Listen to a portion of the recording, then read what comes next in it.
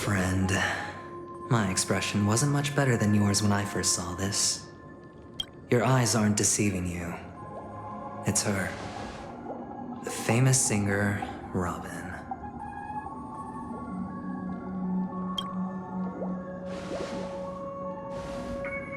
Well, first of all, can I just say that this had nothing to do with me? I'm just an unlucky bystander here. The family can testify for me. If you don't believe me, just ask anyone in the Bloodhound family. They hate me and they hate the IPC, so they'd never lie. This is not where the crime happened. What I showed you was a memory. The most basic light cone manifesting tech.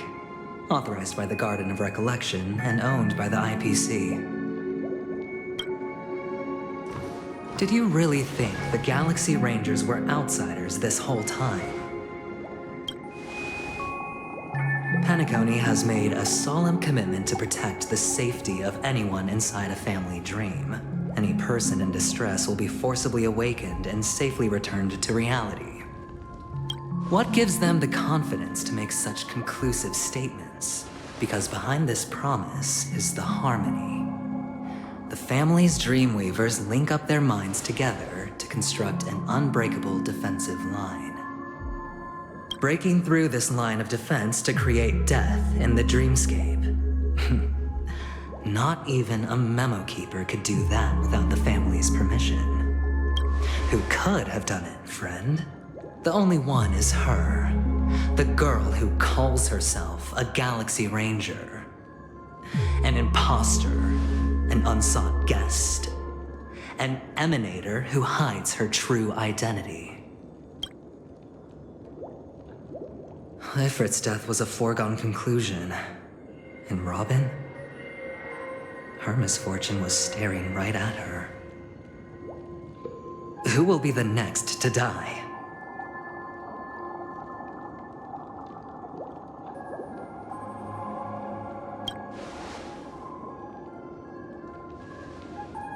It's fine.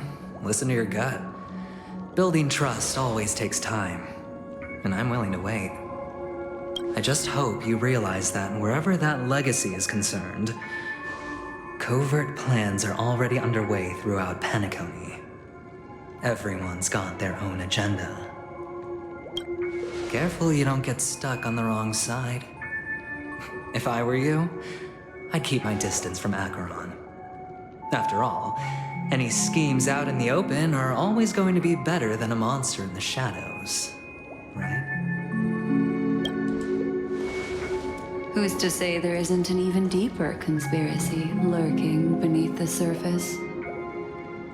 Memo Keeper, I think our little deal is finished.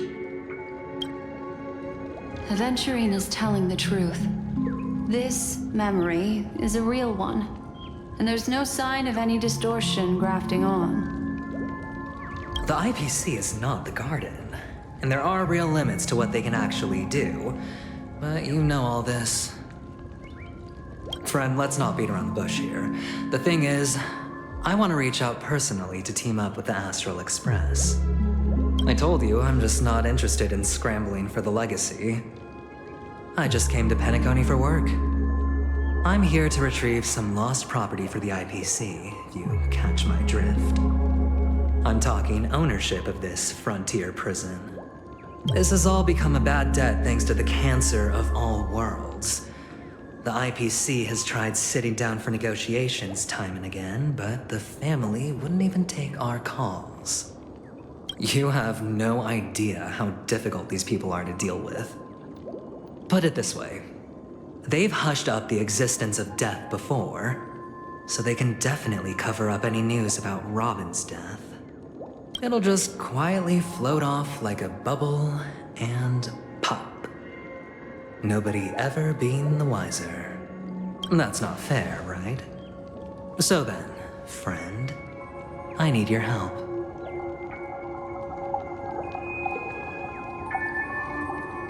I have but only one goal.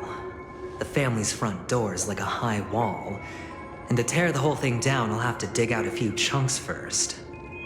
Once I find a weak point, the IPC will have plenty of means. Now we have our chance. So long as we can get to the truth behind her death, we can have justice for Robin. While also gaining a valuable bargaining chip for bringing the family to the table. Truly a once-in-a-blue-moon opportunity.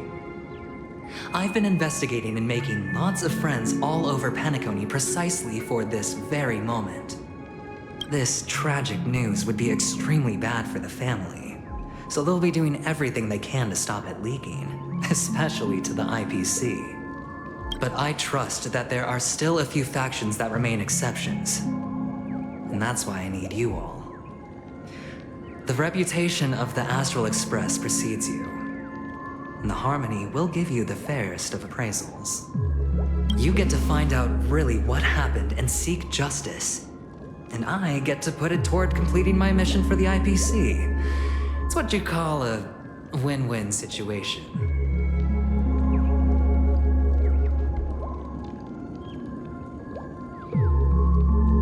But don't worry, just head back and talk things over with your companions. That navigator is really smart. She must understand the value of this deal.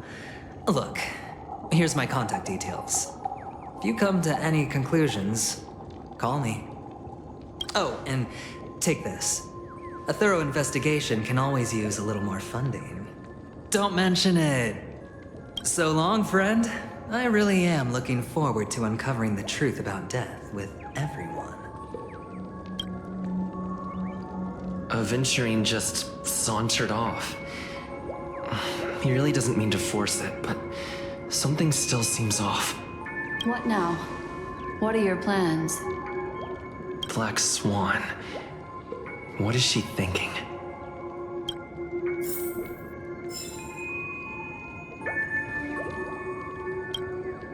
On the surface, this doesn't look like a bad deal for you. But Aventurine is a shrewd merchant whose scheme won't just be as simple as it appears to be. He doesn't know about Miss Firefly yet, but judging by your reaction, he may have noticed something going on and deliberately shifted topics to the truth of death to try and pull you in line with his way of thinking. That's quick thinking and very sound logic. Aventurine is no fool. And working with him definitely has its dangers.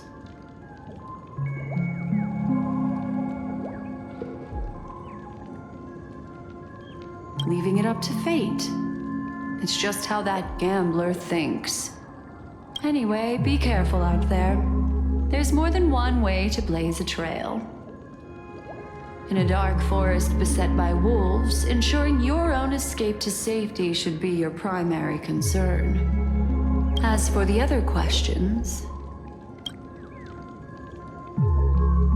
I'm not sure the two cases were committed by the same culprit, but that massive wound looked like its winged blade.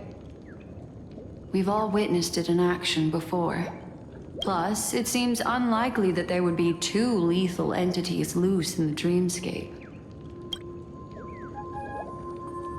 Sorry, I can't answer that question. That ranger is shrouded in mystery. I'm afraid no one is capable of providing an answer. But without a doubt, she is the most special guest at this banquet. It's like Aventurine said just then. It's best to keep your distance from her. Two victims appearing one after the other in a very short time span, in and of itself, that's very unusual. Two possibilities. The collapse of Penacony's dreamscape has started speeding up, making death extremely agitated and weakening the family's protections. Or everything has been planned out and executed by someone. If someone has chosen these victims deliberately, first a smuggler, then a family celebrity, then this murderer's motives are worth thoroughly chewing over. It's all happened so quickly, I can only make conjecture. After leaving here, go have a chat with your companions. I hope you can clarify the source of this confusion.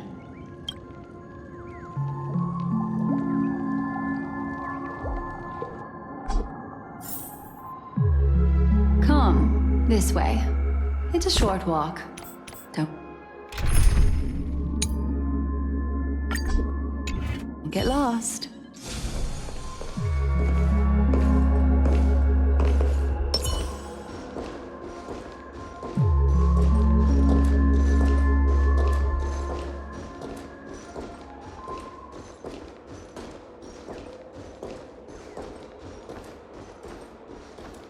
This way.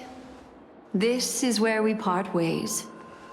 All of this is like a nightmare. Unfortunately, the remembrance doesn't lie. What we just saw is the reality that happened, and it won't fade from our minds just because we wake up. But follow your heart and don't be afraid. We all walk through this world casting shadows of different lengths, and ultimately, all we leave behind are precious memories. Hold on just a sec.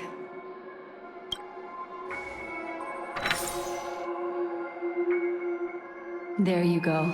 A small parting gift. If one day you unfortunately fall into the deep waters of the memory zone and there's no memo keeper to join you, hopefully it can guide you on my behalf. I also pay great attention to the ways of the world. Just think of this as an apology from me for hiding something from you.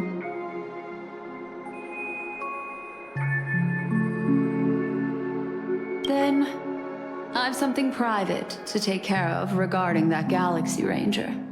Let's leave things there, shall we? What fascinating memories will you bring for me next time we meet? I sincerely look forward to them.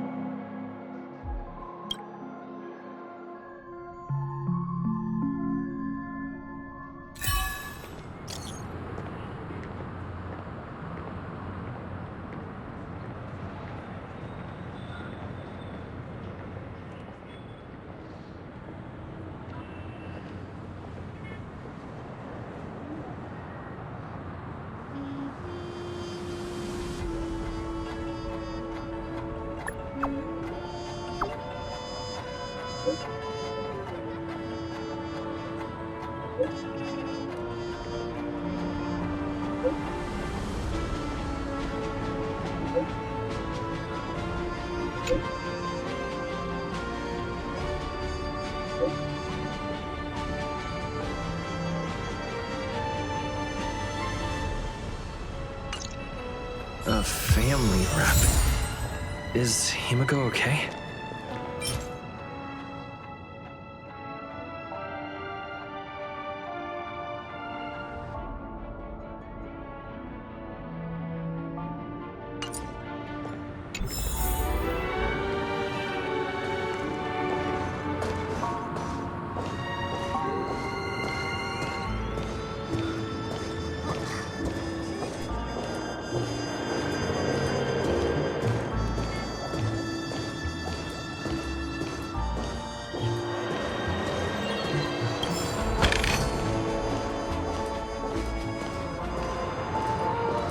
So much has happened.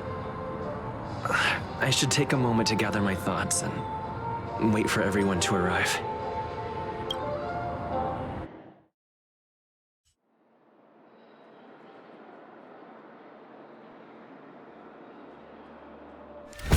Better unsheath that blade now, Ranger.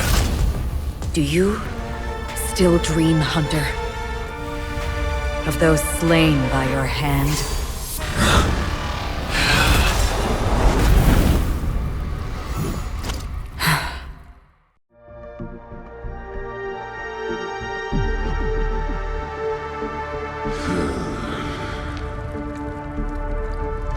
It appears the outcome has already been determined. You're still alive, as are you. You still have room to make a choice. Leave the music box behind, and then go. Choice. The bloody trail of the destruction leaves no room for hesitation. The Taurus Fire Demon. Even if you sacrifice your life for that eon, You won't get special treatment.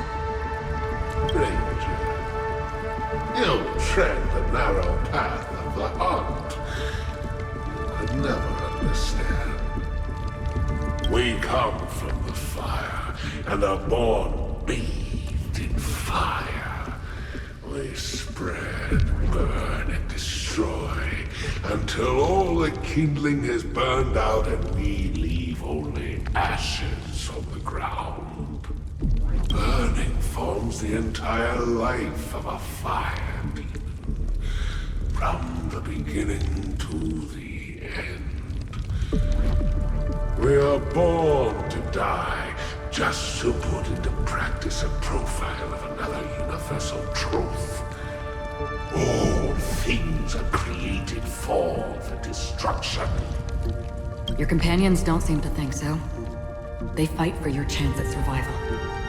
They are my children, and just as I was, they are flames that have yet to burn my heart. They're still young, I don't blame them. But my flames are faint, and time is running out. Can you see the planet of festivities in the distance? I plan to bring purgatory with me there, and before that, I must surpass you.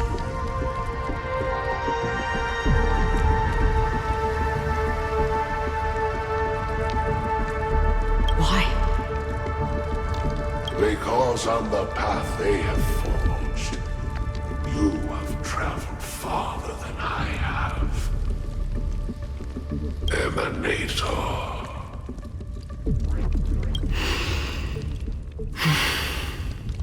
You cannot hide your true identity.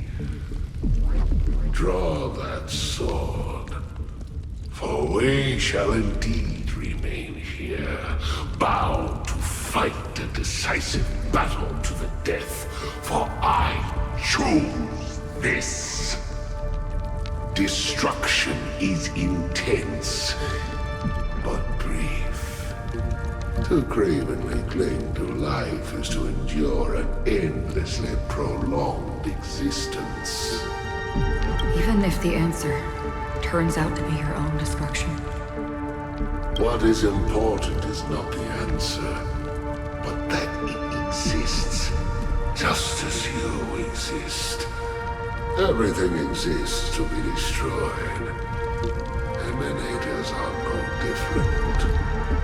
Just as even sweet dreams may be born of the void, the so-called impossible is merely something that has yet to happen. All right. I accept. You shall witness the most brilliant and intense fire in existence. May this flame illuminate the farthest reaches of your bottomless dream. A bottomless dream. Yes, that's right. But you've made one small mistake. This blade remains in its scabbard not out of pity or scorn. It's a personal secret that I don't want to disclose, but perhaps out of reciprocity.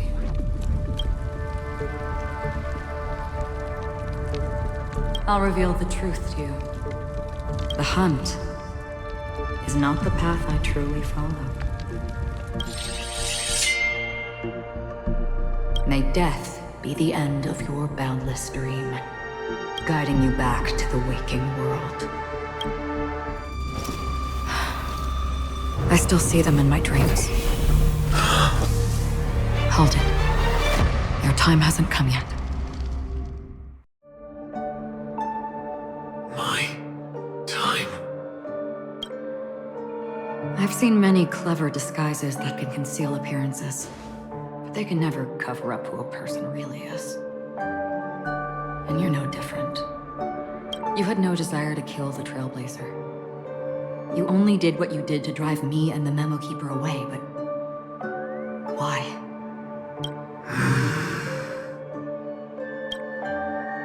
Did Destiny's slave make you do it?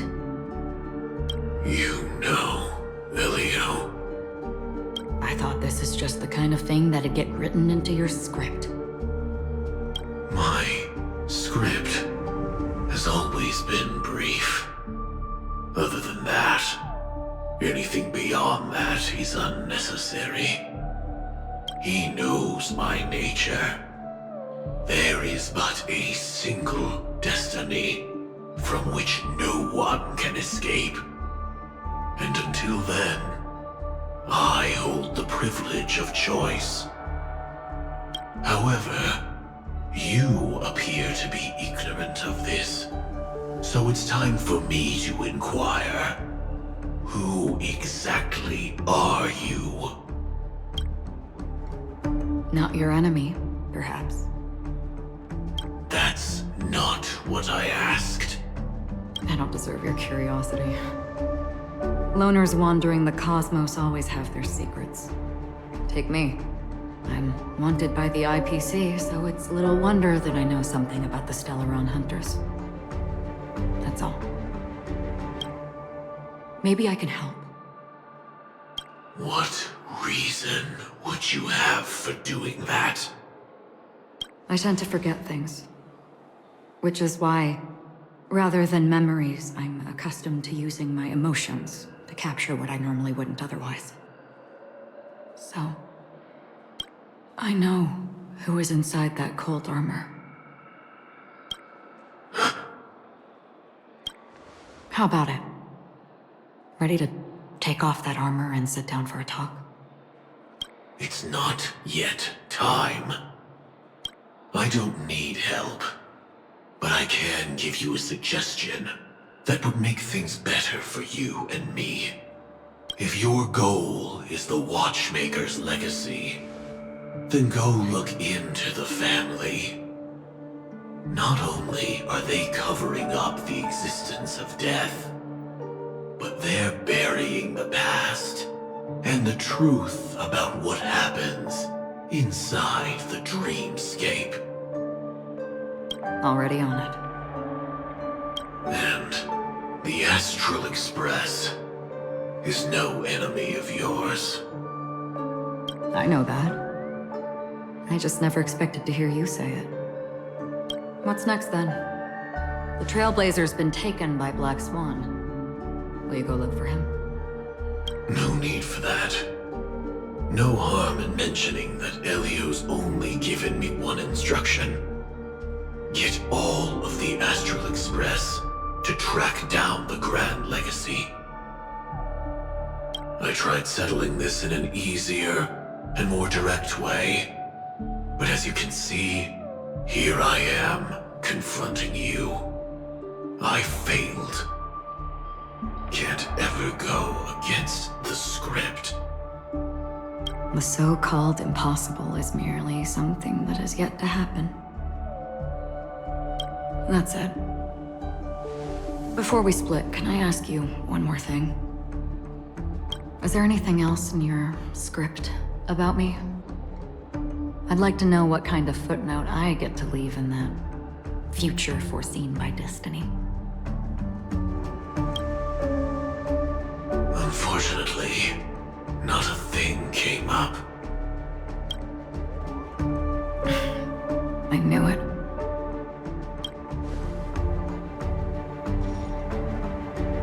Hang on.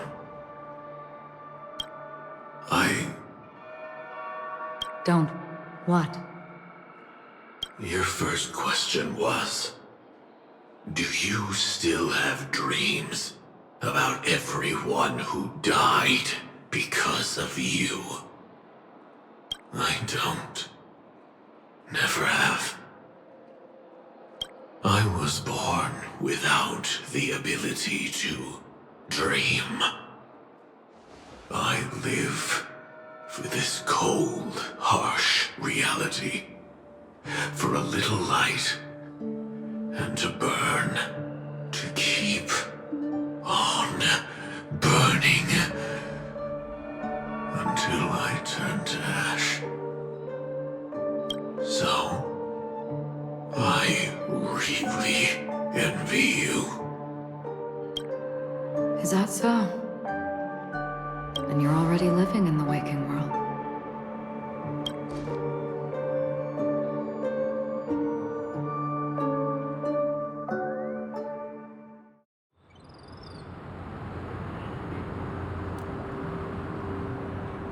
We heard about Miss Firefly from Black Swan, but we never expected Miss Robin to... I'm sorry that I couldn't be with you then. Reality cruises on in serenity, while undercurrents bubble up from the dreamscape. Just like that memo keeper said. Stay strong, everyone. We can still do what we can for them. Starting with finding the murderer. Let's recap everything then. The Trailblazer just reminded me of something. March, do you remember what that family rep who negotiated with us said? Indeed, we trust that the Nameless has nothing to do with this. And we also beg each of you to help assist the family in verifying the identity of the deceased. That's how it was put, in reference to Miss Firefly. Looking back, he seemed a little evasive at the time. And he also failed to mention anything about the earlier murder, too. The family's planning on covering up all news about Miss Robin's death. If news gets out, Penacony's going to turn into a bloodbath. But the murder that followed closely after was obviously beyond their anticipation. The family had to try and turn things to their advantage by bringing in reinforcements from outside. The Charmony Festival is nearly here. They must be snowed under. It may also be that Miss Firefly's murder had so many witnesses that it couldn't be covered up. So they went with the flow and let more people on the scene to control the situation. After all, the nature of the two murders is fundamentally different. The family's first protective measure should be against malicious actors among the guests, such as that IPC envoy.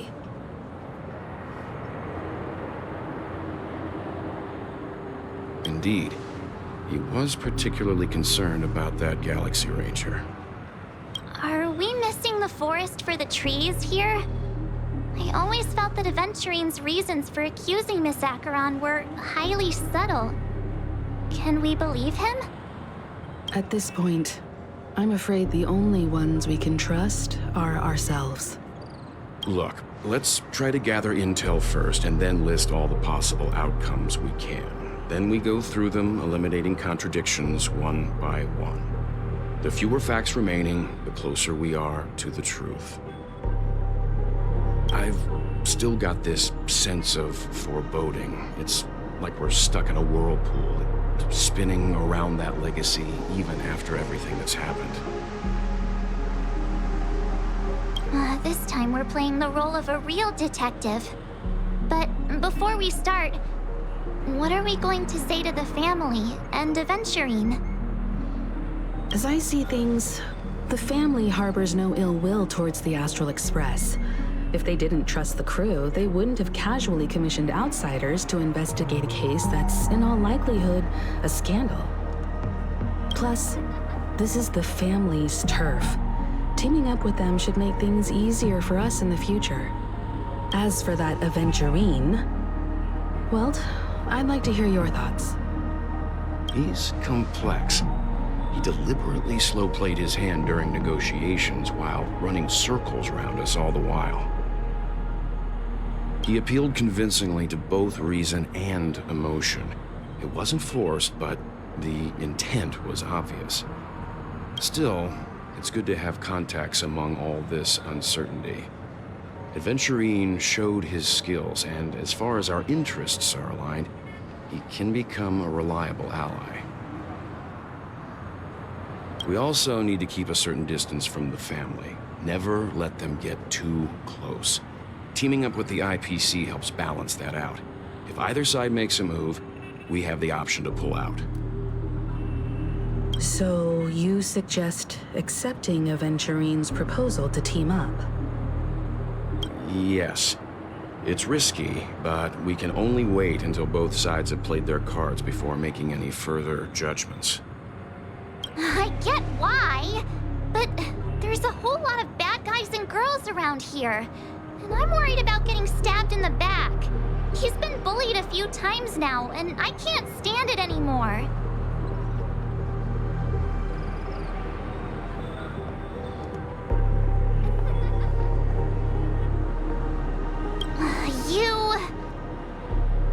No, I can't accept this. Forget about it. Just let me keep an eye on him. If that doesn't work, we can just turn the tables and use him instead.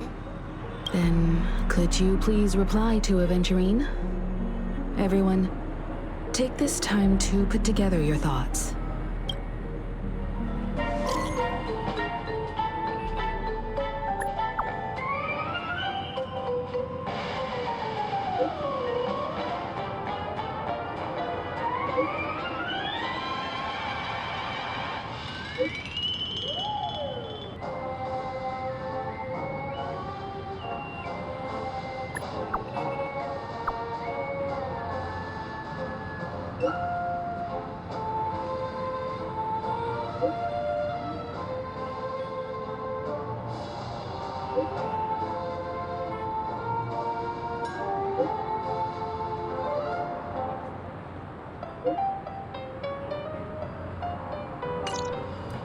Looks like Aventurine is happy with this outcome. Let's tell everyone about it. Aventurine's goal is to try and recapture Penacony for IPC. To do this, he'll have to bring down the family in its entirety to create a big enough chance. The existence of death will be covered up by the family. So how does he plan on taking them down? It's gotta be something important enough that everyone will notice. But it also can't be anything too out in the open.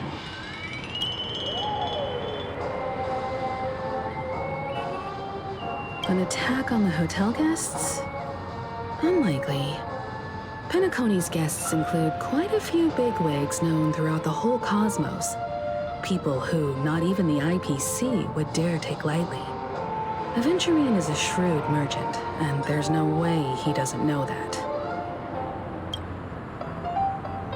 He's definitely going for the family, and it's just a matter of how. The harmony is strong in Penacony, and almost impossible to take on head-to-head. The fact that the IPC dispatched Aventurine shows that they do not intend to simply play by the book here. Aventurine has devoted considerable attention to her. But this Galaxy Ranger, we know hardly anything about her, and can't rush to any conclusions. I was also considering this possibility. Especially because he respects you so much and has sought you out before a few times. Perhaps he's also unsure of your intentions and is probing you.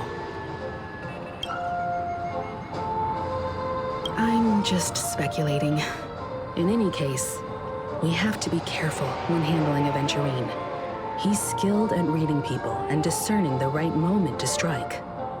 Also, he's clearly a born gambler if he's willing to go all in to win.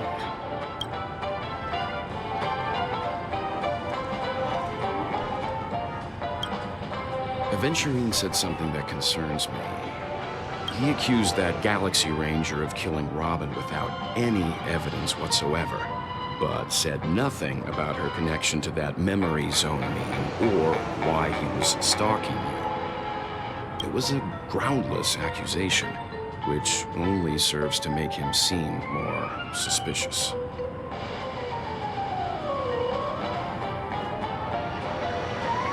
Maybe Aventurine's goal was never to gain our trust. Maybe he wanted to foster a feeling of enmity towards Acheron and make the situation more volatile. Two birds, one stone. However, I asked Don Hung back on the Express to confirm that story about the Annihilation Gang and the lost messages. It wasn't something that Aventurine made up out of thin air. You've met her many times now. What's your impression of Miss Acheron?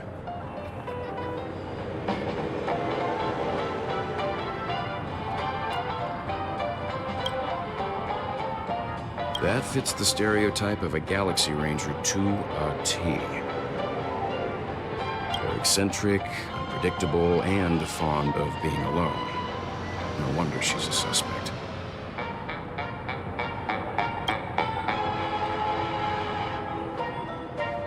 I really love coffee.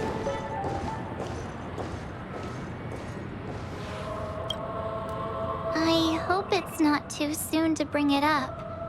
But I feel like Miss Robin isn't actually dead, but that she's still alive and well. Somewhere. That everything's just some horrible prank. Because aren't we supposed to be inside a dream? How could someone die in a beautiful dreamscape like this? Shouldn't only good things happen here? Whenever I see the Grand Theater, I just can't stop all these thoughts from flooding my head.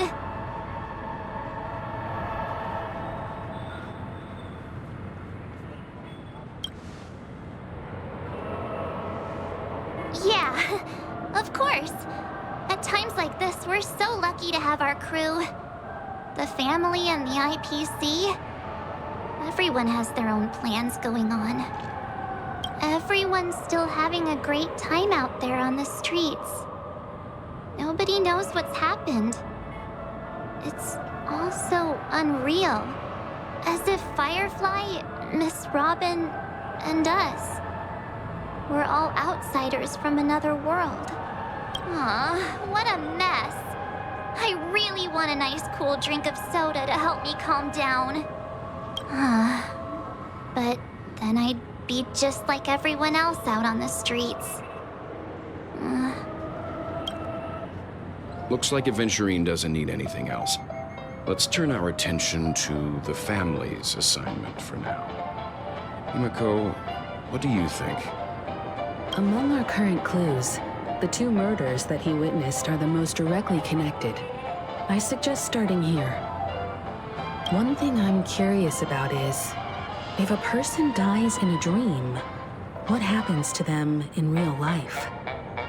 Seeing as we're at the family's behest, why not pop back out to reality and verify Miss Firefly's situation back at the hotel? Perhaps we could also make a few inquiries about her while out there. How about we split off into two groups? There are still some things worth focusing on inside the dreamscape. I'll investigate those, and we can link up again later. Worth focusing on? Oh. No problem. I'll leave it to you then. Huh? Aw, I thought I'd finally get to see Himiko and Mr. Yang go out on a mission together. Oh well. Take care then, Mr. Yang. I will. Keep in touch.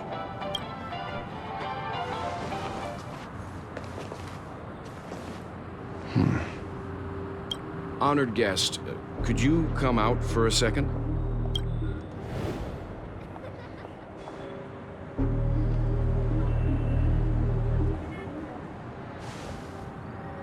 I'd be embarrassed too, getting stared at like that. Forgive me. My name is Welt Yang. I'm one of the crew members on the Astral Express. I believe you've met my colleagues. Welt. Is there something about my name? First, don't you want to know my name? I already do, Miss Acheron. You're a prominent figure in Penacony.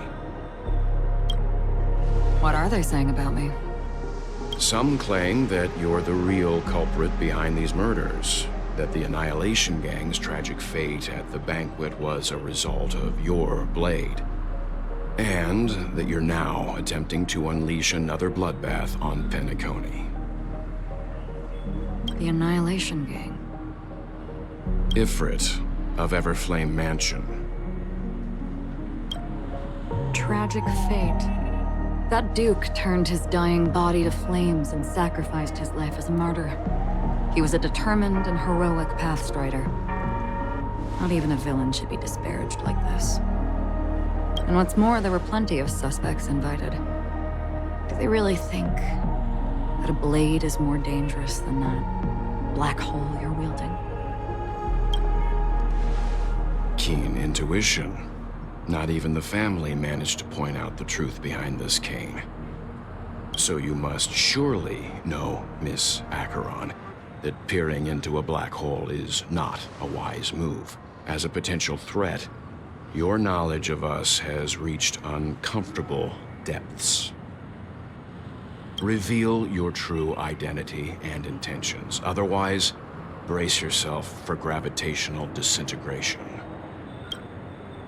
That shouldn't be necessary. But if it makes the Nameless feel less defensive, I'll be happy to abide. Believe it or not, Galaxy Ranger, Acheron. Those are the names I go by to this very day. My trip to Penacony is solely to fulfill an old, final request. I'm here for the Watchmaker's legacy. And that's it. I think I've been honest enough.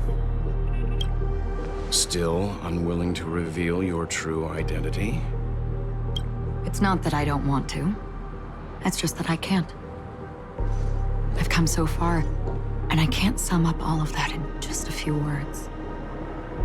Everyone has their own unspeakable past.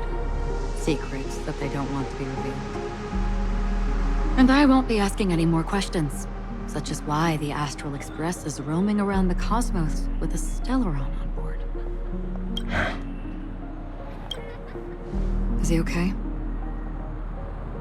That memo keeper didn't do anything, right?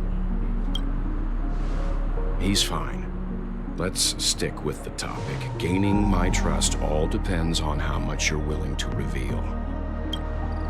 I've run around many different Penacony dreamscapes just to try and find that legacy. And during this period, I came into contact with quite a few guests. In the process, I gradually came to realize the secret of Penacony may be closely related to the Trailblaze. That's why I've come to ask for your help. I don't have enough proof yet, but I'd like to speculate something. The source of all tragedy lies within the family. If you could trust me, we could find the proof to support this claim together. Mr. Yang, I think you've come to the same conclusion, haven't you? Let's leave it at that. For now, I'll choose to believe that you bear no hostility. Share your findings with me and me alone. I don't want vague conjecture to interfere with other people's judgments before we find solid proof. By the way, would you like something to drink? Before we go, how about 2 cups of Wake the Heck Up? No, 4 cups. Because the conversation coming up will last forever.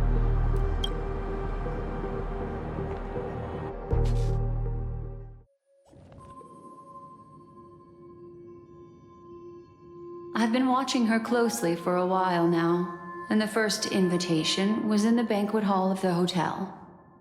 She just sat in one corner, keeping silent, chugging down a couple cups of Wake the Heck Up. I told her it's a pungent, bitter beverage, not the taste of sweet dreams. Only for people allergic to Soulglad.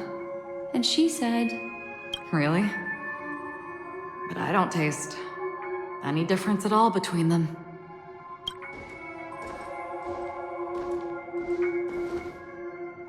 the guest rooms are charmingly minimalist.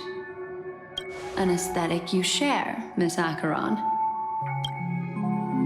It's a cinch, this music box. The invitation received by the Annihilation King. There are latent memories that linger on it yet. You see, memories of you are not yours alone. They travel in other people, other things. I know much, and I can predict even more. With some help, the dead can be made to speak.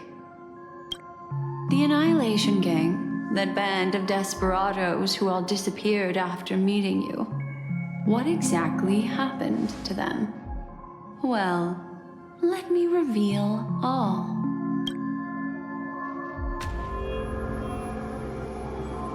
Gradation 12. Dreamscape 12. Father, I dedicate this to you. Well done, Dubra. Wherever they go, shall be met by annihilation. There it is. It's hazy, but it's Ifrit's voice. The other one is probably his progeny. This is the residual memory from when the invitation was first delivered. They were abruptly interrupted. Then, what happened next is... They sought refuge in a land of sleep, merely wishing for undisturbed rest away from the storms. Children of the flame, this marks your rite of passage. She won't be necessary. I alone am enough. When have those on the path of destruction feared death? The Everflame Mansion has set out on a journey. Those poor people, they have no idea what lies in wait ahead of them. Memory recovery is going well, but slowly. She'll be here soon, and time is short. There's nobody else here, so there's no need to be delicate. In fact, I think I'd better go all out.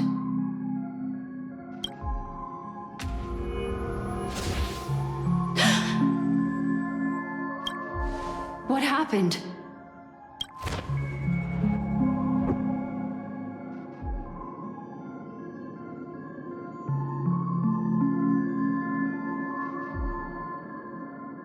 The memory after that is blank. How is that possible? This music box fell into Acheron's hands, and she brought it to Penacony. That's a fact, and that's how it should have gone. But along the way, it's like it's been erased. Who's done this? Who are you? Who are you? It's... No. Is this not a memory? Oh, a memo keeper. Do you serve the Garden of Recollection? Or the Cremators? My name is Constance. A pleasure to meet you. We were supposed to meet in Penacony and spend an unforgettable time together. But that seems unrealistic. Dahlia's not welcome on the banquet store, and I don't need a coming-of-age ceremony. And you, I know what you're looking for. Want her secret? I can give it to you, and then you can enjoy the banquet for me.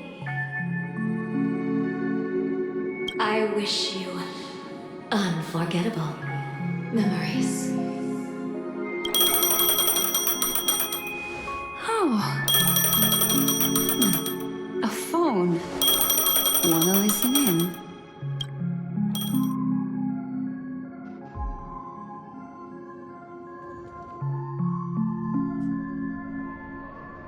A few days ago, the IPC made an announcement. Under the watchful guidance of the Marketing Development Department, and in accordance with the Interstellar Peace Charter, the independent Sigonian sovereignty has hereby been established. and shall take a legislative seat at the Interstellar Congress. The formation of the Sigonian sovereignty is of great historical significance to the Sigonia system.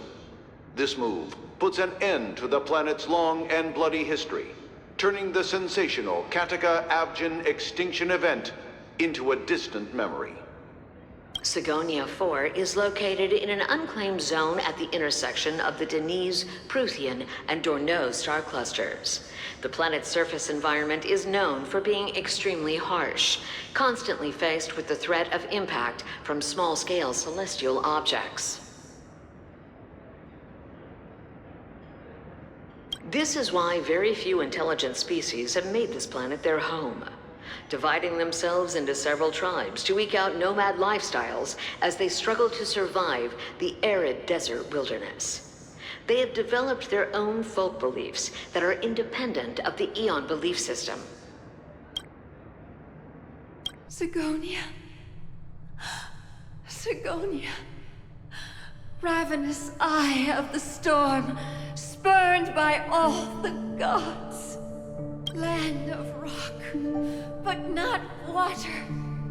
Lightning, but not rain. Blood, but not tears. You beat us with your falling stars. You lash us with wind and storm. You chew us up with the cracked earth. You promised us a land of honey, yet yoked us beneath a sword of bitterness. Oh, Gaiathra Triclops, if thou can hear me, please open up thy 3 eyes and gaze upon this child. When you took his father, my child was still sleeping in my belly.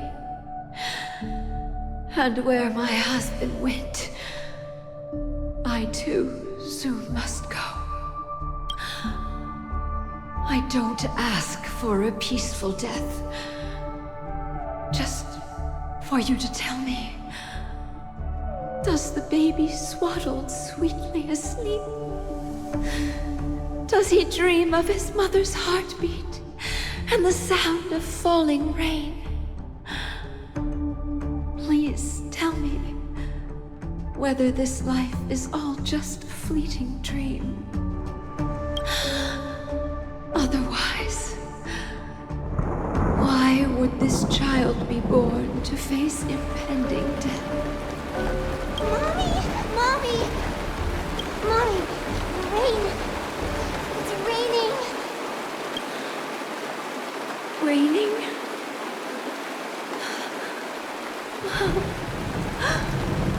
Raining! It's raining! It's true! The Wilders weren't lying to us. They really did summon the rain. Mommy, we can leave here. We can go back home.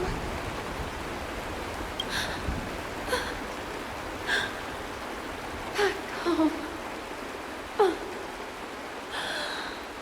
Gaiathra Triclops. You came. Do you hear that? Thank you. Thank you. Darling, listen. This is the sound of rain. On the day you were born, the sky also sent down a gift like this from Gaiathra. Such a lucky child. Such a blessed child. Just like your name. A gift from them to Avjen. My boy. May the goddess Gaiathra close her eyes 3 times. Keep your blood eternally pulsing. Let your journey be forever peaceful, and your schemes forever concealed.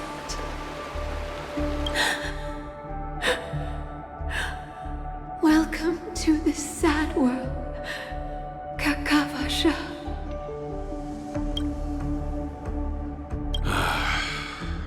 Time to wake up, gambler.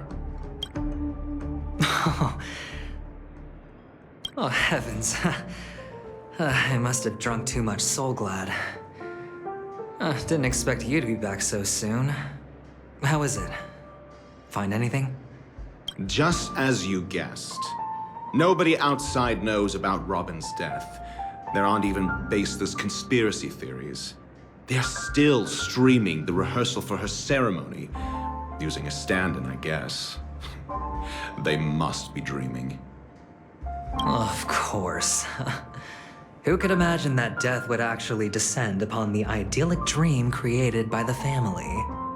Let alone that the victim would be the female lead of the Charmony Festival. To be honest with you, I didn't believe it. I even tested it a few times myself, until I discovered that I couldn't actually die. Whenever there's any danger, I'm forced awake by the dream pool, and it's all as if everything were just a nightmare. That's why I'm convinced that there are a few big secrets lurking behind the scenes. Then you must have heard about the Memory Zone meme. When I graciously deigned to establish connections with the Oak family on your behalf, they were quite in a pitiful state of disarray.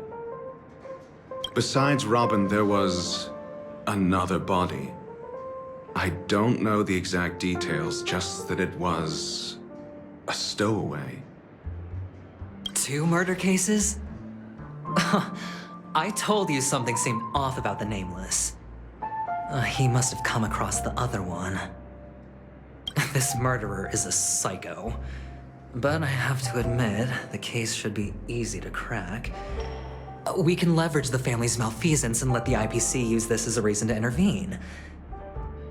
It's just that their trickery runs deeper than I thought. Robin's stand-in was all ready to go. These 2 murders are definitely getting hushed up.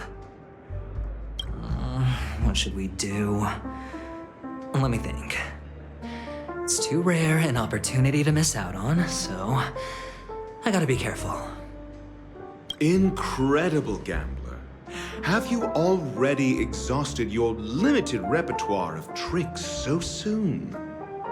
There are plenty of chips, but it'd be best to choose carefully. The most straightforward has to be Robin. Remember? That masked fool once told me to find a mute as a friend. Robin is what she calls the mute. She has lost her voice, and while most people can't pick up on it, you and I cannot mistake that sound. Not produced by any voice box, but rather by the resonance of the harmony. If that girl hadn't gone hoarse from singing practice, there'd only be one possibility. Something was up with the family. Or Robin herself. To get to the bottom of this, I tried every way I could to meet her. But she died. Right before my very eyes. A complete and utter loss. Incidentally, it seems to have resulted in your rather undignified arrival on the interrogation stand.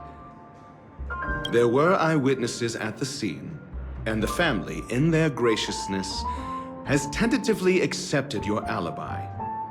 However, for the foreseeable future, you shall, regrettably, find yourself under the vigilant watch of the hounds. Well, things aren't looking too optimistic, Doctor. Starting to break out in a cold sweat. Do you reckon there's still any chance of a comeback, given how things are? A probability? Yes, it exists, but it verges on the infinitesimal. To phrase it in a manner more befitting the vernacular of Penacony, you're dreaming. But if you simply can't control yourself and want to try your hand, then there just so happens to be a suitable candidate. That man wants to see you again. Who? Sunday. Is this a public hearing or a private trial? If it were the former, it would hardly befit my stature to stoop to the role of a mere messenger. Fine. Oh, that's great. It's all great. You see, the dead can't talk, but the living can. Ratio, I'm convinced now that there must be something wrong inside the family. Oh, just you wait and see. That man's sister has died. He can't sit on his hands. Well, without any further ado, let's set off. Lead the way. The show is about to begin. We're here. The Dewlight Pavilion is the Oak family's fortress and a place where heads of the families meet to discuss great plans for Penacony. Fortress? I like this metaphor. I dealt with the warlords of the Amanica star system not long ago, and their synchronized orbital manor wasn't this heavily guarded. This mansion nominally belongs to Sunday, and is very befitting of its owner. Without his express invitation, the likes of ordinary guests would never grace these grounds in their lifetimes. Look around while you still have this moment of freedom. Hey, Doc, whose side are you on anyway? Who's to say I won't sell you out? We'll see. When we meet the authoritarian master of the Oak family, I'll pry an answer out of him. Follow me and I'll bring you to his parlor. Hold your tongue and let me deal with the members of the family.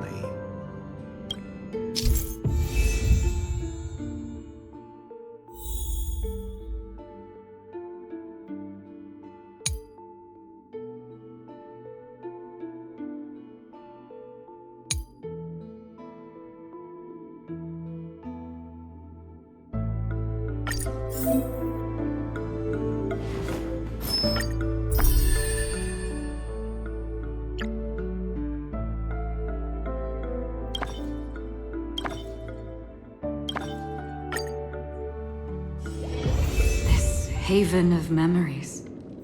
Every touch, every moment is like a thorned rose.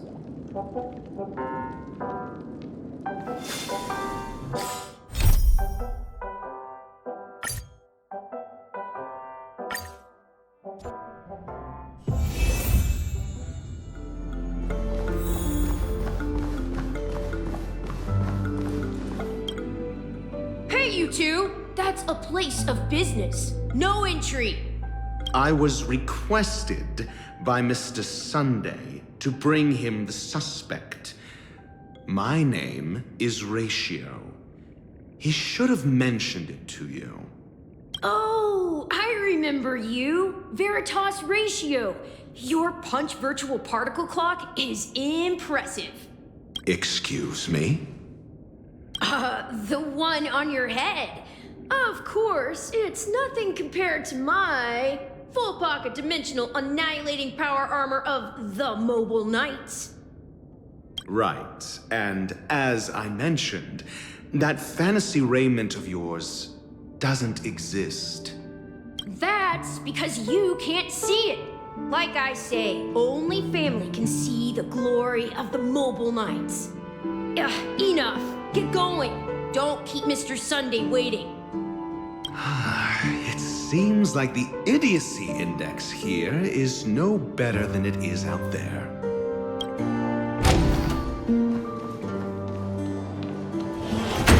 A dead end?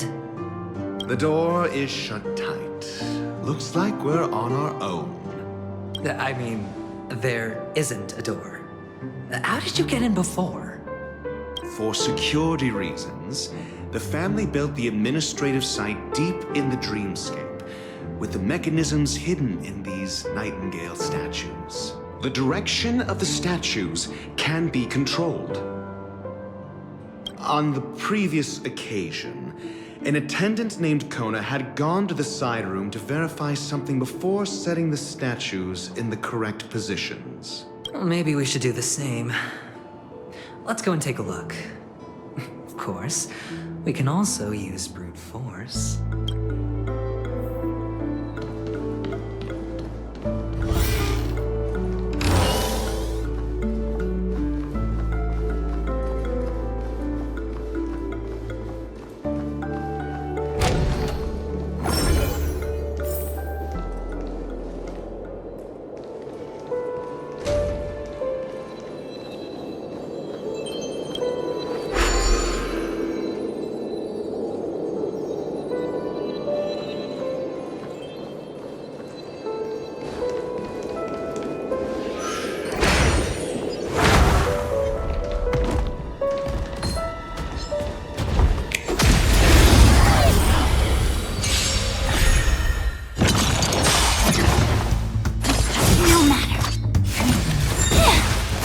Game is on.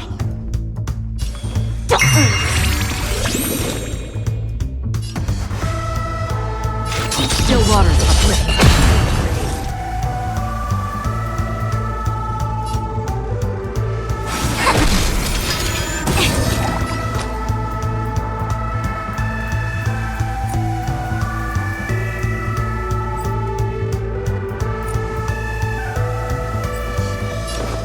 It's on me.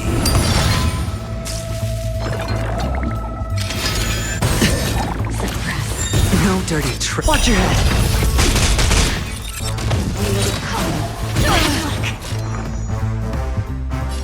Feeling spiffy?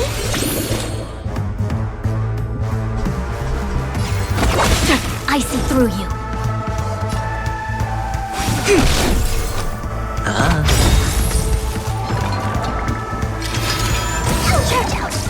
That's half the work.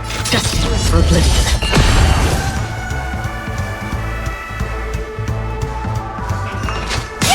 A quick divination.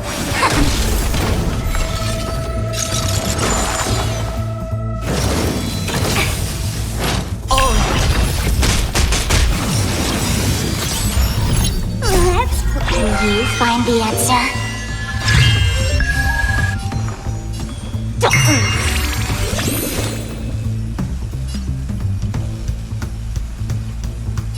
Still waters uplifting. I weep for the departed.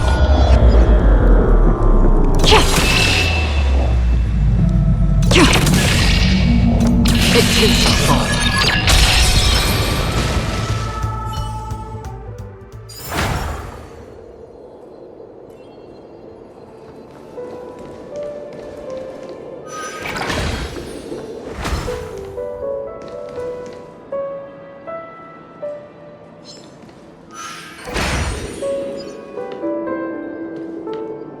Six nightingales facing in different directions.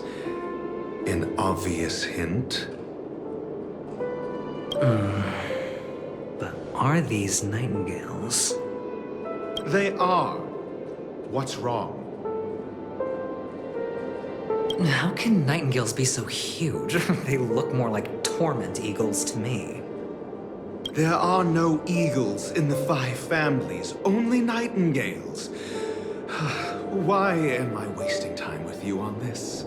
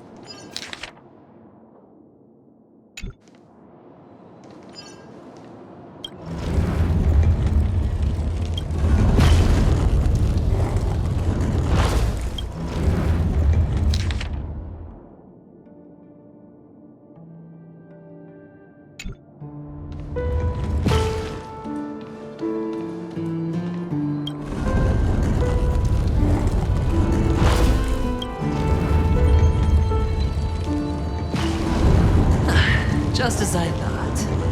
Here's the correct answer.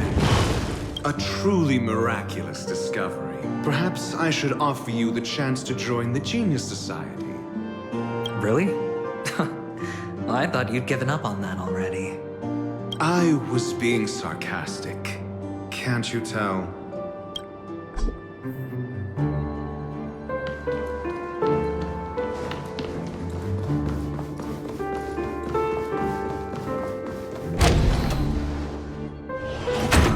Impressive. So much for Mr. Sunday's reserved, virtuous image. Do you need me to remind you? We're in a dreamscape. No matter how grand the mansion looks, it'll not affect Penacony. Stop wasting your time nitpicking the family here. Yeah, you're right. The only way to destroy the family is death. Sunday must have thought the same. Let's head down.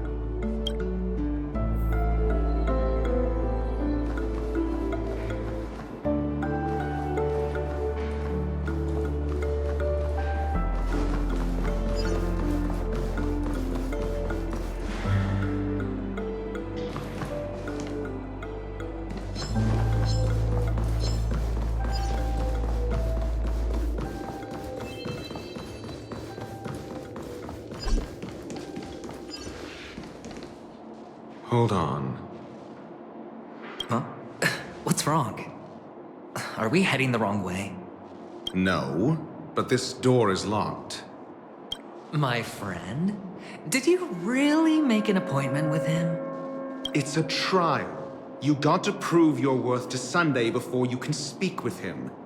If I'm not wrong, we need to find a way to open this door in the hall, or this place will be our prison. Oh, an escape room. My favorite. Get serious. I've no time for games.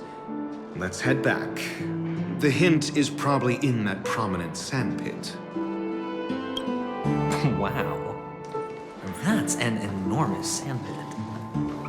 I'd love to build a tall building for myself, once I have enough savings. Oh, look. There's a noticeable gap in the model. I believe you're right. There wasn't a gap before. That man must have done it intentionally. Well, with your brilliant mind, you shouldn't have any trouble recalling what was here last time. Right, Doctor? Of course. Let's look around. When I see it, I will know it. Fine. Fine. Why do I feel that we're pursuing a degree in burglary now?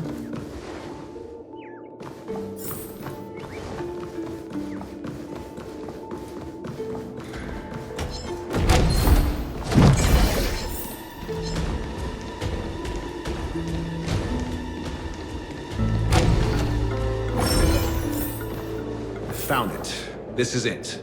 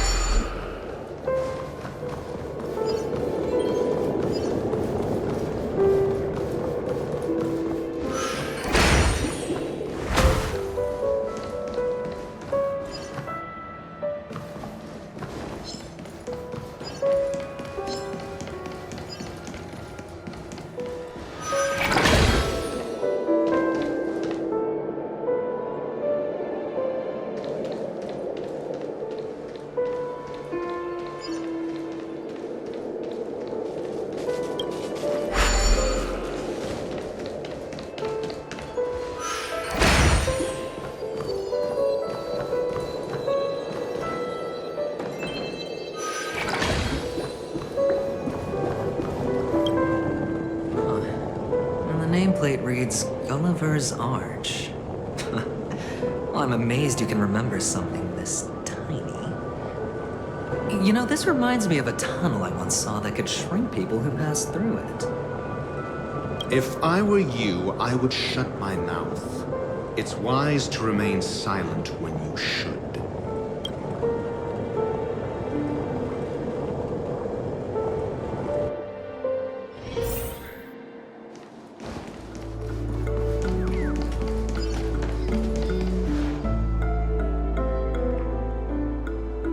Oh, this reminds me of one of those building toys. You know, with the blocks. I've never played with them before. I wonder if it's more interesting than stacking chips. Oh, look. The gap is closed. And it fits perfectly. So, what's next?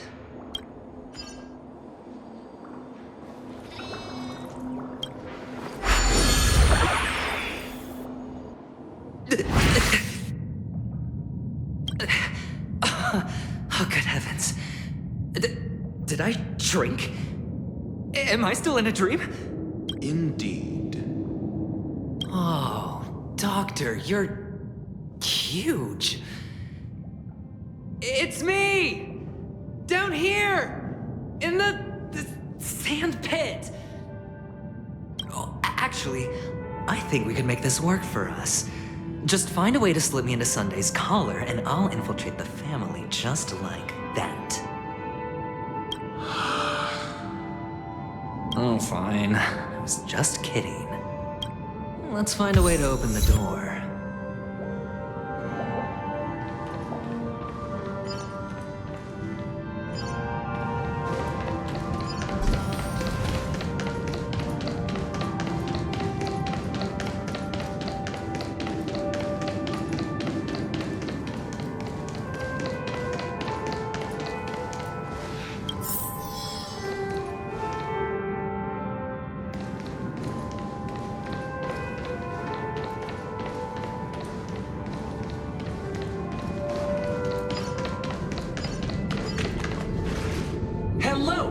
Welcome to the Golden Hour base model. I am an Oak Soldier. I will be here to guide you through the tour of the base model. Happy to be of service. And tell me about the tour. Hello. Welcome to the Golden Hour base model. I am an Oak Soldier. I will be here to guide you through the tour of the model. Happy to be of service. Generating guide. Please wait patient.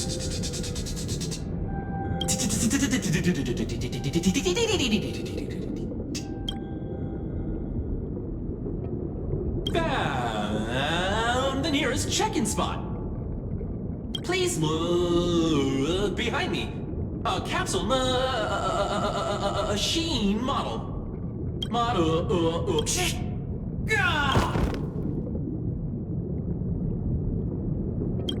I saw nothing. Oh, capsule machine. There's no mechanism on the floor. Could there be one at the top? Doctor, do me a favor.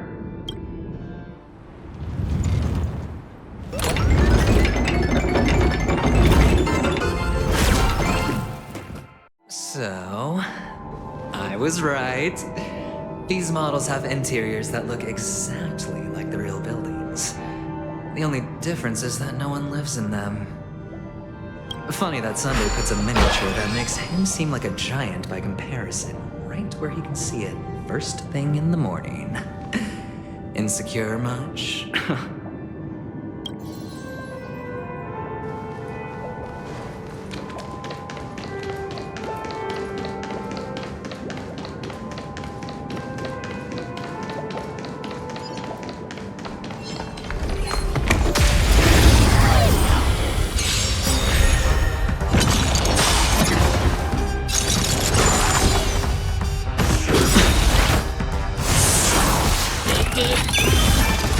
on.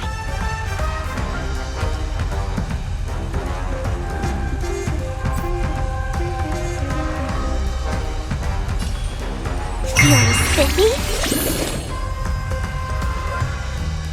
Destined for oblivion.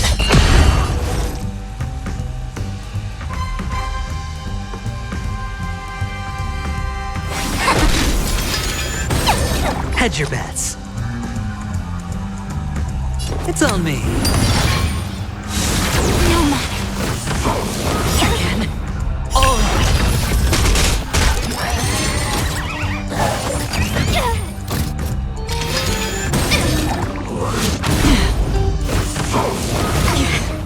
Watch your head. Still water to oblivion. A quick divination. Let's play for a while. Sure, I'll play along.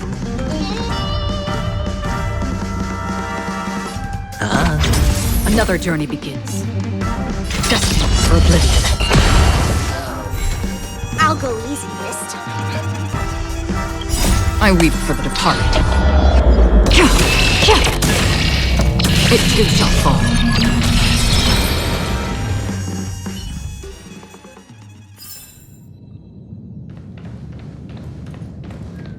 One of the fragments flew upstairs. I'll need to use the pinball machine to flick myself up there. But it's tough.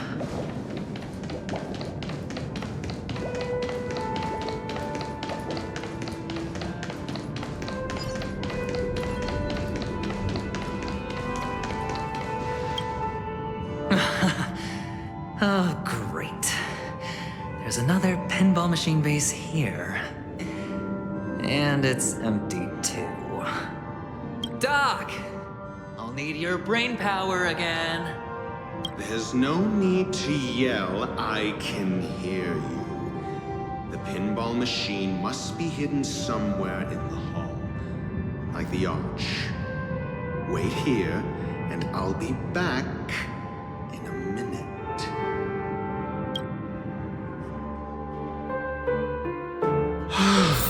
Finally, a moment of peace.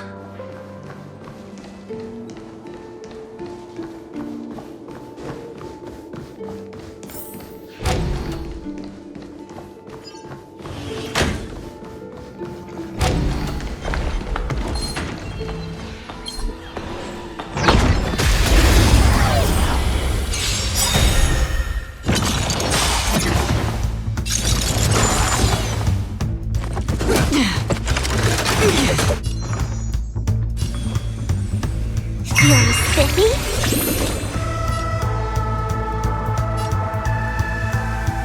Still water to oblivion.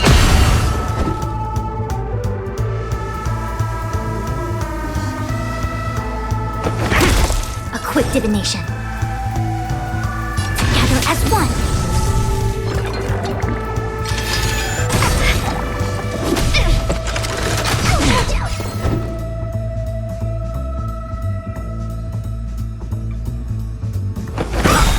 That's half the work. Destined for oblivion. I weep for the departed. It too shall fall. Let's play for a while.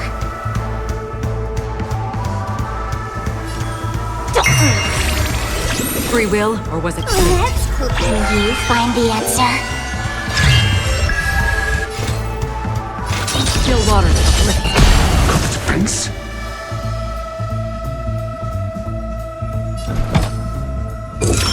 Test.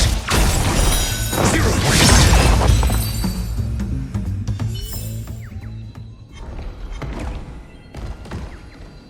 That's it. Pleasant moments of solitude are always fleeting.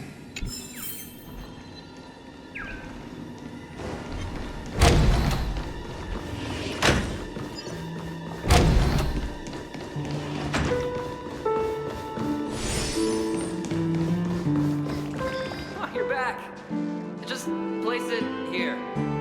Thank you.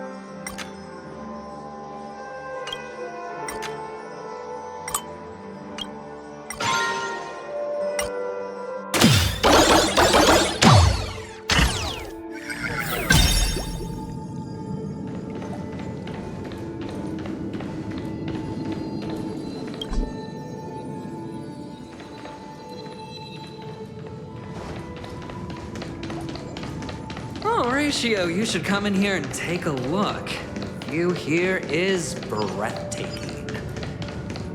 Honestly, you could easily squash me with just a pinch. All done. Piece of cake.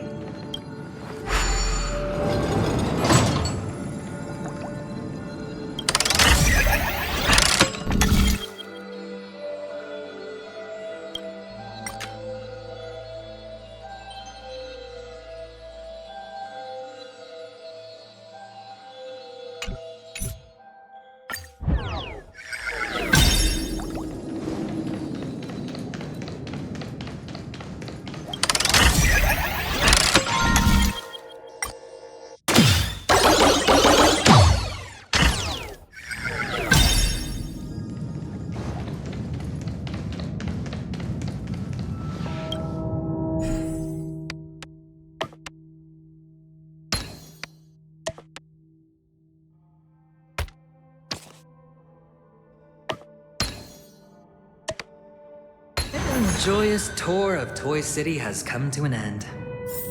Makes me feel sad. Well, Penacony isn't all bad, right? I'll use this interesting experience as a talking point at the poker table.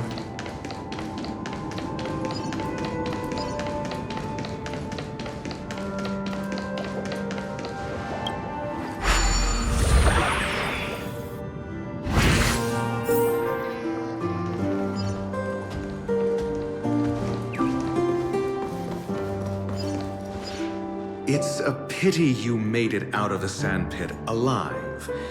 Sunday is just beyond this door. From my limited understanding, he's not someone easily handled. Are you prepared? Yeah, only I believe he's the one who should be prepared to face me. Tell me about your plan. I don't have a plan. I'll just play it by ear. There are only two kinds of bargaining chips when dealing with people. Benefit or fear. Looks like sincerity isn't in your dictionary. Am I not sincere enough? There's no need to emphasize it. We've got to make good use of death. That man's sister is dead. He won't be able to turn a blind eye, and that's fear. And I'll help him find the murderer. He can't do it due to his status and position, but I can. And that's benefit. On what basis do you believe he's incapable, necessitating the delegation to someone from a rival faction? The IPC? Simple. Because that murderer could very well be a traitor hiding inside the family. Do you mean the Galaxy Ranger whom you accused previously? That was just an excuse, good doctor. There's something wrong with that woman, and we need someone who can keep her in check. It's better to minimize the variables outside our control while we execute our plans. Moreover, I need to know her identity. If I'm lucky. She could be an important pawn. And it's good to have more helpful friends when dealing with this matter. But honestly, the murder case is likely unrelated to her. I believe my standpoint. There's a rat in the family. Otherwise, why would Mr. Sunday arrange a private meeting with us? This isn't an interrogation, but a secret negotiation. We'll see. Using Robin's death as a bargaining chip, I'll win back my freedom and power. In the end, I'll ruin this beautiful dream and create the grandest death. If the chance of winning is just beyond this door, even if that chance is close to zero, well, you can't win if you don't play, right? Ah, the charming audacity. To think that you, of all people, might emerge victorious, dear gambler. 3 chips are enough. All or nothing.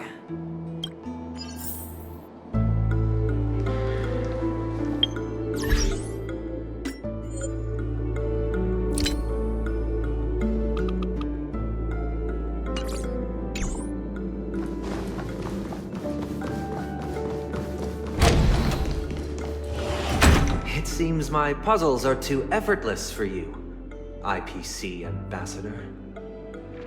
I appreciate your words. And I see you put a lot of effort into welcoming me, Mr. Sunday. However... Well, this isn't an invitation, but a summoning. Before we speak, I need to test your character. I imagine this knowledgeable doctor friend of yours has been of great help, yes? Certainly. You ought to know this better than I do. He's already faithfully fulfilled his duties, hasn't he? Yes. The doctor has assured me of your noble character. He considers you, like himself, a virtuous person who can be trusted by the family. I have come to know you very well as a person, Mr. Aventurine. You're diligent, generous, and willing to cooperate. The fact that you succeeded in overcoming many obstacles just to meet me gave me the reason to believe in your wisdom and courage. But there's one thing I must ask you. That is, you've used your wisdom at the wrong place to meet the wrong person and put yourself in a situation where you shouldn't be, witnessing a tragedy that shouldn't have happened. You don't look too well. Am I making you anxious? If not, then it means I'm on your side. If I wasn't mistaken, you'd just made a serious accusation against the family. No, you weren't mistaken. For depravity is creeping in around you. There's no need for us to be evasive. Let's talk about your sister. Your sister's talent is unrivaled in the world of show business. As you know, her voice has been out of tune since she returned to Penacony. What's more disheartening, she can't sing anymore. Who could be responsible for this? Many suspect the culprit is among the outsiders, but I know you hold a different opinion. Now your noble status has become a shackle, preventing you from apprehending the murderer and avenging your sister's death. You're feeling anxious because you're out on a limb. But don't worry, I'm on your side. I'm immensely honored by your concern for me, Mr. Aventurine. Since you're so selfless and generous, I believe you wouldn't ask for anything in return, would you? Well, naturally, you wouldn't incur any loss from this. I just want to reclaim what is mine. My liberty and the personal items under the family's custody, the bag of gift money, and... the box in which the cornerstone is stored. That's right. Cornerstone. I've heard it's a treasured asset of the Strategic Investment Department. A sacred stone that seals the Preservation Emanator, granting significant power. And every liquidation specialist holds one. For an object so precious, it probably comes at an even higher price than other forms of recompense. Well, I'm sure you're aware of the high level of risk I'll be undertaking to bring the truth to light. Mr. Aventurine, when you're out and about, do you always make adjustments to your appearance? Your tie should be on the center line. Your shirt must not protrude from your vest. Your trouser creases should be perfectly straight, and always aligned with the tips of your shoes. Of course. But I don't, because it's not appropriate to do so in public. You should make sure everything is presentable and in order before leaving the house. I'm not the kind that takes risks. The cornerstone must be in the custody of the family. No room for negotiation? Please, don't let me turn you down twice. Sure. The gift money is good enough. I suppose you wouldn't mind that. After all, a merchant can't function without a bargaining chip. You compromised quicker than I thought. Unfortunately, it's a gambler that needs a bargaining chip, not a merchant. I can give you your gift money, but before that, I want you to tell me. The fact that you can decisively forsake the box you asked for? What exactly is stored in it?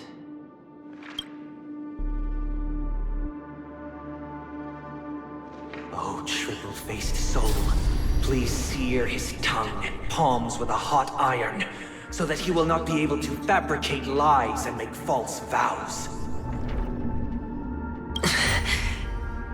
What have you done? Under the light of the harmony, all wickedness is revealed.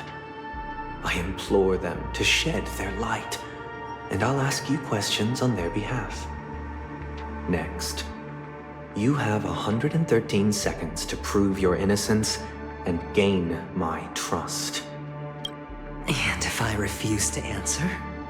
You can try, and we'll see if the harmony rejects you. Question. Do you own a cornerstone? Yes. What a simple answer. You, too, understand that idle chatter leads only to poverty. Did you hand over the cornerstone to the family when you entered Penacony? Yes. Does the cornerstone you handed over to the family belong to you? Yes. Is your cornerstone in this room right now? Yes. Is your memory free from any kind of tampering or deletion, encompassing but not restricted to the techniques of the Garden of Recollection? Yes.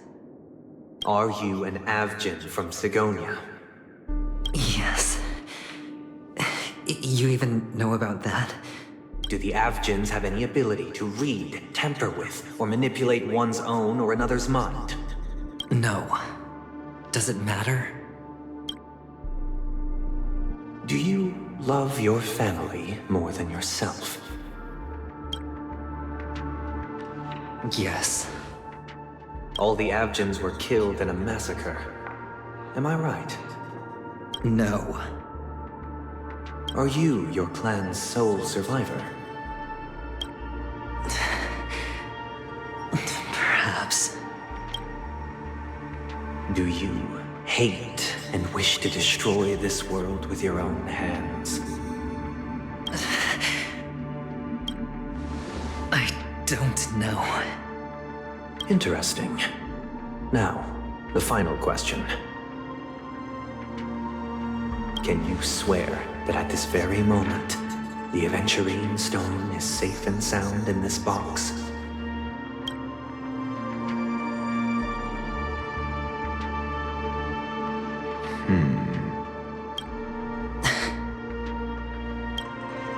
Of course. Looks like we can get an answer. Open it, Mr. Aventurine. It's your last chance to defend your honor.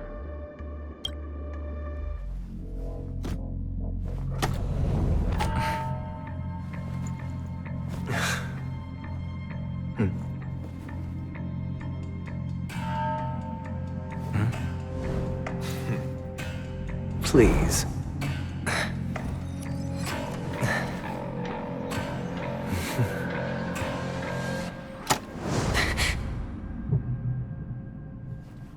Are these what you're looking for?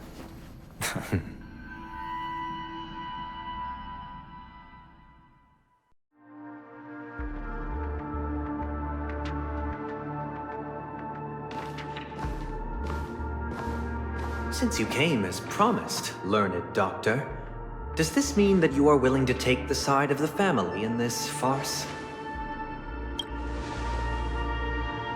What makes you think you can convince me? I've heard you haven't enjoyed Mr. Aventurine's company. I also understand that you're an avid learner who sees the pursuit of knowledge above all. In that case, you ought to realize that a competent scholar knows their position and wouldn't forsake more vital matters for the sake of petty pride. If you agree to assist the family, I'll share our research findings on the Stellaron. You must be quite aware that, besides the family, No other faction is willing to share such information.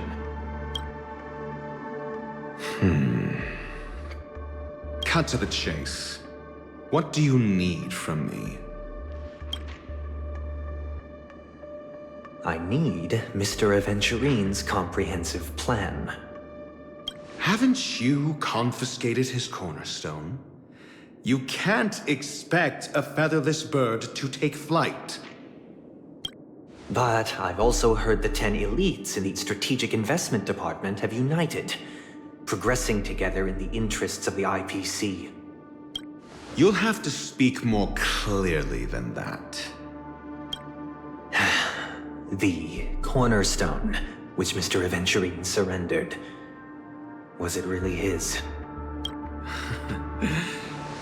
You question whether he would entrust you with someone else's cornerstone. The 10 Stonehearts aren't as united as you think. Cornerstones are significantly more precious to them than their very own lives. But you know that he's a crazed gambler. The more vocal he is about it, the more cautious I must be. I never imagined someone would share his way of thinking. Honestly, you should see a shrink. Bring it. The box containing the cornerstone is unique, and only IPC senior staff and related members can access it. But I happen to be among them.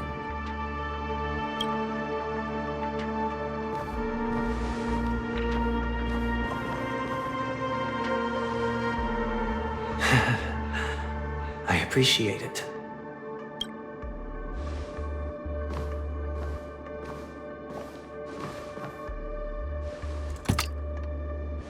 Unfortunately, your guess is correct.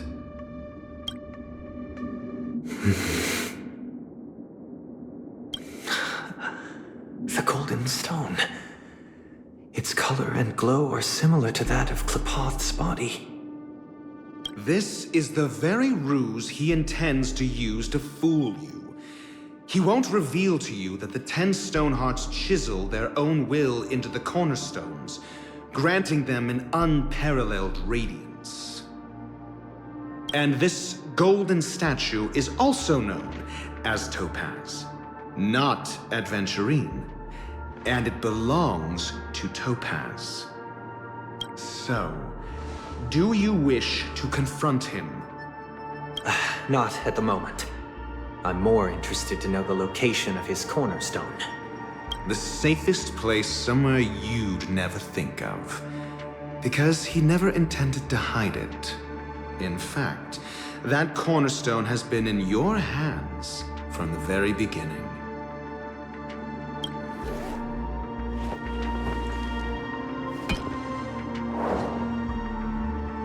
I see. This bag. Mixing a cornerstone, more precious than life itself, with a bunch of worthless jewels, disguised as a gift of money waiting to be confiscated, is indeed in line with Mr. Aventurine's style. Then he makes up some trivial excuse, downplaying the matter, and requests the gift money. This is a gamble, one he's all too familiar with, betting on your single misstep, leading to a total loss. Learned doctor, I am grateful for your help. The family will surely reward a righteous person like you. As for the villain, I hope he retreats in humiliation. It was all thanks to your friend with a keen eye that I could add a blot of utter failure to your storied career. Ratio, you wretch. Finally shown your true colors, huh? Oh, and just to remind you, you currently only have 17 system hours left to live. Treasure your remaining time, and savor the delectable aftertaste of defeat. You might as well explain yourself a little more clearly. What I performed on you just now was the Harmony's consecration. You were to show allegiance beneath the illumination of their grace. Yet you acted willfully, uttering nothing but falsehoods, transforming the consecration into a trial. I genuinely see no reason to absolve you from it. Is this what the Harmony represents? But is it built upon constraint and coercion? You misunderstand, Mr. Aventurine. Punishment is meant for the irreverent. But I have seen your resilient spirit, and thus I offer you the possibility of a new beginning. Throughout these 17 system hours, you will be unable to escape the dreamscape or contact any of your companions. You only have 2 paths before you, and it all depends on whether you can complete my test within the time limit. Should you succeed, you will be able to coalesce into the Harmony and be with your family. If you fail, you will suffer the wrath of the Eternal Centurion and fall into an abyss of doom. Sounds like I'm gonna end up the same either way. I indeed do need a servant to help me uncover the evil hidden in the family from an external perspective. I will purge the evil from the inside and bring the real culprits to justice within 17 system hours. When the time comes, compare your findings with mine. If both our findings align, or if you can provide me more insights, then they will truly be able to grant you mercy and honesty. Shameless hypocrites. You took everything from me and still demand the truth? That isn't fair. Your carnival reeks with the stench of cash. Nothing is achievable without it.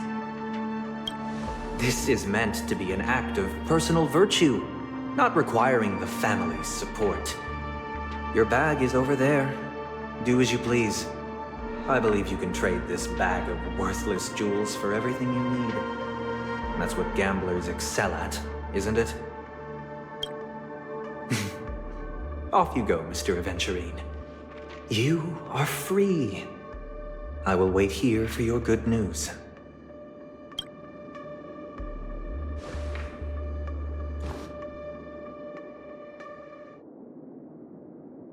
This meeting isn't an interrogation or a negotiation. It's an outright execution. Why would I do that, Mr. Aventurine? I'm just wondering what a passerby who stumbled upon a scene of a murder could have found out. That's all. By the way, before you go, I have a personal question. What is it now? Do you truly wish to bring about the destruction of this world?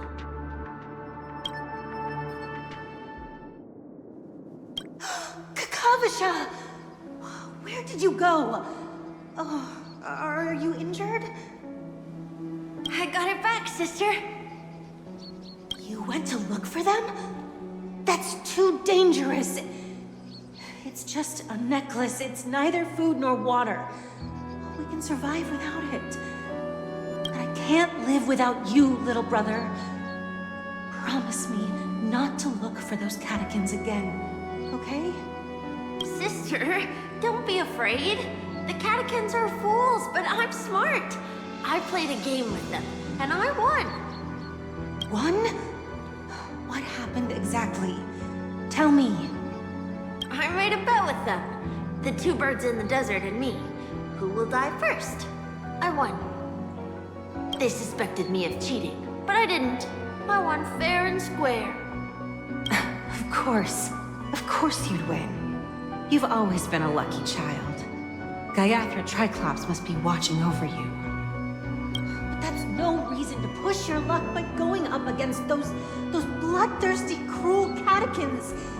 Have you forgotten how Mom and Dad... Look, this is just a necklace.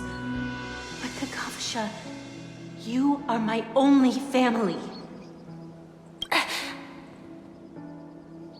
sorry, sister. I thought you'd be happy. Because Mom left you this necklace. There'll be no next time. It is important. But not as important as you, my dearest brother. I don't blame you, but you must remember what Mom said. Pain and poverty are the trials of Gayathra Triclops. She has also granted us a chance. And that's your good luck, Akavasha. Your good luck is the most precious wealth we all Avgin have. You're a child blessed by Gayathra Triclops and can lead the clan to happiness. So always remember to protect yourself and never resent the pain and poverty you're going through. All right? Listen to me and swear to Gayathra Triclops. Okay. We'll swear to Gayathra Triclops to protect this wealth. But sister, if Gayathra Triclops was really watching over us, then why did she not protect Dad when he was swept away by the quicksand? After all, Dad went to the Catechins' land only to prepare for Gayathra Triclops' offerings. And where was Gayathra Triclops when Mom was shivering in our arms? Mom was still pleading for Gayathra Triclops' forgiveness under her breath until the moment she closed her eyes. Sister, everyone praises me for being smart, but I don't get it. If every rain pour was Gayathra Triclops' forgiveness and grace,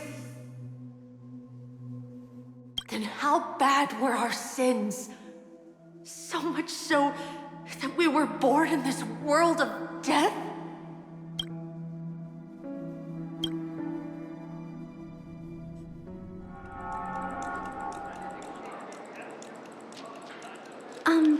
Excuse me.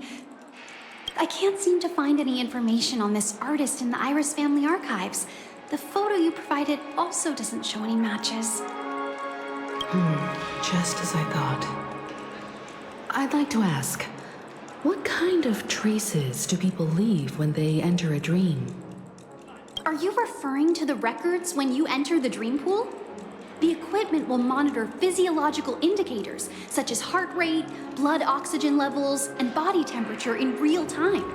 This data will be included in statistics and handed over to the family for the screening of any data anomalies. Immediate action will be taken once any illegal behavior is detected. Please rest assured, your vitals are monitored in case of emergencies, allowing us to wake you if necessary. This is all for the safety of our guests. Can I trouble you to access the records? I apologize. The hotel does not have access. This information is managed by the Bloodhound family. We can only gain access if there's a problem. Looks like nothing can be found here. At least we know who to look for next.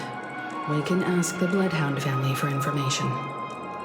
Thank you for your assistance, Miss Allie. By the way, is Miss Robin doing fine? We are looking forward to her performance. Fine? What does that mean? Is there something wrong with Miss Robin? The preparations for the Charmony Festival have been proceeding smoothly, so I guess things are pretty good. I believe she will be able to put on a spectacular show for all of you. I'm sure. Sure enough, no one knows about Miss Robin. I'm not surprised. But that Miss Firefly is truly mysterious. There's no information on her in the hotel system. Even if she's a stowaway, she should have a disguised identity after entering the planet. She's also in the running for the legacy. How is she going to sneak into the dreamscape unnoticed? Is there any other way to enter a dream? Besides the hotel room's dream pool?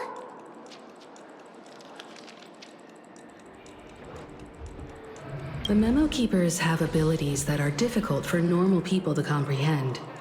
In the memory zone of Penacony, they thrive effortlessly, a fact proven to us by Black Swan. The hacker girl from the Stellaron Hunters used extraordinary means to unlock the Dreamscape Hotel's seal. According to the scene witnessed by him, it is likely that they are behind Miss Firefly's case. The Garden of Recollection and the Stellaron Hunters. Both are possible, but what about the IPC? Since they want Penacony all for themselves, they're bound to have a plan. Who are you guys? The Bravo team has arrived at their designated position, ready to execute armed evacuation operation. Boss, get moving! Armed evacuation? Boss, are you drunk? What do you know? It's more efficient this way. Just don't let the director find out. Act first, report later. Understood? Help! Help me! I spent all my year-end bonus on the snowball! I don't want my name on the department's major disciplinary notice! Hey, check it out! That voice. Could it be the IPC workers from Belobog? To all guests, the IPC will be conducting special operations within the hotel. Please follow the staff in charge of evacuation to the designated safe zones, or compulsory measures will be enforced. I'll request a beating for you lot! You've been told not to drink during work hours. Take him back to the hotel room. I'll organize a meeting later to properly go over how this incident report should be written. Miss Topaz? I never thought I'd run into you on Penacony. Long time no see, Astral Express crew. Aventurine has told me a lot about your happenings.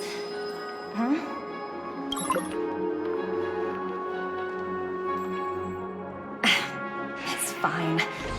Do as they ask and try to avoid any conflicts with the family. Report to me before taking any action. Yes, all right. As you see, the IPC isn't very popular here on Penacony. Cordiality from the family is a mere facade. The former frontier prison has turned around and cuffed its shackles on the IPC staff now. Only Aventurine, who carries an invitation, is allowed to attend the banquet. An entourage like us, we can only sit around in the reality hotel, unauthorized to even enter dreams. No wonder Aventurine's scrambling to partner up with someone. The IPC can't back him up in the dreamscape. His situation isn't optimistic, I hear. You're all helping to investigate some dirt on the family, are you not? Let me know if you need anything outside the dreamscape. The IPC always treats its partners well. Thank you, Miss Topaz. We're on our way to the Hounds to verify some intel. Perhaps you've had dealings with them? Yep. They're tailing us right now. Why not go and talk to them? It'll take the spotlight off me. Being constantly stared at is really uncomfortable.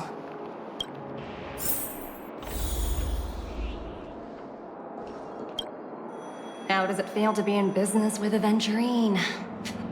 I bet you're not used to it. That's just his style. All or nothing is his mantra. He's always cozying up to his clients while egging them on to undertake some dangerous assignment with him. But everyone has their merits, so I won't comment further. But Aventurine's luck has always been good. He's always closed all his cases without a hitch and basically never lost a gamble. Which is why, on the issue of retaking Penacony, I'm watching with keen interest.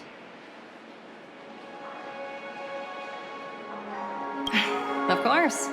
It's business after all. What's important is where you're seated at the table. As for the two cases, apologies, but I don't have much info on them either. All I can do is ask you to keep digging for more details.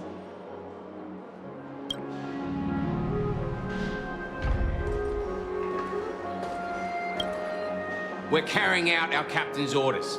What do you want? We made a mistake last time, and we're working hard to rectify it now. We don't have time for anything else. Surveilling the IPC executive Topaz, ensuring that she stays put at the Reverie Hotel during her time on Pinnacle. We've got the right one this time. So that's it. They were the pair who were after Firefly at the time.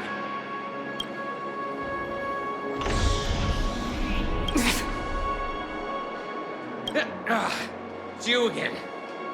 Back for more trouble? We're not afraid of you this time. Well, spit it out. Stop bothering us if you've nothing important. So you know each other. Why do you keep running into people you've beaten up before?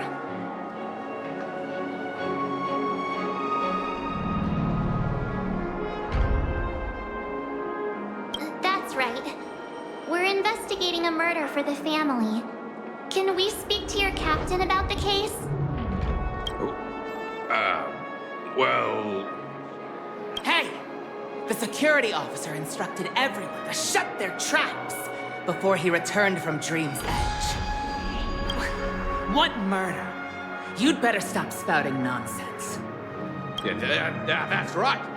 We have nothing to report. Please leave. Looks like they're not going to cooperate. But they did at least tell us that the captain is at Dream's Edge. Why don't we just look for the security officer then?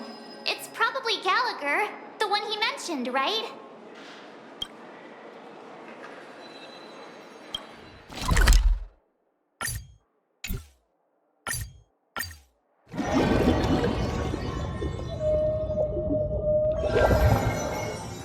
Such tight security.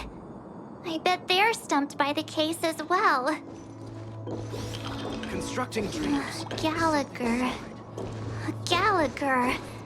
Where could he be?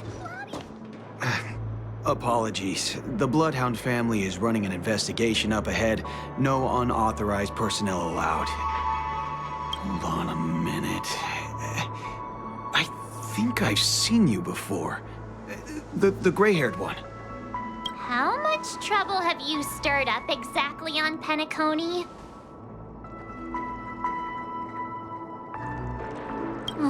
You think you look alike? Wait, are you for real? Not possible. It was you the last time, yelling about some clockwork friendship while beating me up with that silver-haired girl.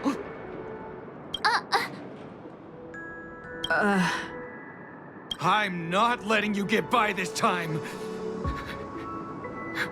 Please leave, or I'll have to get on my knees and beg you. Huh? What kind of heinous crime have you committed now? Hold on, sir. We have documents authorized by the family that would aid your investigation. If it wouldn't trouble you, could we see this Mr. Gallagher? Who exactly is this Gallagher you keep talking about? There's been a few people mentioning this name. Even the one with the gray hair. He didn't send you all here? It was the security officer who dispatched us. That's all I can divulge. He'll do. He's the one we've been looking for. Sorry, no can do. The boss said that since it's a matter of the family's reputation, no one's allowed through. Everyone, please leave. There's really no need for us to make things difficult for each other, right? We're really sorry for troubling you. Let's think of another way. Another way. That's it! Didn't they say something about that? What was it? Clockwork? That got this guy to change his mind. Can you perform it again? That, clocky magic. It's not bad if we're resolving a misunderstanding. Please?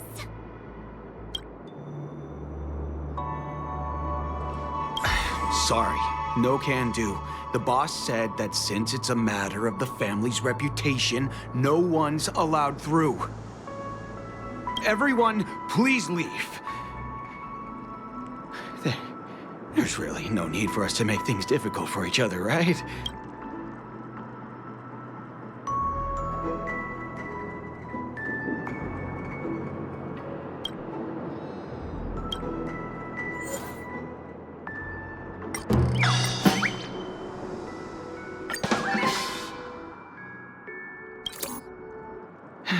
Let me see what time it is now. Whoa, it's this time already? What? Time to clock out, and no one's gonna stop me.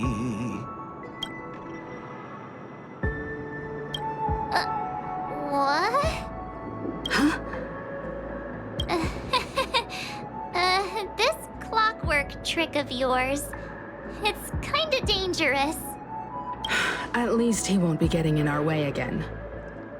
Let's go find that Gallagher and ask him the intricacies of the case.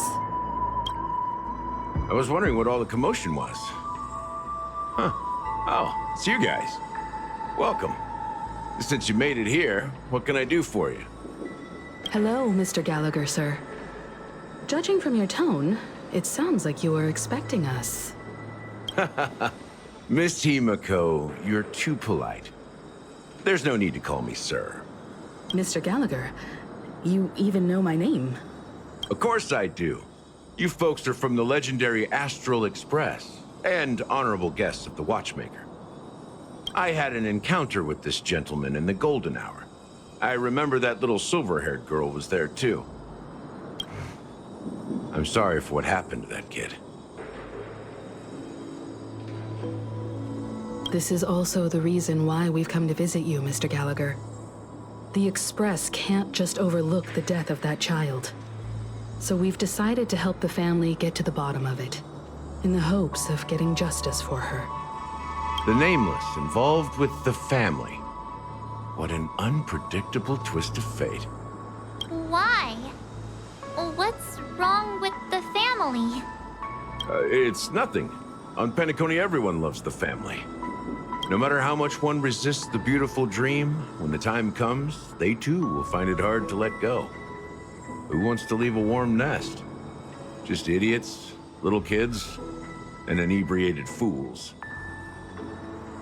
Mr. Gallagher seems to be getting at something. But you got it wrong. I'm not. You want to discuss the case? Sure, come with me.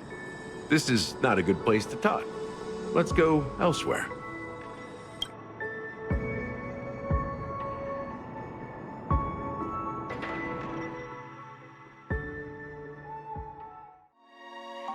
Even after that chilling tragedy, this dream is still running effortlessly. Other than the family of the Harmony, it's hard to imagine any other power in the universe that could sustain a building of such magnitude. The family itself is a huge, perfect building. Like a living idol.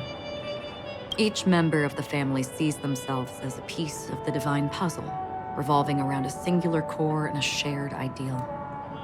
Under their command, they loyally fulfill their roles, offering themselves while also receiving sustenance in return. An interesting analogy. Perhaps that's why Penacony's beautiful dream has persisted for so long. But the human body has its limits, and so does the divine's. That doesn't sound like the kind of comment a Galaxy Ranger would make. Just pointing out the facts. Mr. Yang will definitely have a better sense of what's going on than I do.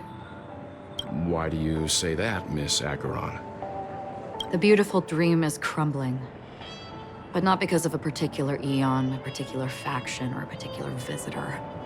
Its collapse stems from a certain inevitability of human nature. The family refuses to acknowledge this, and it has ultimately backfired and become a catalyst. As people immerse their souls in the dreamscape, where consequences and pain cease to exist, and only ease and pleasure prevail, they draw closer and closer to necrosis. Regardless of the perceived bliss, death looms as the inevitable conclusion.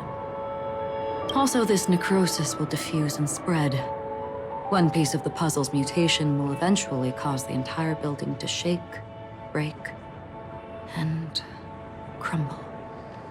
In the end, the dreams that people built in the name of freedom became the cage that imprisoned them. I'm sure you've gained a lot from this trip, Miss Acheron. Are you willing to share your findings with me? Of course. That's if I remember.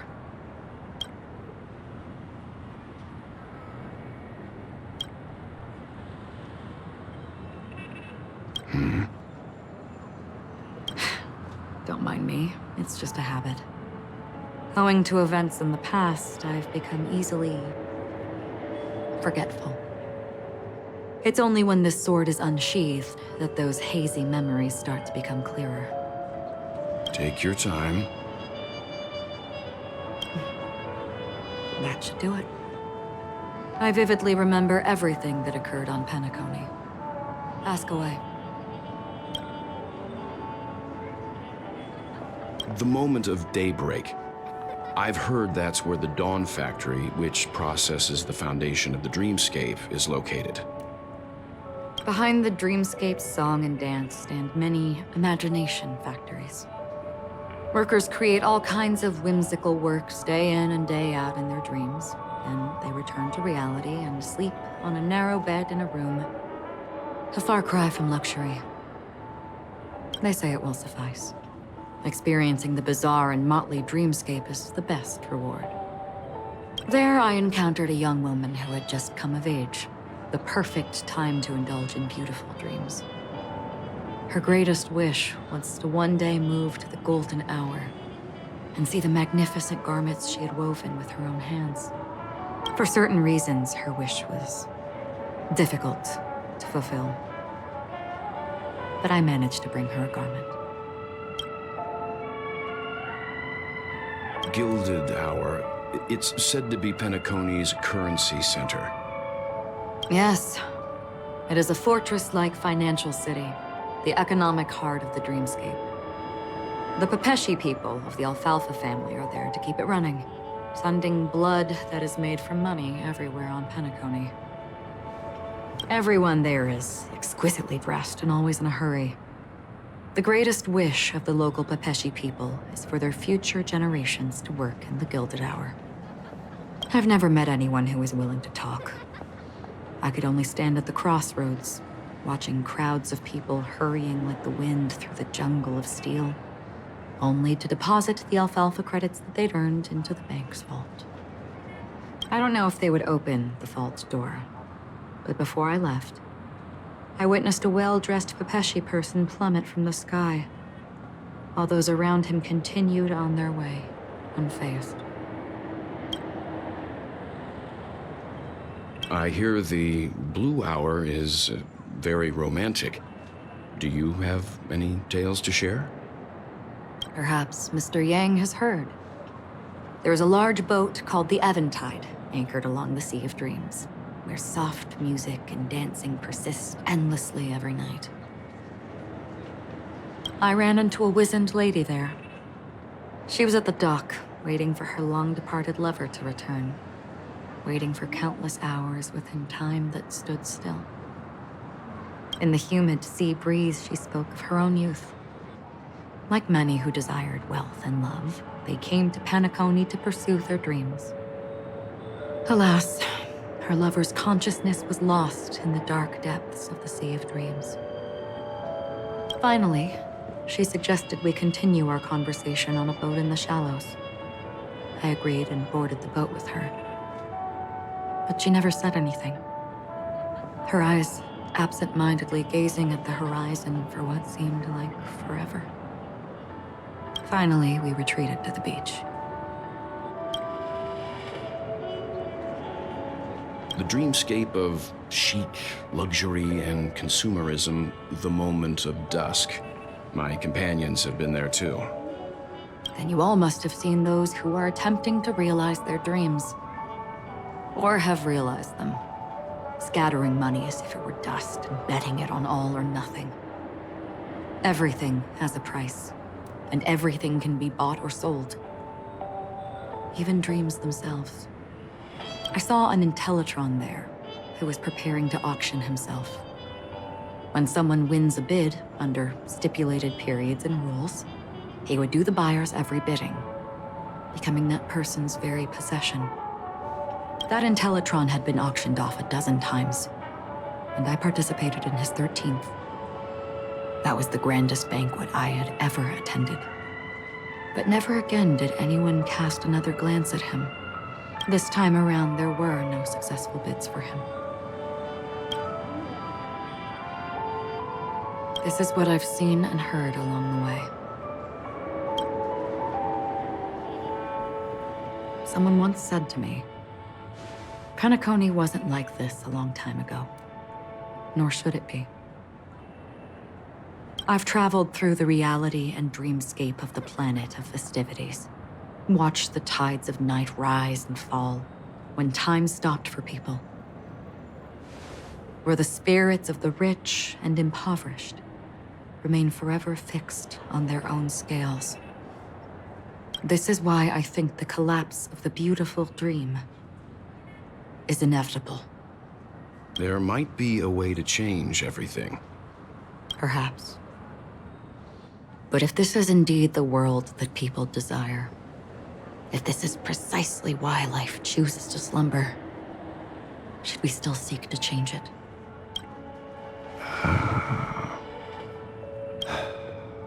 Miss Acheron, now it's my turn to share a story with you.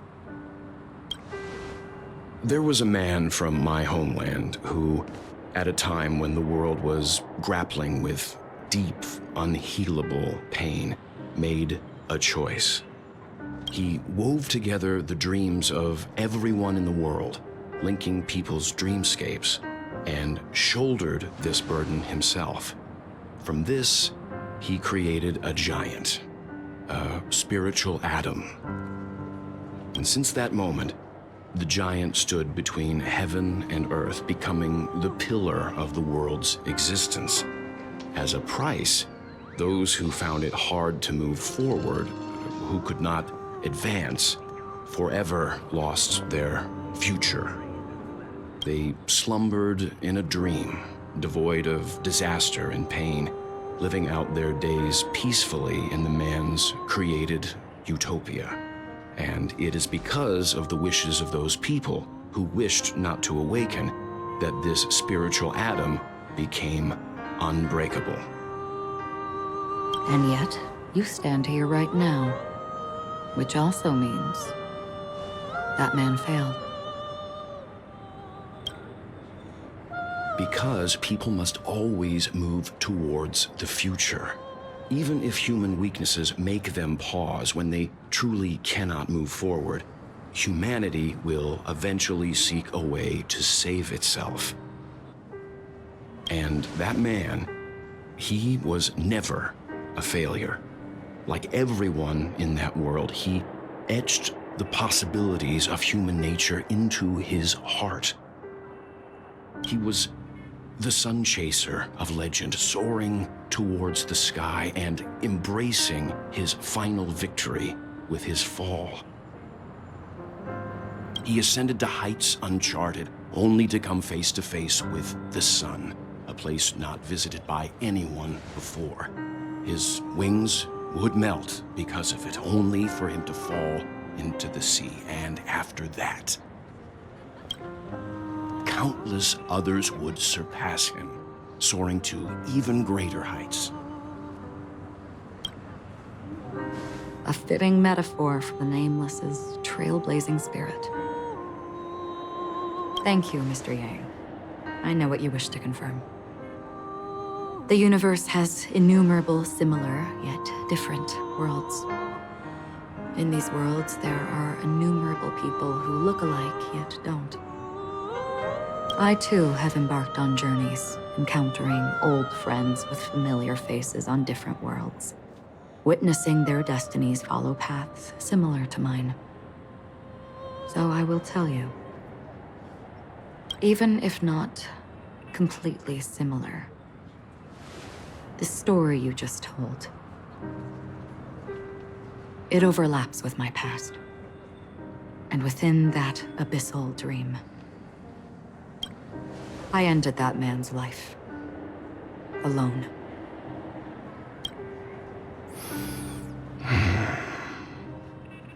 I am not who you think I am. Nor will my home be as fortunate as your world. I am sorry. It's fine. I don't mind, so long as I can alleviate your suspicions. There's something I still wish to know, Miss Acheron. Under that representation of the hunt, exactly what sort of power is it that has motivated your solitary journey thus far?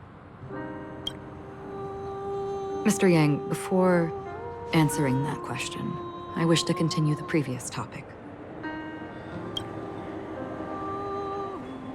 I like your analogy very much. Indeed, birds are born to fly. But in a distant past, their ancestors could only gaze at the sky in envy.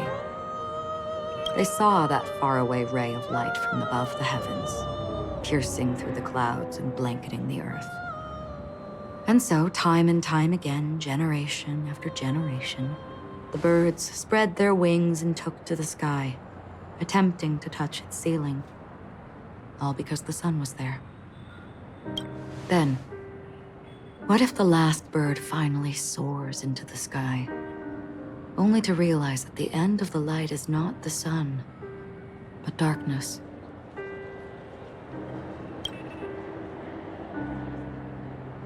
Then why, exactly, do we even walk towards the light?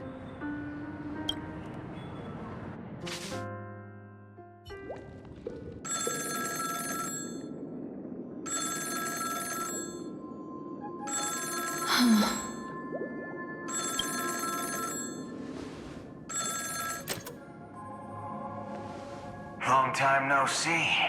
Having fun on Penacony? Acheron?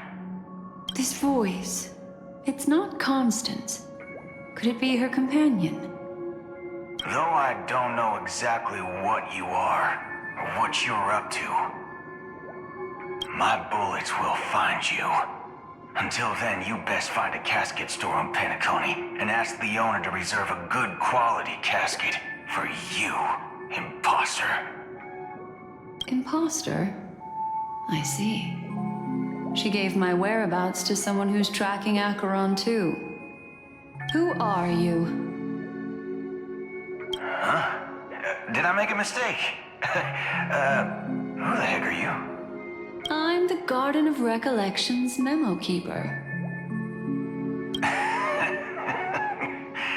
Not bad. This is the kind of tough challenge I like. You that imposter's bodyguard? Never mind.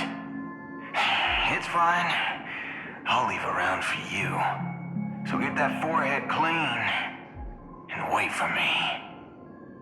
I don't know what you're talking about, but you know Acheron, the Galaxy Ranger, yes? I have something to ask you. Are you asking me to write your will? Sure. Go ahead. Not quite.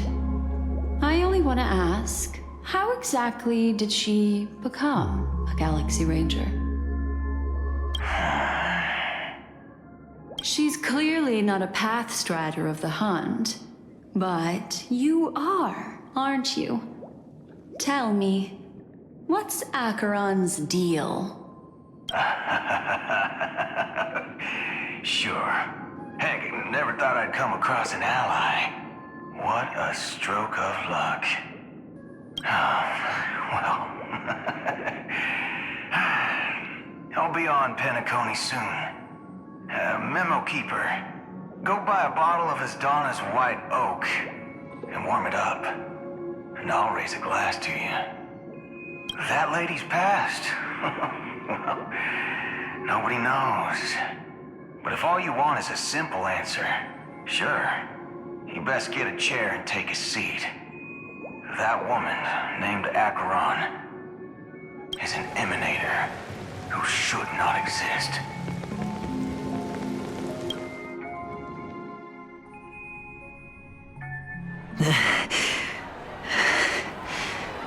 look pale. Or is that also part of your act? I didn't think you'd have the nerve to show yourself. I thought this was exactly what you wanted. After all, I faithfully fulfilled my duties as you instructed. Just tell me if you can't hold on any longer. So, the genius of the Council of Mundanites wants to be my Undertaker now. My, what an honor. Yes, and I'm pretty sure the people at the Strategic Investment Department would love to be notified of your death in due time. But let's not forget, you won't be seeing them, because I'm the manager of this task. Great. Then tell your people that Aventurine is ready to go in 17 system hours. Oh, you've got a lot of nerve.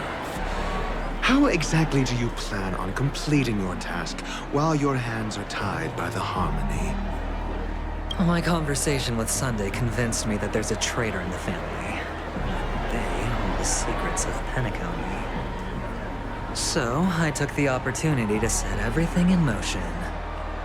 I even managed to recover the gift money. Things haven't gone this smoothly since I walked through the doors of the Reverie.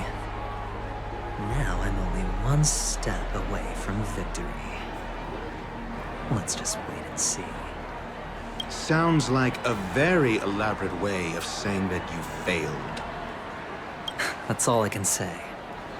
Have you forgotten, Doctor? You betrayed me. Go. Do what you must. I look forward to the sight of the IPC fleet surrounding Penacony. You've achieved what you desired, haven't you? That's true, but what's your plan? Did you conceal an orbital support beacon in that gift money bag? Well, who knows? Maybe that's why I'm handing out cash even when I'm about to bite the dust. You are indeed a gambler. An insane one at that. Maybe I am.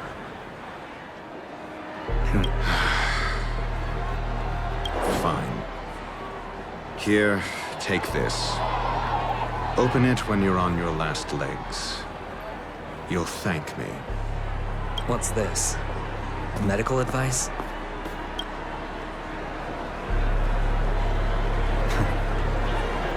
You catch on pretty fast, Doctor.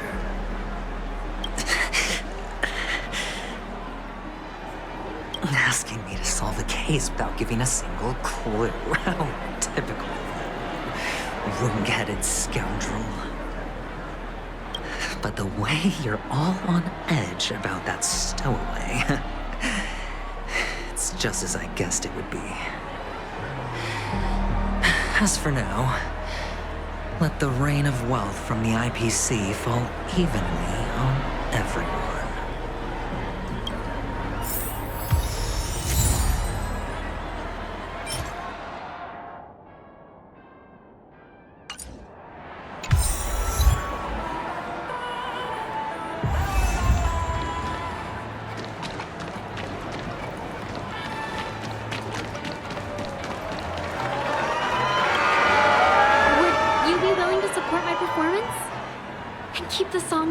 Alive in the cosmos? Wow, how fabulous! But why would you give such a wonderful gift to a random stranger like me?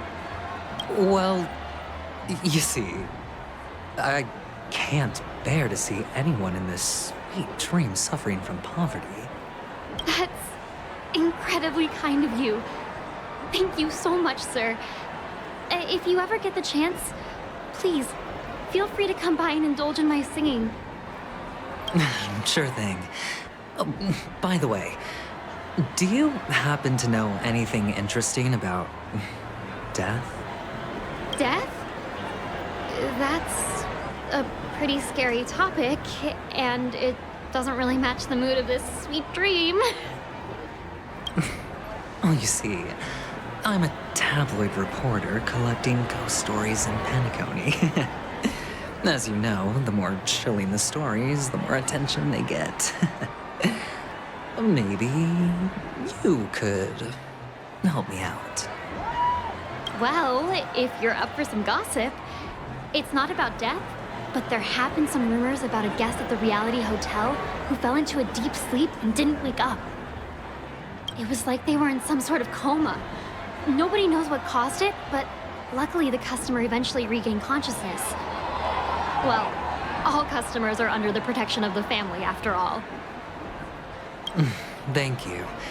This will make for a very juicy headline. May Shibe protect us. Unexplained coma. That's actually what happens to your body if your brain dies in a dream. But unfortunately, the customer ended up waking up in the end. I can feel something inside my head. Is the harmony starting to kick in? The world has truly lost its way.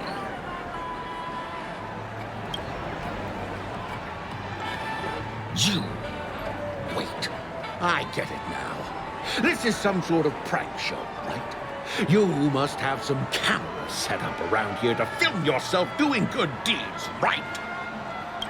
You youngsters are always looking for a quick way to get an audience. But you know what? A truly great show never comes easy. A great show will start soon, old man. But before that, I need to ask you something. Do you know where I can find death in this dream? Ah, I see. Another fearless youngster looking for death, huh? Well, let me give you a piece of advice. Don't think you're the first one who's ever thought of that idea. Death? Not even remotely innovative. I bought it from Dr. Edward. He claimed it was some exclusive fancy schmancy stuff. Oh, what a disappointment. The effects were awful. First, some monster covered in eyes stabs you in the gut, and then all you see are blurry glimpses of buildings and lights. The sky was spinning so fast it almost made me puke. Is that all? Yeah, what else can you expect? Don't put too much stock in the Penacony movie industry. They even call this junk groundbreaking art. Can you believe it? What a joke. Well, I'll leave you be then. I hope you have a wonderful day. A monster covered in eyes. That sounds like the Memory Zone meme. But buildings and lights... I don't think those have anything to do with death. Well, that whole dream bubble was probably created using rumors and gossip.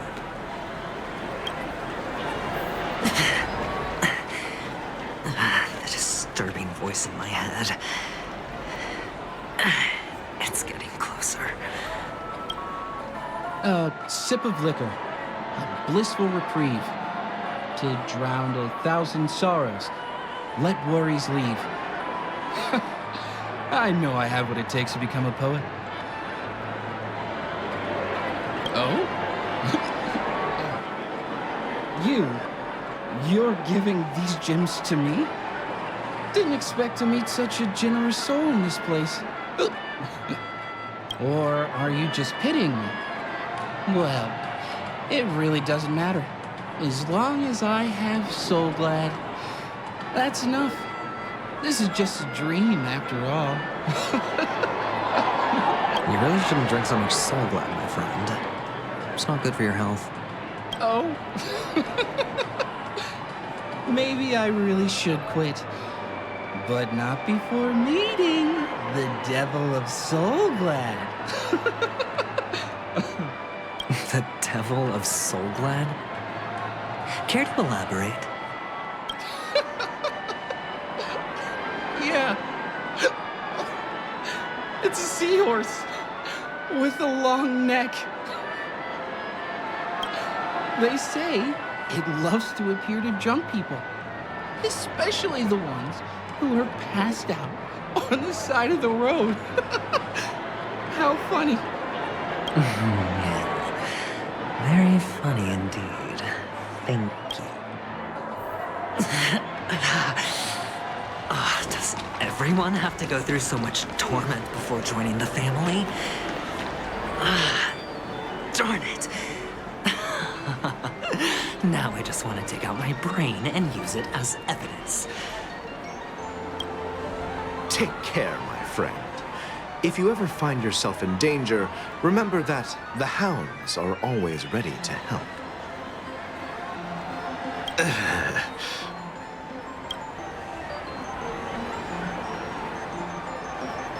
You don't look good, my friend. If you need assistance, I can contact the hotel and have them wake you up forcefully. That won't be necessary. I have some business to attend to. But thank you all the same. All right, then. If you ever need help, don't hesitate to reach out to us hounds. Well, actually, I do need a favor. As the most outstanding hound in Penacony, have you come across any stowaways recently? Stowaways? How could there be stowaways in Penacony? We've never had anything like that before. All right. Good luck with your work, then. What was I even thinking? Family would never share intel with the IPC.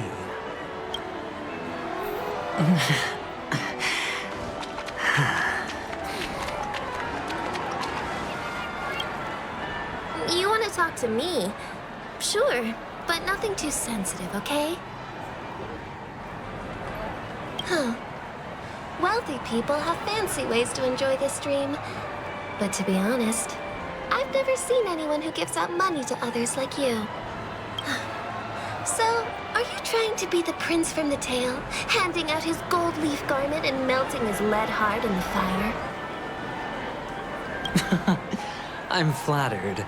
I'm no prince, and I just thought these gems would help you speak. So, as an investigative reporter, maybe you've heard something about death? Another curious soul. I see. Well, that was actually the topic I was most into when I entered the industry. But my boss shut it down. How did your boss talk you out of it? Well, she simply said, covering baseless urban legends like that would make us look like some third-rate tabloid. I thought about it, and she had a point. Reporting on stuff like blowing out birthday candles and getting spooked by nightmare ghosts isn't exactly professional material. Guess she's got a point. Thank you for sharing.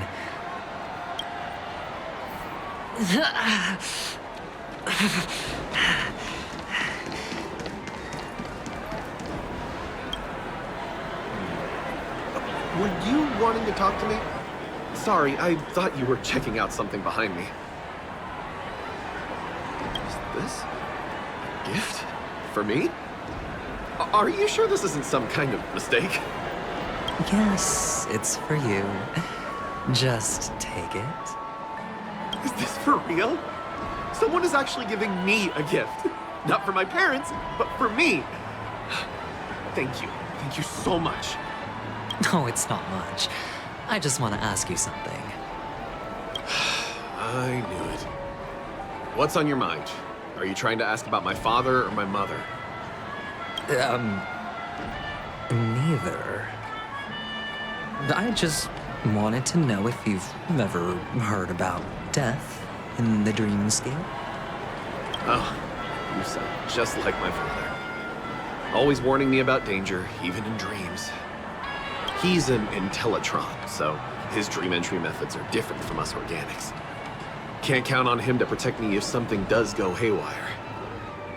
Funny, right now I'm still under his protection. Now... Hey, stay positive. Gold will always shine one day, right? The Devil of Soulglad, Dangers in the Dream, and Nightmare Ghosts. Well, surely death is a popular topic.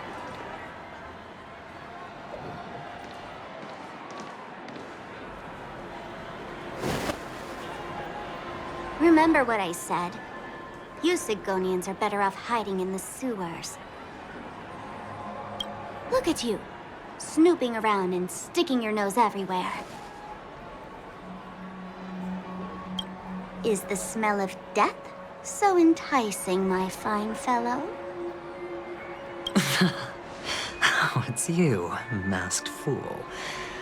I should have guessed it. You're the imposter who appeared on TV after Robin's death, right? I heard you got caught by the family. I gave you a clear clue. Befriend a mute. Simple and straightforward, you know? And what did you do? You messed it up and ended up as their prisoner. I told you to make friends with a mute, not become one yourself. You really let me down. What do you mean? You know better than I do. Who watched the little songbird that couldn't sing perish right before their eyes? You did, Blondie. No, I mean... What did you mean by becoming one myself? Well, it means you'll soon end up like her, unable to speak ever again.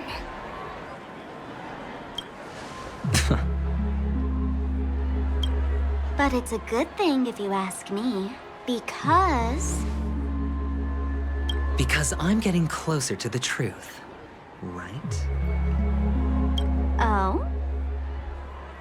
Why else do you think I'm handing out cheap trinkets all over the streets, fool? All part of the act.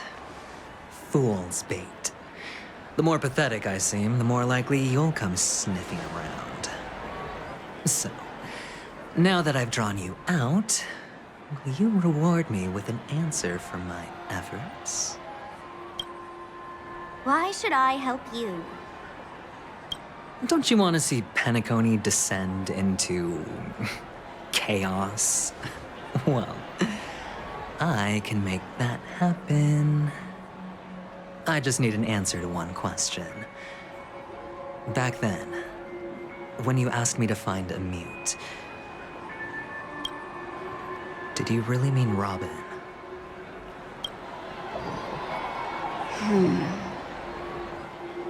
And what if I say no? Then I'll thank you.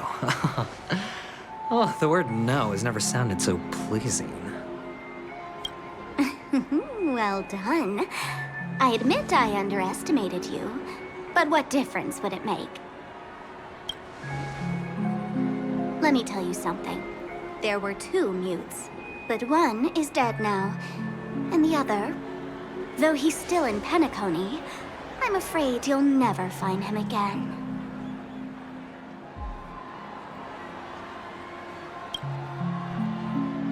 Now I'm completely sure that I was on the right track from the beginning and never strayed, fool. Right now, there are only 2 things missing from my grasp.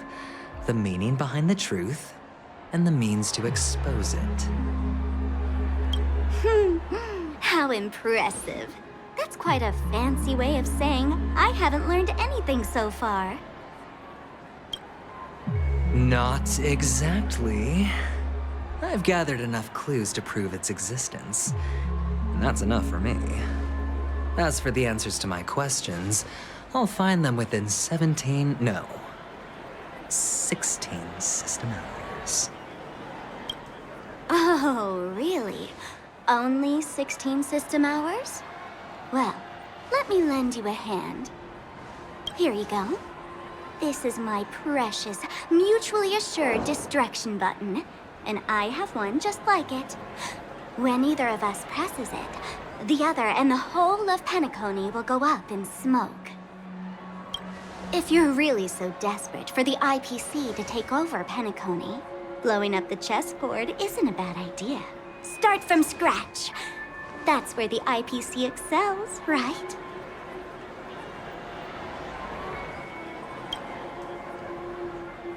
Just press the button when you're at your wit's end. And of course, feel free to reach out to me for my hospice care, too.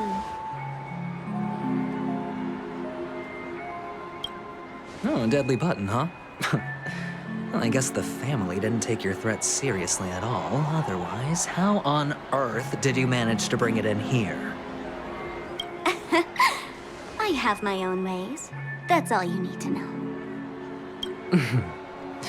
Well, I'm afraid I'll have to decline your offer. Who knows if your little gadget will actually work.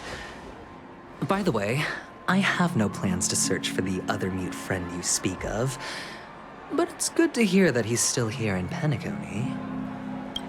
I'll handle the rest myself. I'll orchestrate a grand finale for the downfall of the family. And at the climax, the walls will crumble, people will wake up, and those who couldn't speak will find their voices again. When that time comes, go ahead, press the button, light up the sky with a magnificent fireworks display for me. Catch you later, fool. You're still talking big. But sure, if that happens, I'll stay true to my word. Just don't let me down now, okay?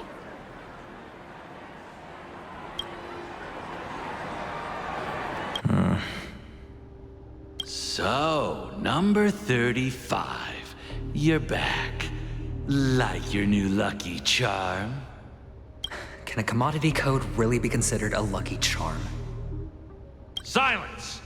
I didn't give you permission to speak, you Sigonian hound. The guys in black didn't say much, so I've no idea what you did to save your skin in that massacre back in the day. But I figured you must have had good luck, so I bought you. From now on, you and your good luck are my assets. Are we clear? Your first task is simple. In addition to you, I've purchased 34 other slaves. Go and play a game with them. You came out alive after 2 days. It proves that you are the real deal. You're insane. Testing out if you're a good product. Aren't you worried that the money you spent on me will go to waste? I've got stacks on stacks, Blondie.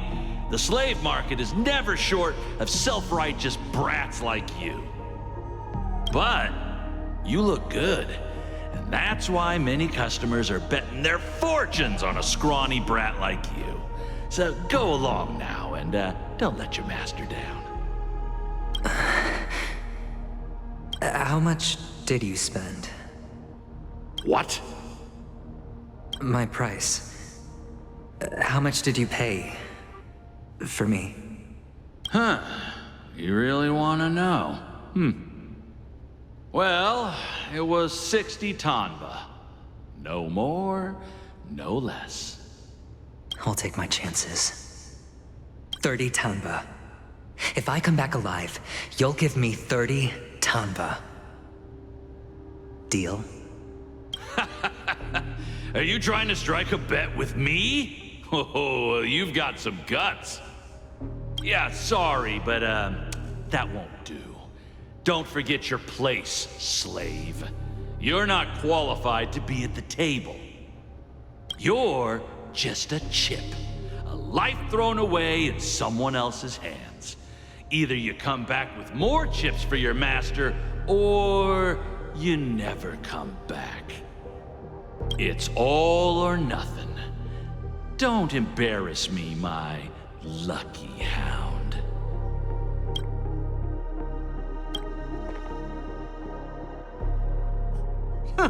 What brings you here, Gallagher? Some friends from the old days. Do you have a moment to spare, Siobhan? Oh, I have the whole day to spare. Ladies and gentlemen, welcome to Dream Jolt Hostelry. This bar offers a wide variety of drinks, but we draw the line at Soul Glad. Why settle for ordinary when you can experience extraordinary? We're dedicated to serving up nothing but pure joy and laughter. What would you like to drink? I'll whip it up for you. Oh, look! A lady as cool as Serval. Who's Serval? Will you, introduce me to her? Huh? Oops. She's heard us. Just spare them, my esteemed bartender. I'll take over the bar today. I'm getting up there in age, and I need some practice before I forget the skills that used to put food on my table. Where did you stash the ingredients? They're all under the counter. Since our guests have traveled from afar, shouldn't you whip up some special drinks? That's exactly what I had in mind. Hey, my friends, do me a favor. Go around the bar and bring me any ingredients you fancy. The discussion might take quite some time, so I'll prepare some customized, non-alcoholic drinks for you. In the bar? But aren't all the ingredients right there on the counter? Why, we're in a dream, my lovely lady. You can help yourself to anything if you wish for it. Comfort, hunger, confusion, or even boredom. It's all within reach, right at your fingertips. Oh, did you hear that? She just called me my lovely lady. Even in reality, mixing drinks is more than just throwing ingredients together. A bartender needs to capture the bar's atmosphere, master technique, and spin a tale of mystery and anticipation. Only then can a perfect drink crafted with a customer's life story be created. In other words, what you get from your drink is down to luck, so don't overthink it. Indecisiveness has no place when it comes to enjoyment.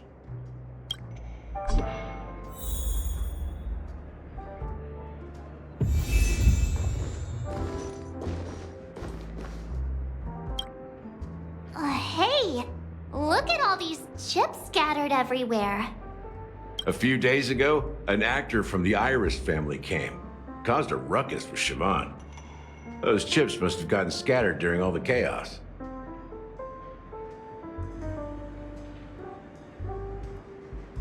Nah, it turned out to be a landslide victory. That being said, opening a bar in this place, filled with monsters, is quite a feat. Siobhan must have a lot of tricks up her sleeve, right? You'll have to ask her yourself to find out. But I have a feeling she won't budge unless you impress her with an incredible drink.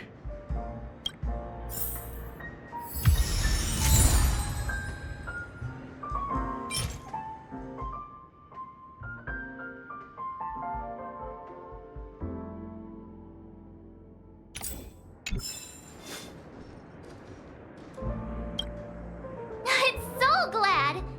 But I thought they didn't sell Soul Glad at the bar. Let's give it a shake. Nice, it's still fizzy and has a long shelf life.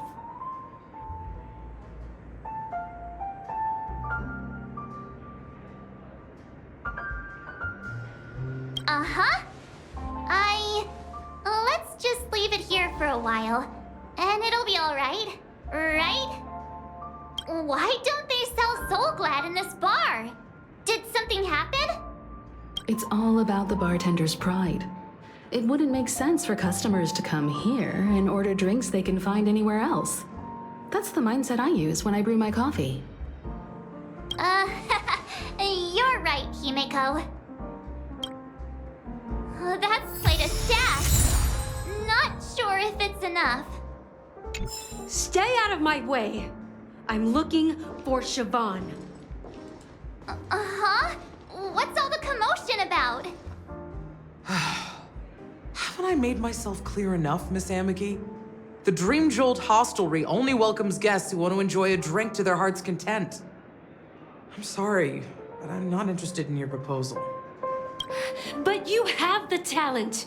You'll attract a huge audience. You're destined for the Iris stage, not for this rundown shack. Come with me.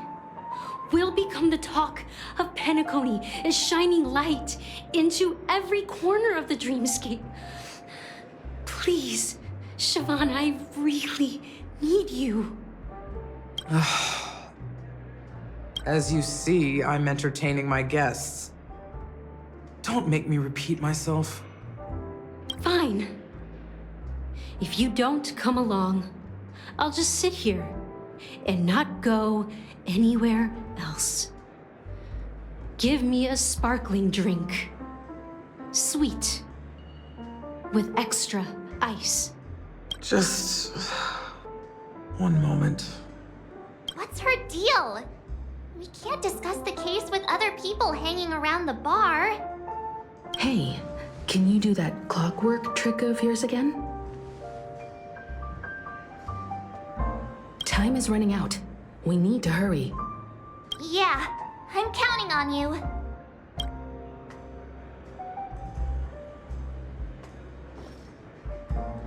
You're one of Siobhan's guests, right? What can I do for you? If you're here to convince me to leave, please stop it. I'll never leave until she accepts my proposal. I just don't get why she won't leave this place. This rundown shack with no customers whatsoever.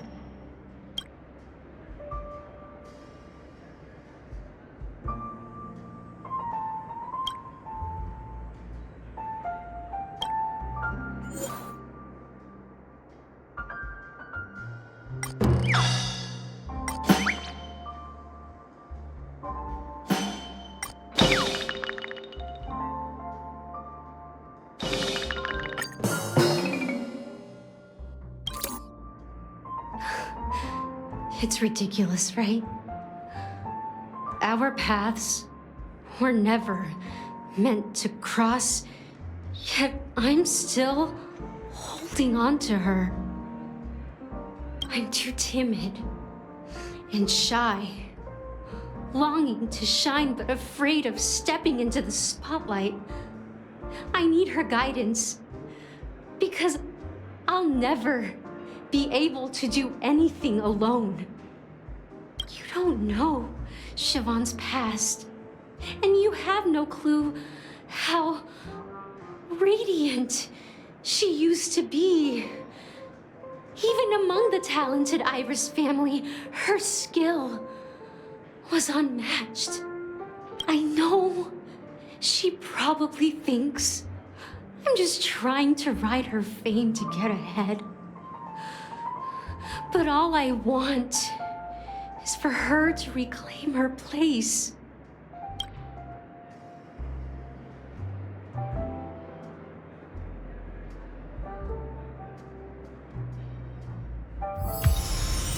She's still not leaving.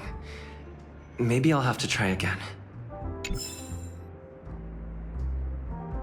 I just don't get why she won't leave this place. This rundown shack with no customers whatsoever.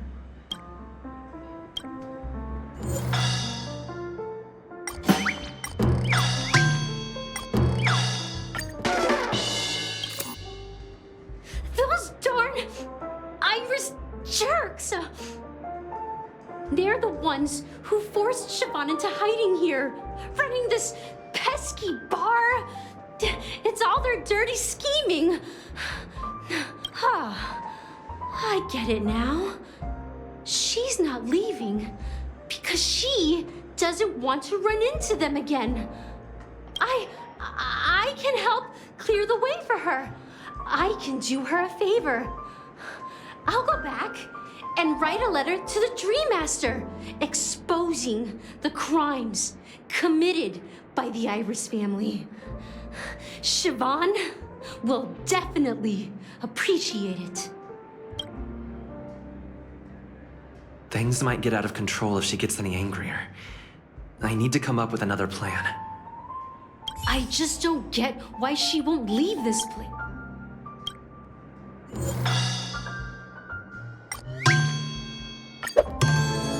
You're one of Siobhan's guests, right?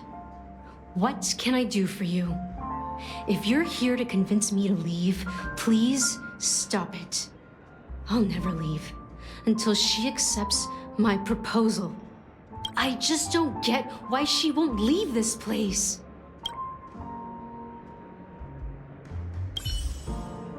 You're one of Siobhan's guests. I just don't...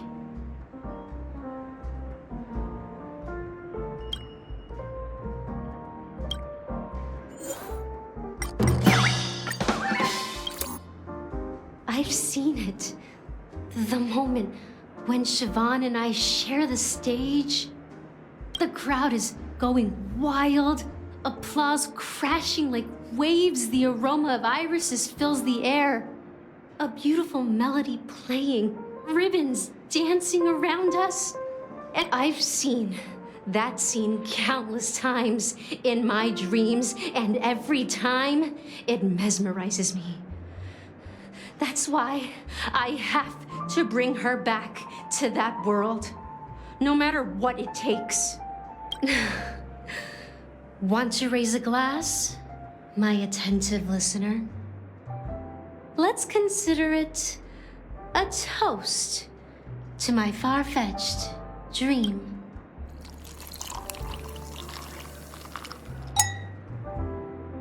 Well, talking to you has got me feeling a bit down. My thoughts are swirling, making my mind clear, and bringing tears to my eyes.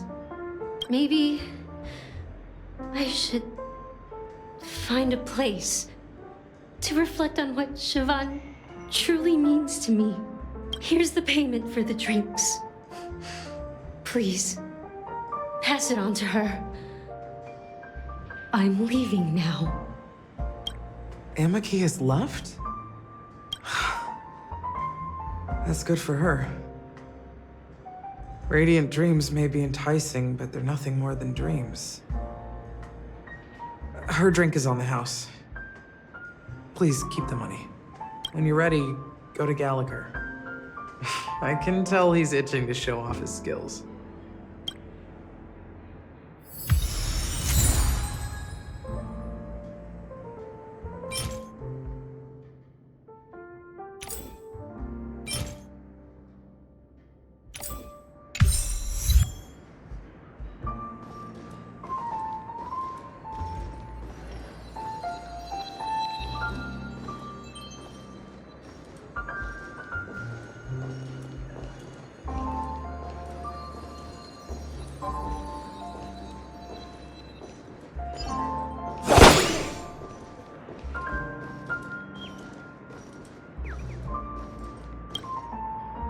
Check out this bottle! The liquid inside looks beautiful! And the label reads... Dream syrup. Thick. I don't see an expiration date, but the production date is... half an amber era ago. Ugh, drinking this stuff can't lead to anything good. That's for sure. That's true, but this really doesn't seem fresh. Did you find the bottle of syrup I've been hoarding? Don't worry, it's all just a dream and it won't upset your stomach. It's been aging for years and should have a refined taste by now. Feel free to have some. It's perfect for entertaining lovely guests like you. Then we'll keep it for now.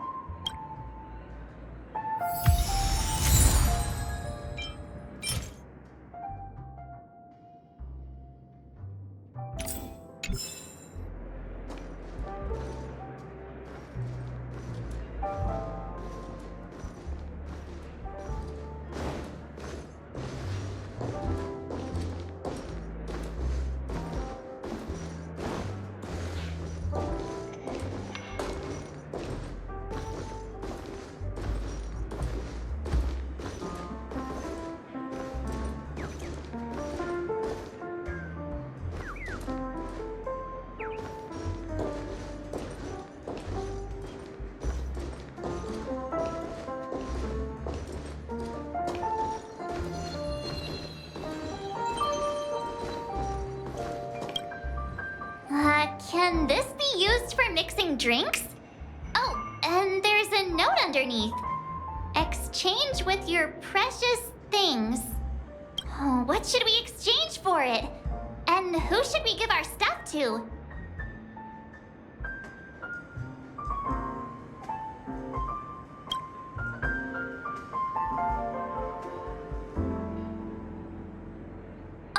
Whoa! The words on the note are changing. Happiness belongs to the noble. Does this mean we can take it? Doing good deeds does pay off. Thank you.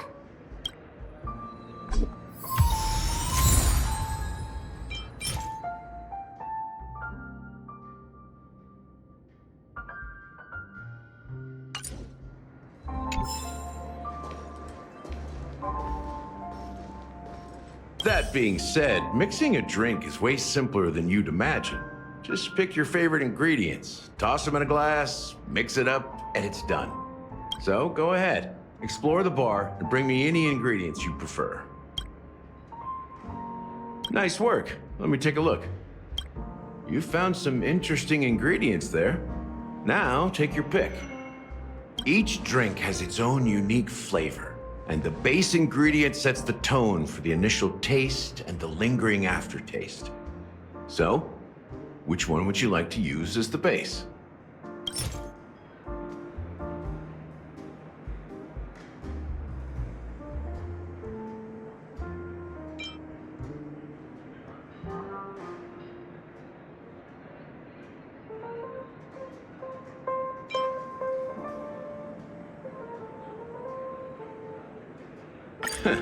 You won't find a sweeter drink anywhere in Penacony. And that's what today's dream seekers crave. Now that you've chosen the base, it's time to pick the adjunct. The ingredient that'll create a marvelous chemical reaction with the base. It should give an unforgettable taste without overpowering the main tone. So, what's your choice for the adjunct?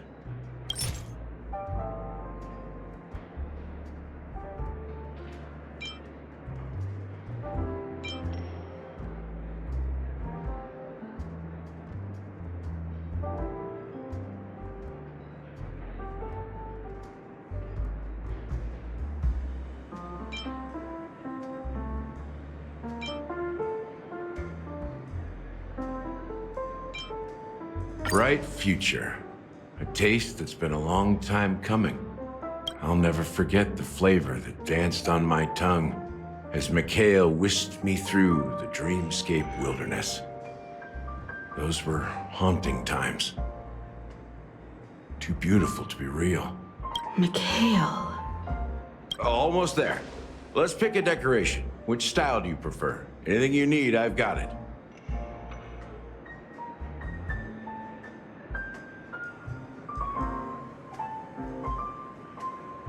A symbol of bravery and dauntlessness.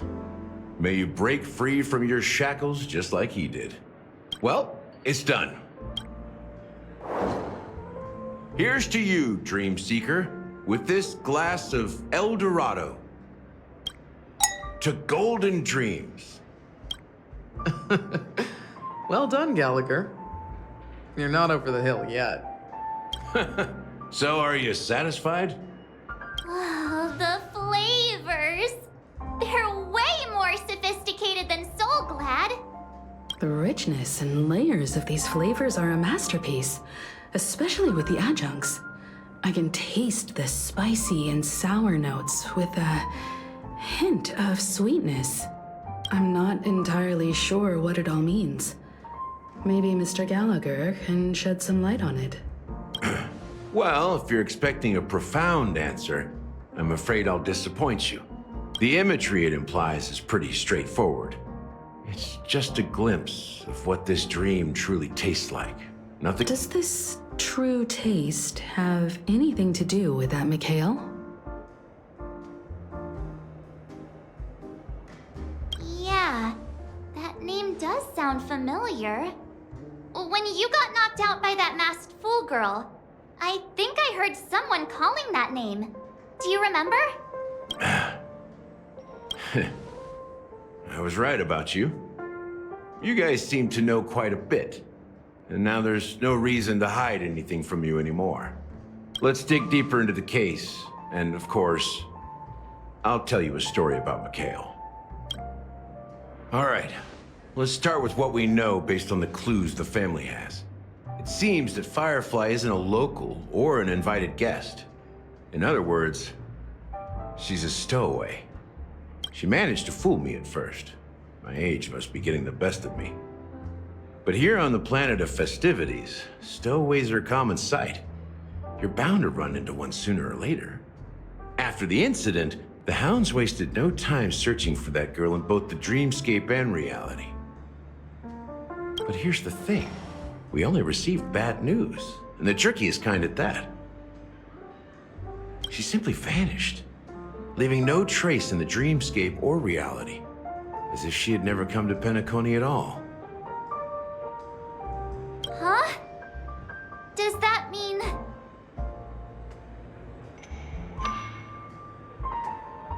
Different?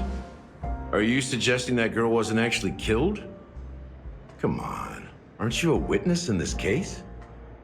Let me be frank. This case, actually, is unlike anything the Bloodhound family has dealt with before. Dealt with before? So, death does happen in Penacony, if I understand correctly. You've witnessed it, so there's no need to hide. Even the shiniest city has its dark side. We're all adults here. Surely I don't need to explain too much to you. Confronting the family based on that alone would be naive. Death may occur in sweet dreams. So what? Such events are highly unlikely and only affect a tiny number of people. If you really want to delve deeper into this case, you need to understand the true problem with the family. I guess it's time to tell the story of that Mikhail. You're very perceptive. The Astral Express has received that music box too, right? Do you know the secrets it holds? There's a message. Witness the impossible in the realm of dreams. Find the legacy of the Watchmaker, father of Penacony, and thus the answer to the question, why does life slumber? That's the exact wording. Hey, why are you laughing? Wait, did you write it? It's quite poetic. No, but I'm the officer in charge of this case, so how could I not know? I'm sure you must have noticed that this message didn't come from the family. You might have even guessed that the relationship between the family and the Watchmaker isn't as close as it seems. That's just our speculation. Actually, it's hard to believe that the father of Penacony and its actual managers are at odds. Now I can assure you that your speculation is absolutely correct. The family has considered the Watchmaker an enemy for a long time, but the hounds haven't been able to track him down, as he seems to be living only in the characters and stories he created. Let me ask you a question. Have you ever wondered why the family allowed the Watchmaker to send out such a ridiculous message to the outside world, inviting you here and causing chaos? So, you want to seize this opportunity to expose the Watchmaker? Well, now you understand why the Oak family authorized the Nameless to assist in the investigation, but kept you in the dark, right? Because the Watchmaker is not the legend of the land of the dreams at all. He's the most shameful stain in the history of Penacony, and he's the root cause of all the anomalies in the dreamscape. You don't get it? Well, I mean, Mikhail, the betrayer of the family, he's the Watchmaker.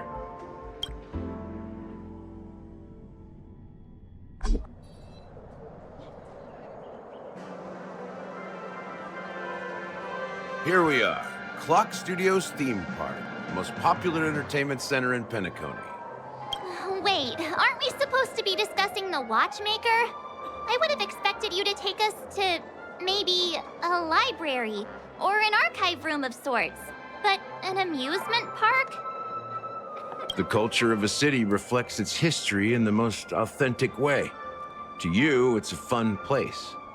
But to me, it's a prison for the planet's past. You know that Penacony used to be the IPC's prison planet, right? All the prisoners were brought here, helping the Garden of Recollection salvage the leaking memoria from the macrovoid. The prolonged exposure to high concentrations of memoria caused a unique phenomenon. The dreams of countless prisoners intersected and overlapped, and people started meeting each other in their dreams, living lives that were almost identical to reality. But everything has a price, and sweet dreams are no exception. In the end, the dream world was unable to alleviate the suffering of prisoners in reality. One of the prisoners broke free from the IPC's shackles and fought for freedom. He is Hanu, the great leader of Dreamville, the great peacemaker, and the faithful companion of the underdogs.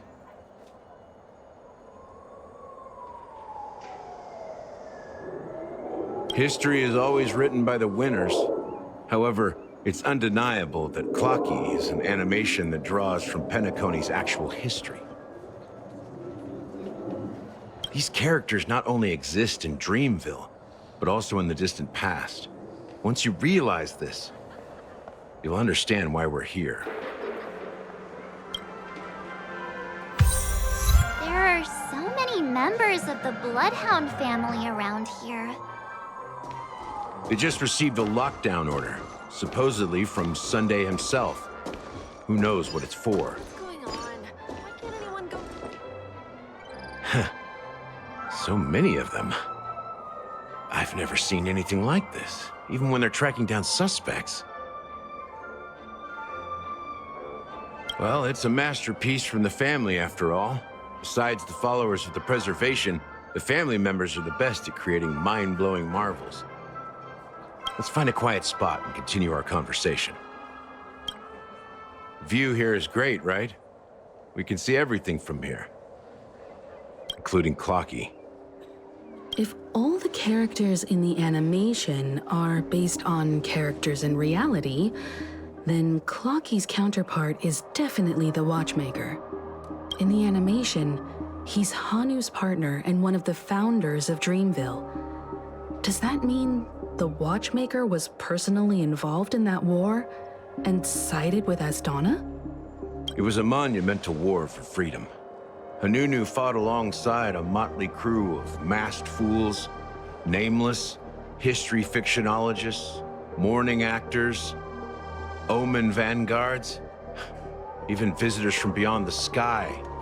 In the end, they emerged victorious.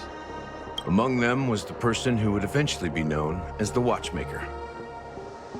But if you do the math, doesn't that mean the Watchmaker was around for several centuries? I'm not sure, but Mikhail was already the Watchmaker when I met him, so maybe he inherited the title. How old are you now, Mr. Officer? I'm 13. No way. Not even... Hanunu freed the frontier prison, but peace still eluded him. With limited resources, threats from the outside world, and internal conflicts between major prison districts, the future of Asdana was uncertain. It wasn't until the Watchmaker approached the family with the idea of turning the prison into the planet of festivities that Penacony finally gained its name and glory. Thus, he became known as the Father of Penacony. But didn't you say the Watchmaker betrayed the family? And you said you were his companion, so that means you... No, I'm not his companion, but rather one of his many children. But I am indeed a traitor. Not to the family, but to Mikhail. What did you do? I did nothing. And that's the worst betrayal of all. Just like you, I had close companions. We dedicated ourselves to Penacony. But the Oak family, they set us up. Mikhail was too old to protect his children anymore. So we left the family to find our own path. We were branded traitors of the Harmony, even though the true traitors were someone else. While they continue to praise the Watchmaker's name in the world, behind closed doors, they condemn him on a pillar of shame. Nevertheless, we wanted to clear his name. We intended to find the real traitor, the one responsible for all this, and restore harmony to Penacony. But we failed. Too much time had passed, and the land of the dreams had become deeply corrupted. After countless fruitless pursuits, I gave up. Like a lost dog. The family accepted me and made me an officer, supposedly as a form of forgiveness. But it was actually a punishment. Since then, I've been completely cut off from my partners and my past. As for Mikhail, I heard he died in obscurity, in a place where no one could find him. That's when I realized that the Penacony I once knew would never return. We're truly sorry for what happened. But this is not the end of the story, right? Apparently, someone has inherited the title of the Watchmaker and has been secretly working against the family all this time. Well, that's one way to look at it. However, only one member has truly inherited the Watchmaker's title. Unfortunately, after all these years, I have no idea who that person is, or if they're even real. Or just Mikhail's lost soul haunting the dreams. So, do you understand why I'm spilling all this info? Because I believe the girl's death must be connected to the Watchmaker's legacy. And at the end of all these mysteries, we will find the answers we are seeking. If it really is Mikhail's ghost, I want to meet him. If only for the last time. For those who despise me could form a line from here all the way to the entrance of the hotel. But those willing to look me in the eye and hear me out? Let's just say, there won't be many. I've told you all I know is a sign of gratitude. Thank you for listening to this old dog. Bark and all. Something just happened at the theme park. Now if you'll excuse me, good luck to all of you. How ironic. What's so different between the stowaways projected by Penacony today and the dream seekers once hailed as pioneers several amber eras ago? Gallagher does have a troubled past, it seems. While Firefly's whereabouts remain a mystery, his stories shed light on our suspicions about the true identity of the Watchmaker, his connection to the family, and the power struggles hidden behind sweet dreams and death. Exactly. Gallagher suggests that the real traitor is someone else, probably within the Oak family. That lines up with what we've gathered so far. Firefly got involved in this mess because of the legacy, and now we're sure that Aventurine's accusations against Acheron are baseless. You're really into Clocky, huh? He's just a fictional character, not a real person. Speaking of which, that Clocky who only reveals himself to you is quite intriguing. It's a shame we've never met him since then. Now that we've confirmed a lot of our suspicions, let's take a moment to think about the clues we have. Send a message to Welt and see how things are going on his end.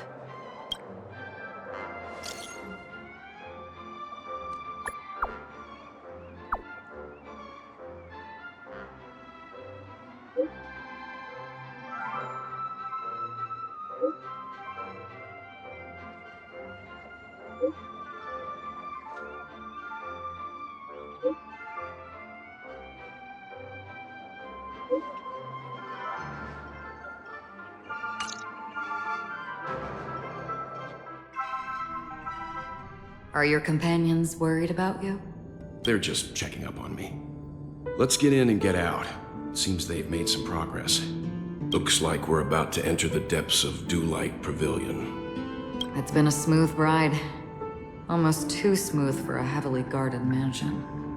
Let's see if there's anyone waiting to greet us.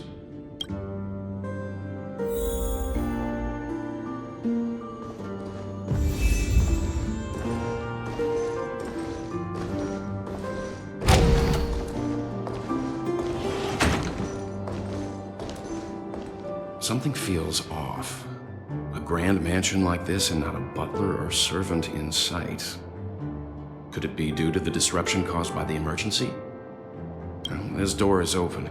Looks like we'll have to investigate ourselves. Let's proceed with caution. Just one moment.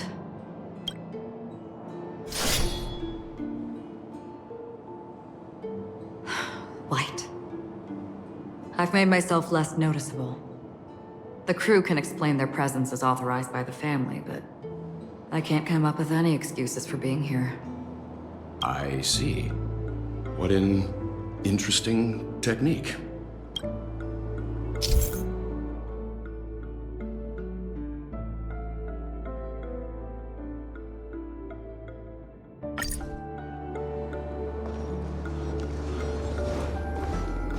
Scream 4.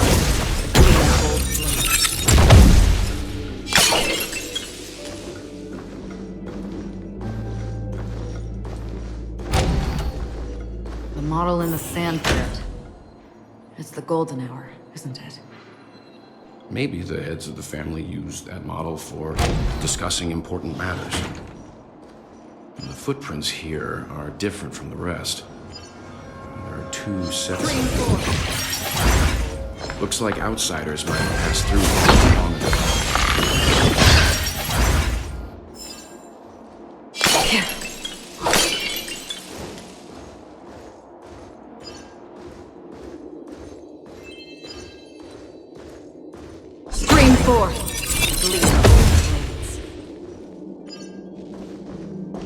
While there aren't any people in this mansion, they've set up quite a few mimetic guards to patrol this place. Do we still have the upper hand? Let's play for a while. Another journey begins. Still waters of oblivion. Bad luck.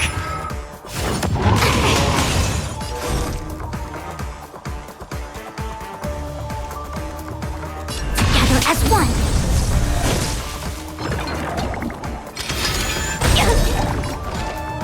Ready for another? I weep for the departed. It too shall fall.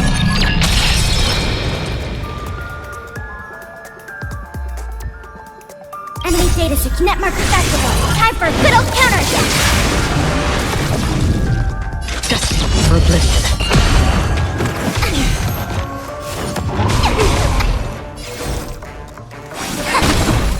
Did that hurt? Feeling spiffy? Can you find the answer? Still waters of oblivion. I'll go easy this time. Converge and awaken. Free will destined for oblivion. I weep for the departed. It too shall fall. Look, it dropped something. A note. Looks like instructions from the butler for the other servants. Seems like the mansion's entire workforce were assigned other tasks before Robin's death.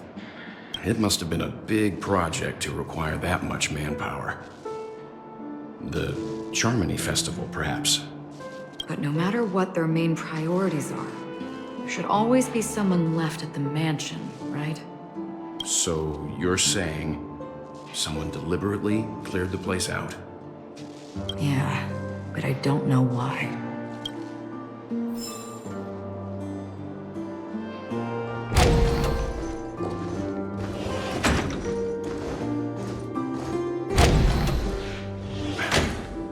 No one here either.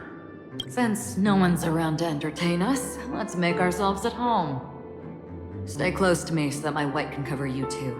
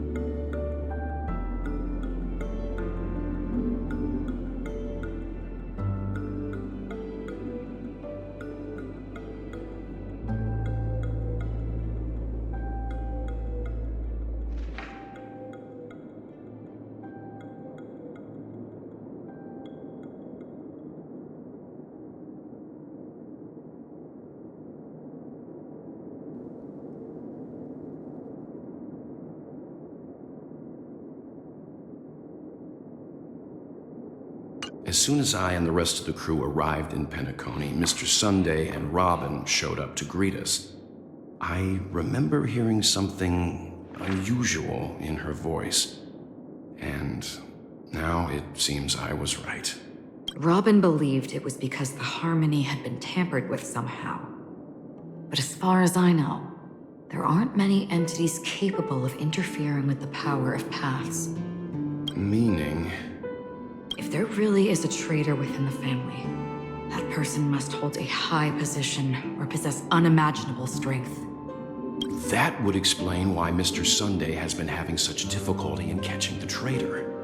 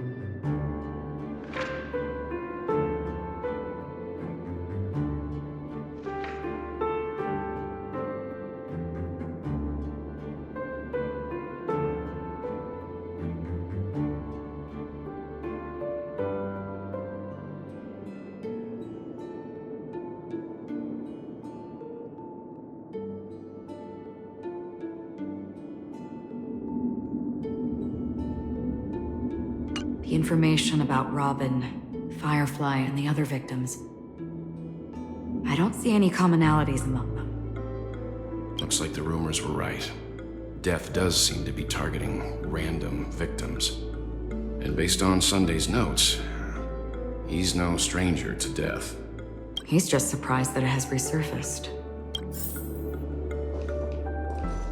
This light cone is securely guarded. It must hold some important memories. According to Robin's interview, despite having performed on so many grand stages, her favorite performance was a pretend show she put on with her brother when they were just kids. I wonder how their relationship is now. Growing up brings gains, but also losses. Yeah, time has a way of smoothing things out. The beautiful dreams of youth will eventually fade away.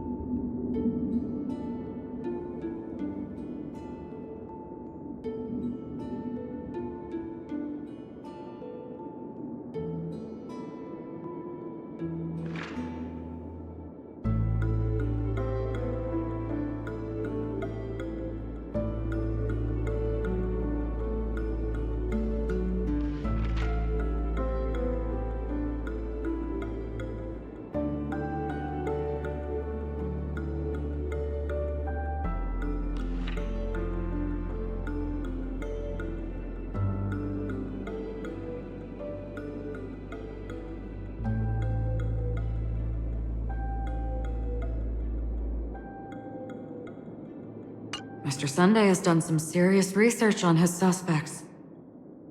This traitor must have been causing trouble for the family for a long time. They all seem to be insiders, but I haven't met any of them. Huh? Wait, these characteristics. What is it? No, nothing. Maybe I'm just overthinking things. However, if this traitor really exists, could they be responsible for Firefly and Robin's deaths? Perhaps that's why Sunday is taking this matter so seriously.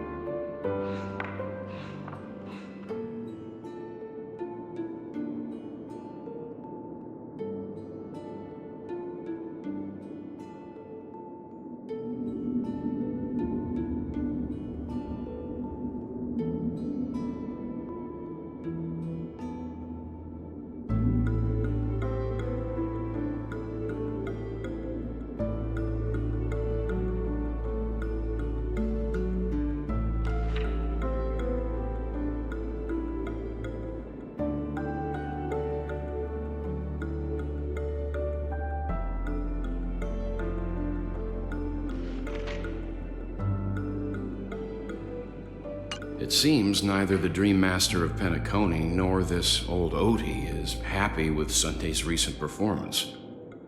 They don't seem to care much about death. Instead, they're more concerned about the Charmony Festival and the Watchmaker. Maybe the other family heads don't think death is a big deal. One thing's for sure. There's a lot of internal conflict within the family, and everybody has their own agenda. That's all for now. Nothing more noteworthy. Before coming here, I had all sorts of scenarios in my head about dealing with the family.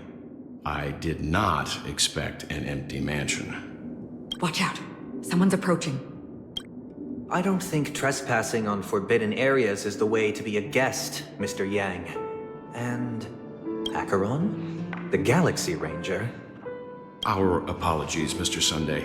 Nobody came to greet us, so we entered without permission. I hope you can forgive us. But even if there's no one to greet you, you should wait for the host.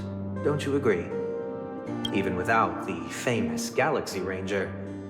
As far as I know, the crew has officially accepted the family's commission, so coming here will be unnecessary for you. On the contrary, that's exactly why we're here, to ask you about the case and gather more information. We don't want any loose ends. Well, since you've come with goodwill, I have no reason to show you the door. Rest assured, he hasn't figured out that we went through those documents. While the truth remains a mystery, I'm getting close to it. I assure you that the traitor will soon pay the price. Let's hope justice will prevail soon. I have a question for you, if you don't mind. How did the family come to the conclusion that the murderer was within the family? With all due respect, it's in the IPC's interest to wreak havoc before the Charmony Festival, and the family has every reason to suspect the IPC's involvement. Well, other family heads share the same suspicions as you, but in my opinion, the true murderer would never have drawn as much attention as that ambassador did. Not to mention, I personally shackled him a while ago. However, I'll give you a suggestion regarding your suspicions, Mr. Yang. You should be more cautious of Aventurine. While the wicked can't break through high walls, they can plunge their evil dagger into the heart of the righteous. He's a businessman, not some philanthropist. But right now, he's out there handing out his wealth on the streets. And he went to the Clock Studios theme park all by himself. Who knows what kind of scheme he's cooking up? While the family is dedicated to keeping our guests safe, it might be wise for you to stay alert. You never know what unexpected troubles could arise.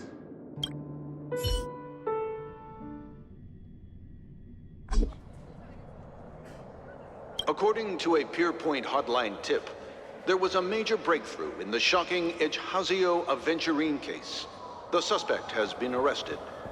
This fraud case has been linked to many departments within the Interastral Peace Corporation and the Intelligentsia Guild, causing a large drain in manpower and resources, resulting in the IPC taking a massive loss. The case's main suspect originates from Sigonia 4 and is one of the survivors of the second Kataka Abjin extinction event, who does not carry an interstellar refugee travel permit. As per Strategic Investment Department Head Diamond's sentiments, the IPC has appropriately relocated the suspect in the spirit of the Charter and will continue to conduct further investigations as to the motive of the suspect. What pretty eyes. Tell me, do they shine in the dark? Well, if they did, I'd sell them in a heartbeat. You don't know how many people long for your eyes to be closed forever. As a servant, you should not resist your master. Yet, you went and killed that man anyway. No lawyer has the audacity to defend you. Perhaps you ought to represent yourself. Not difficult, but definitely pointless. You're pretty confident on your eloquence. Did you also think that when you lied to the Intelligentsia Guild? Ask and you shall receive. You wanted the perfect construction material. All I did was offer a possibility. It was just a small wager. If your luck holds out, the IPC will dig something up from the golden sands of Ejihazo. Maybe even the Sand King's remains. Pity your luck has run out. I'll admit that. What I'm more curious about, though, is why such a grand scheme failed to benefit anyone in the end, including the perpetrator himself. Madam, I already have what I want. To be brought before you for the next high-stakes gamble. Then let's talk about the second gamble.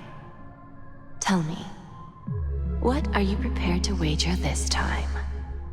My life. I bet you won't send me to the gallows. What do you want, then? I want your Lenore to meet with me. I have something to say. And then what? I want cash. It can't be that simple, can it? It is that simple. 30 tanbas. The remainder of my market value. 30 tanbas. No more, no less. With this money, I'll climb to even greater heights than you. Grasp even more riches than you. I wager you won't give me this chance. Which is why you should call him here. Interesting. A pity Diamond won't see you.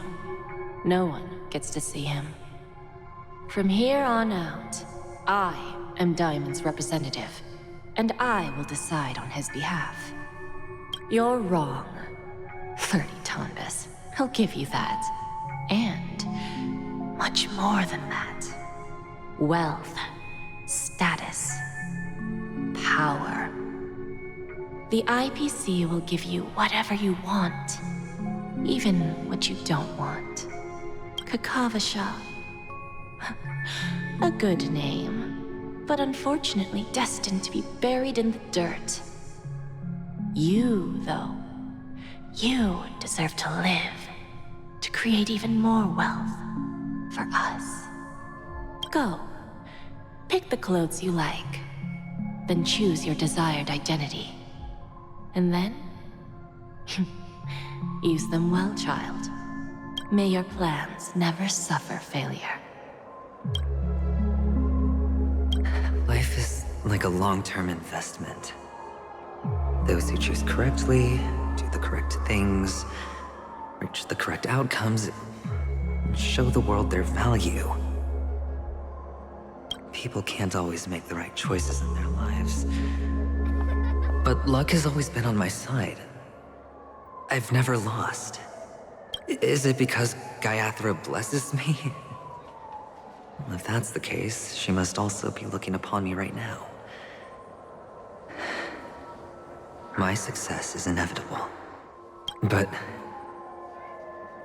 what then? Even if I overcome this difficult trial, what would come next? What awaits me after this glorious gamble? An even more glorious one? Will I return triumphant with unending riches after countless successes, or will I encounter failure, never to return?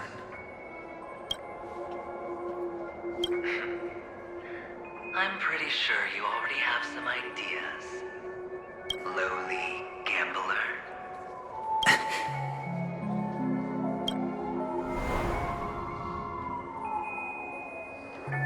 What? What?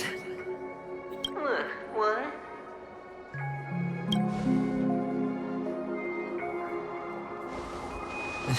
Am I dreaming, or have I gone completely insane? Perhaps both. Forgotten me already? When you were strapped to that electric chair by a mannequin warlords, who was it that gave you the idea? Fine. I may be crazy, but I'm not stupid. Get out of my head, newborn of the Harmony. The Harmony? Oh, don't play the fool. It's not the first time we've met.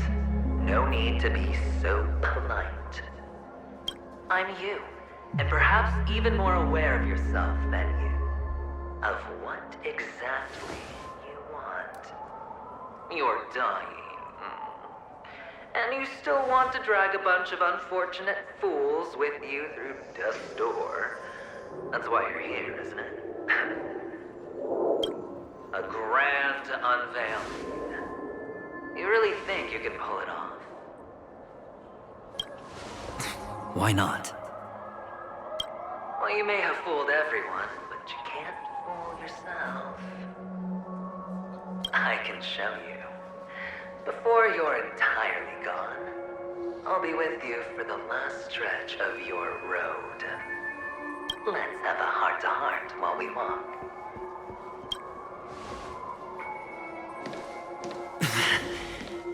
What exactly are you? Most people in this world spend their entire lives just to reach one outcome. And I am that outcome. Kakavasha, I am your future. First, I'm hearing things, and now I'm seeing them. Great.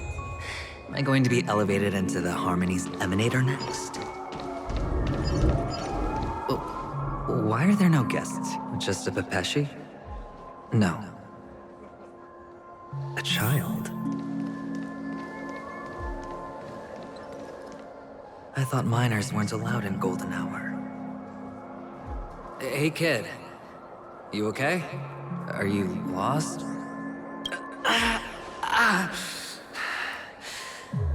What's wrong, mister? You don't look well.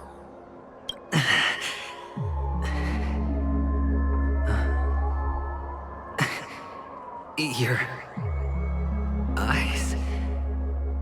Impossible. Who are you? They're pretty, aren't they? Sis said they're a gift from Mama Funga. Colorful eyes are said to bring good luck. Mister, you have pretty eyes too. Beautiful. Are you alone? Where are your parents? They're in that amusement park. Papa and Mama went in first. I'm just about to go look for them. I have to go. Goodbye, mister. Hope you have a good time, too. Those eyes. And Mama Funga. No, it can't. There aren't any Avgens left.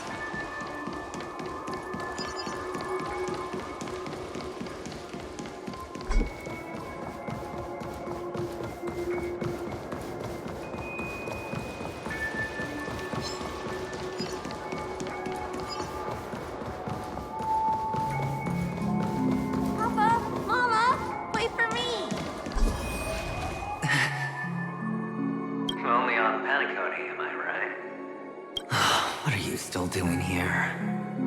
Well, you've known all along. The family truly showed leniency to everyone who came seeking help. Why would there be a need for such high walls and deep moats?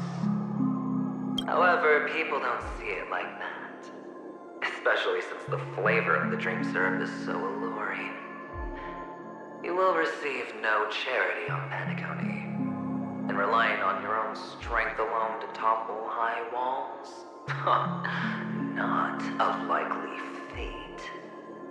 Which is why, once you step into the hotel, you remove your high hat and beg everyone you come across for help. Like a hyena scavenging for scraps in the desert. Because you know that opportunities are fleeting. Well, when you put it like that, even Ratio's a teeny peacock analogy sounds pleasant. Well, you know how rare it is for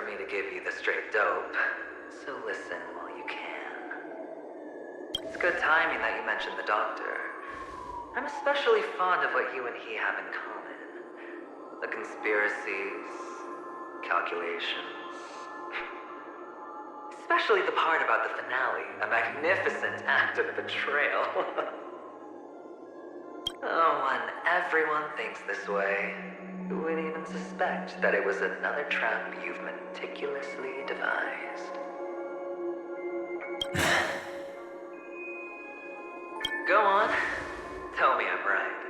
You know who you really are, Mr. Cavalier Gambler. Uptight, overcautious, massive inferiority complex. You want so much, and you're still so afraid of losing. They only see your big bets, your bravado, the full house, the straight flush. They don't know the other hand is below the table, clutching your chips for dear life. It's a heck of an act. No wonder the tavern sent you an invite. You're a natural kid. You don't stop at fooling the audience, you fool yourself too. Well, the best way to prevent others from seeing your true colors is first being able to fool yourself. Of course. I know you all too well. But it's strange. Why did you decline that invitation? You had the chance to embrace elation. Was that not what you most wanted? But you chose the IPC instead. For the preservation? I doubt it. Do you even have anything in common with the preservation? Oh, I thought you knew. Didn't you say you had me pegged? We're done. Either stop talking or disappear from my sight. That's fine. But who exactly is about to disappear here? Well, it's not going to be me, anyway.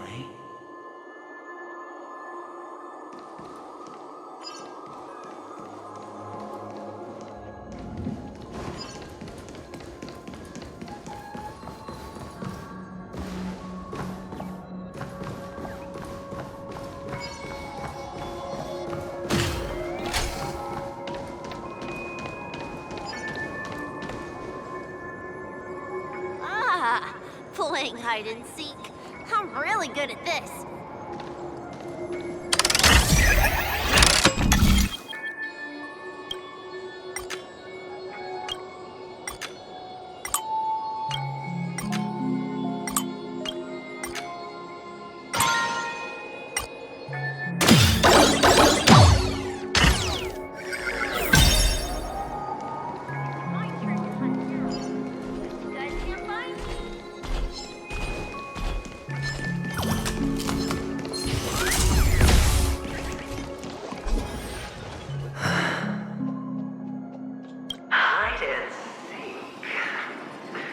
What sweet childhood memories.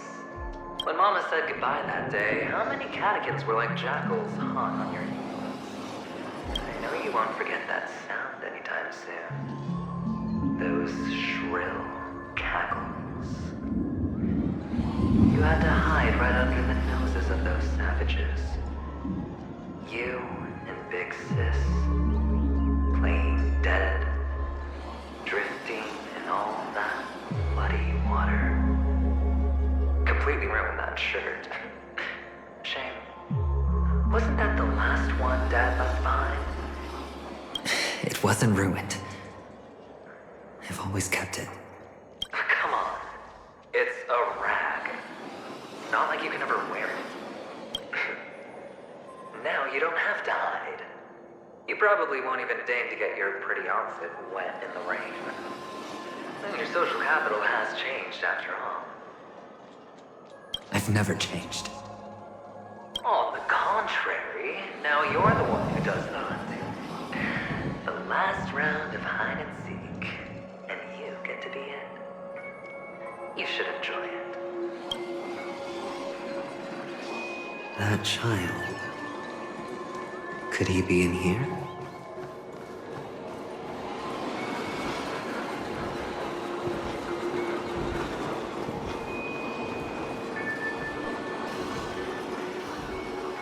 is this?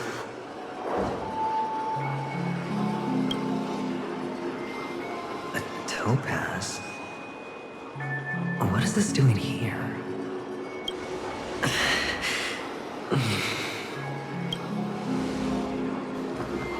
What? Does your cornerstone wrench out your heart, son? I was merely curious at why it was here. Maybe that winged guy put it here. To tell you. Just to make you realize that your painstakingly arranged magic show is nothing but a death rattle. The cornerstone's hue is the same as the radiance of Clipot's body. I've gotta give it to you. I've heard a lot of baloney, but that lie deserves a prize for sheer nerve.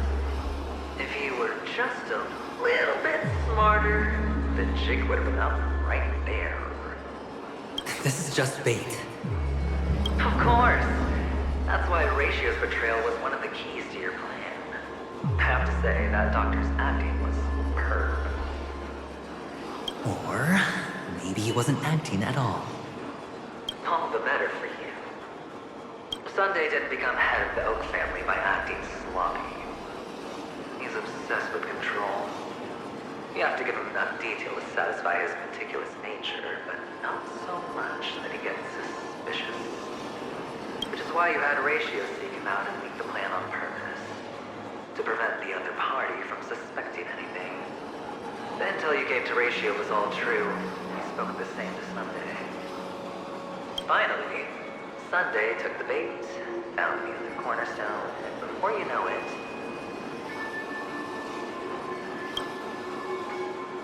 everyone's distracted enough for you to steal the third stone right out from under them. Why don't you stop rummaging through my mind? Your mind. It's our mind. You're me, and I'm you. We're the same. The best way to prevent others from seeing your true colors is to first be able to fool yourself. Really? You can't even fool yourself. You just got lucky this time. This is the other cornerstone in Sunday's hands. Rather beautiful green. Just like you. Smooth. Cunning. Tell me, what's its name? Why are you even asking me? Must I do all the work? Aventurine is the stone of luck and trickery. That's what you said when you received the stone, wasn't it? This type of stone isn't rare, but its hue is very similar to a certain gem. In fact, it's often used as a substitute. And that more precious gem is... Jade. Even Sunday can't tell the difference. Well, looks like Jade can be substituted for aventurine, too. Sauce for the goose. Aventurine, topaz, jade. Really, 3 cornerstones who, for a measly penny, offered their everything. Oh, you're even more united than the family. As I've said before, 3 chips are sufficient. All or nothing. But will it be the former or the latter? We'll find out soon enough. So, where's the real aventurine stone? Take it out. Let's have a look. Suddenly you don't know where it is? I just want to hear you say it. After all, it really does resemble its owner. As you wish, then. They never went anywhere. They're right where they belong. Piled up with these cheap baubles. You smashed the aventurine stone before you left? Oh, just look at it. Shattered. Just like your life. Poor thing. illustration. I take it back. This thing is far more precious than your life. You're absolutely clear about the consequences of doing this. Blasphemy against Klippov's body. You think the IPC will let you get off scot-free? Well, Diamond has always been all about results. As long as I can create value far beyond the cost, the ends justify the means. How else would the family be fooled if there was no price to pay? It doesn't matter. Even smashed to smithereens, the preservation's cornerstone can still be used. Its effect may be greatly diminished, but it's enough for me. Now I'm really curious. Why does every step you take involve reckless risks, and the choices you prepare for yourself always come with a strong impulse for self-destruction? Do you truly believe that the greater the risk, the greater the rewards? I wouldn't have guessed you'd be so loyal to the IPC. There is so much you don't see. Which is also why you'll never see how I'll win it all. That is, if you can do what it takes. We'll just have to wait and see then. The cornerstone is gone. Another illusion of the harmony. Oh?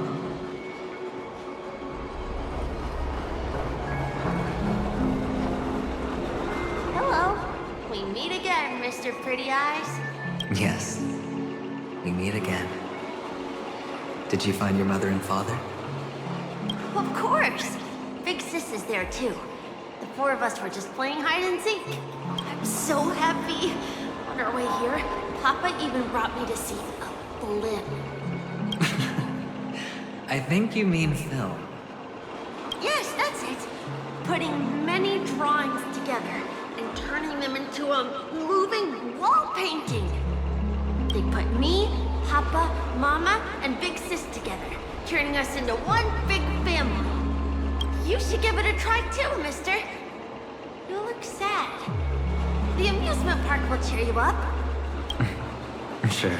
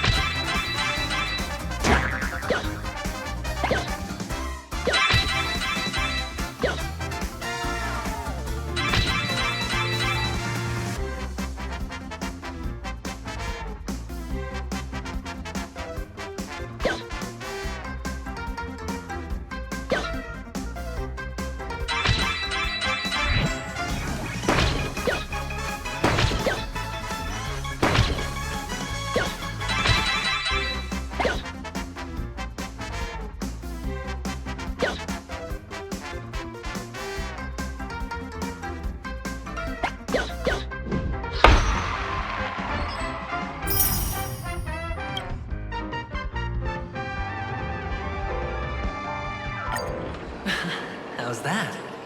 Not a bad score, eh? Boring.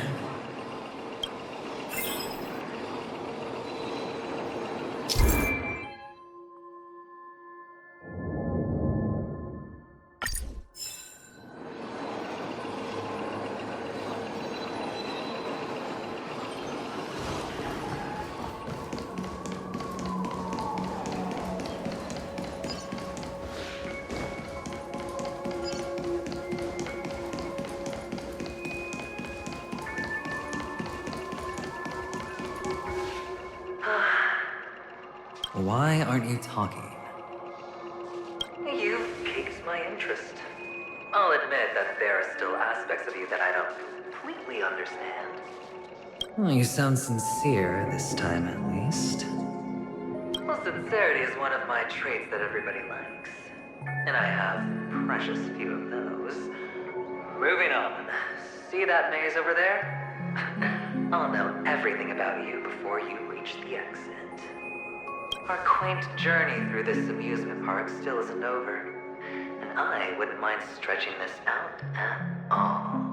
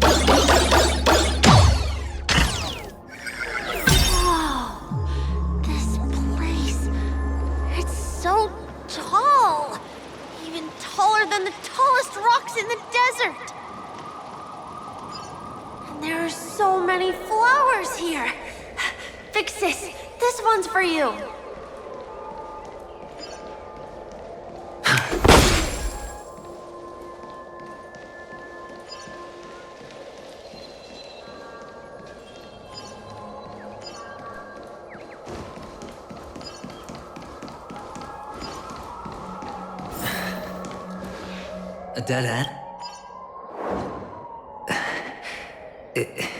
Is this? Oh, what's on your mind? It's got nothing to do with you. Do you need a hint? These are manacles on you. That man gave you your first job. You made your first pot of gold. I remember it all too well. You wrapped that iron chain around your fist, for that is the only tool you could find. Then, in that maze, you... Shut up! Oh, you don't wish to face your past? Unwilling to admit that your life is worth only 60 tamas? Well, from what I see, you refuse to confront it, because it only proves your weakness. How could a weak person take such daring risks? That's right. You love the thrill of danger, but you refuse to let go of meaningless sentiments. Even in this beautiful dream, the only thing you dare allow yourself is death. In your hands, those who follow you could have become joker cards. They're far more useful that way. It's not like this is the only place the family ever cut corners. Could have had tons of action if you weren't so all or nothing. All it takes is a meager sacrifice. I bet Opal would have resolved this without a fuss. A pity you're not him. Well, you wouldn't be in this state if you could just get with the program. And why couldn't you? Out of professional integrity. Those techniques you mentioned are highly efficient, but it's not that I don't know about them. It's more like I couldn't care less. Get it?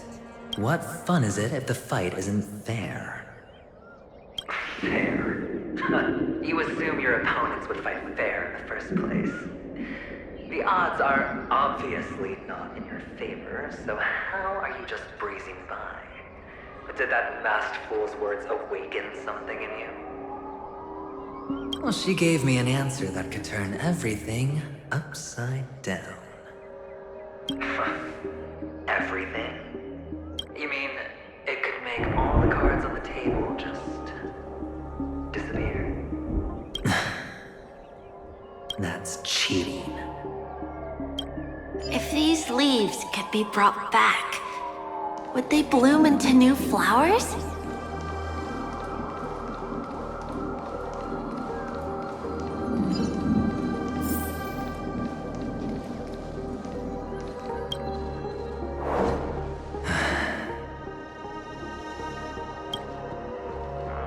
Your expression right now is hard to put into words.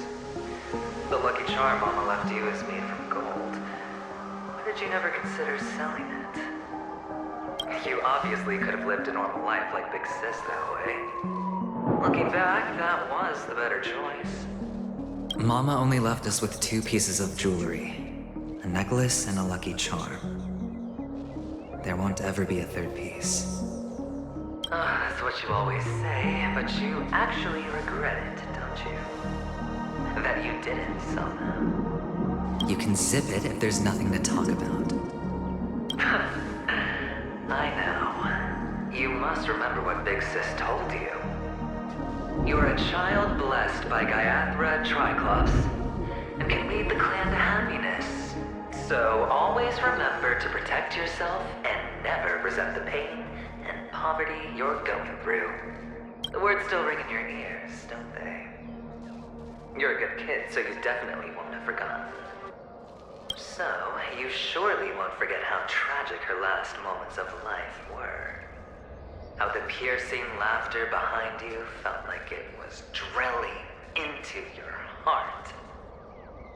You ran away without looking back, just as she told you to. Tisk, tisk. A lifelong regret, indeed. Enough! Do you not have anything better to talk about? Oh, shut me down like a champ! Well, I guess when it comes to mind games, this isn't exactly your first rodeo. I think I finally get you. And woo! You are nuts! In the end, I'll ruin this beautiful dream and create the grandest death. Well, you stuck to that start to finish. Think about it. There's a Stellaron in play, the fabulous Robin loses her voice, 2 unsolved murders, cryptic messages from a masked fool, and a chance to go head-to-head with Sunday himself. The only thing to pique your interest is one word. The last word. A word that's right there at your fingertips. Death. But whose exactly? We'll know when the dice falls. All right then. Reserve a seat for me in the audience. I'm curious to see just how capable you are. Still, you never answered my question. If you could start over, would you still want to be the child who received Gaiathra's blessing?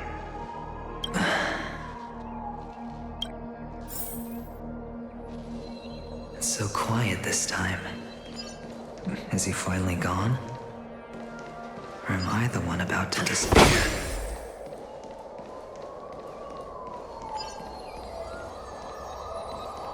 Finally, made it out of this place.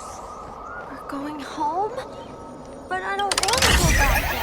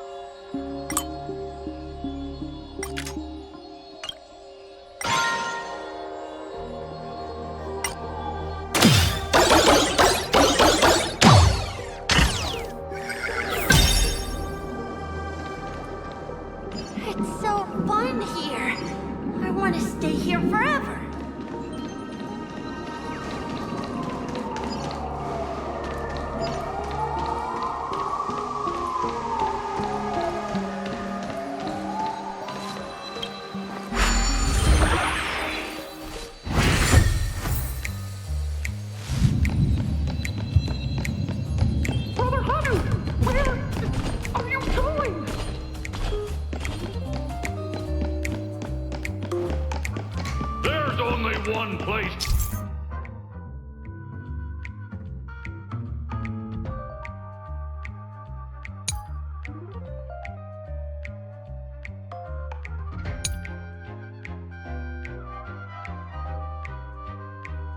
He can be going, whether it's in the past, present, Or you.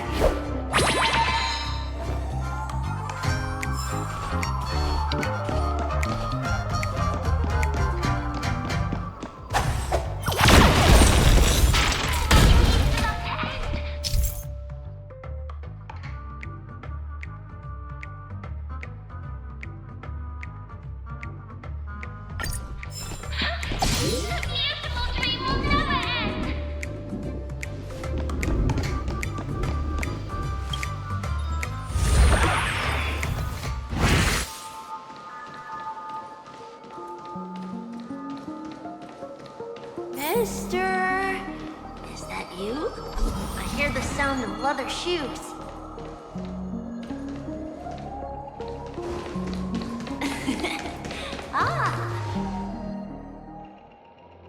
I don't know why, mister, but you always give me a special feeling that makes me more curious about you. It's sad that I can't get to know you more. We have to say goodbye. Did you have fun? You're going back? Yes. I should go home. The day's getting dark, and it's going to rain. I don't want to worry the others. You're home. Where is it? What a strange question. It's where Papa, Mama, and Big Sis are. In this dream.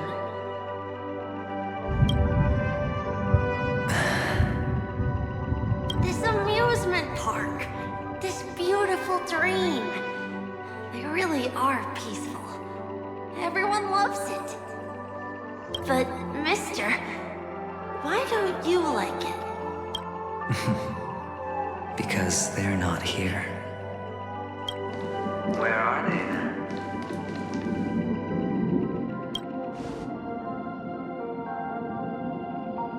I don't know. You do know. But there's no point pressing the issue.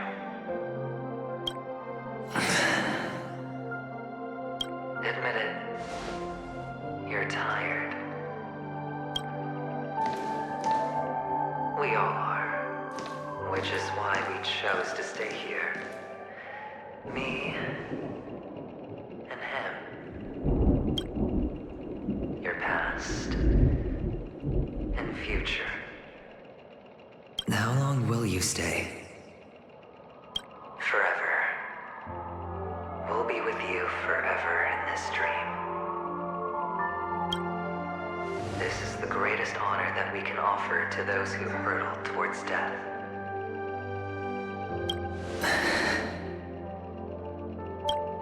The road less traveled is less traveled for a reason. But you've never gone in any other direction. Your own life is the chip you're most eager to lay down. Always has been. You don't care who the real murderer is, and the Watchmaker's so-called legacy couldn't be more boring. What you want, what you need, is to be the smooth operator, the solid gold deal maker who doesn't waste a drop of sweat, even when he's up to his neck in danger, deep inside family territory. You want to be polished up, cuffed with red-hot chains, and spotlit center stage. You'll be the closing act, the final sacrifice. I can do it. And it will be flawless. Of course you can. Your luck will help you at the right time. Stellaron and an emanator. It's that simple now. That way, the IBC will earn a place at the table. And as for you, you'll just happen to slip the leash, sweep the rat race, extract yourself from this endless debacle. You'll have the freedom you've always dreamed of. This isn't the first time. You've been an escape artist from day one. This fiasco started with a death, and its curtains will fall on another death. Oh. So that's why Diamond chose you. He's just after Panaconi. No matter the means, no matter the price. It's not personal. It's hard, isn't it? Well, don't get soft on me now. What, did you suddenly grow a conscience? Hey, I was born from yourself. I'm well aware that climbing out of the hole you've dug is basically impossible. I can't stop you from doing what you want. I can't change where you want to go. Well, what's done can't be undone. All we can do is play the cards we're dealt and rake in as much time as possible. Yes. Alas, people won't make all the right choices in their lifetime. Though luck always seems like it's on your side. You will keep winning, having never lost before, but why you? Why must it be you? If all your luck is built on the pain of someone you love, on the loss of dozens more, if these windfalls, these jackpots, aren't a gift from Gaiathra, if all they are is a long string of meaningless deaths, then what did we do to deserve living in a world like that?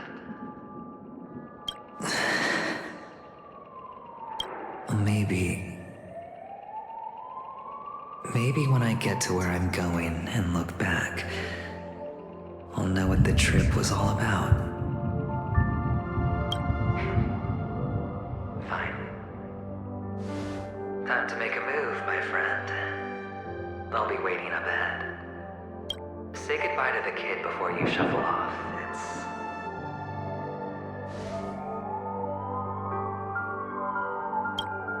It's best to die without regrets.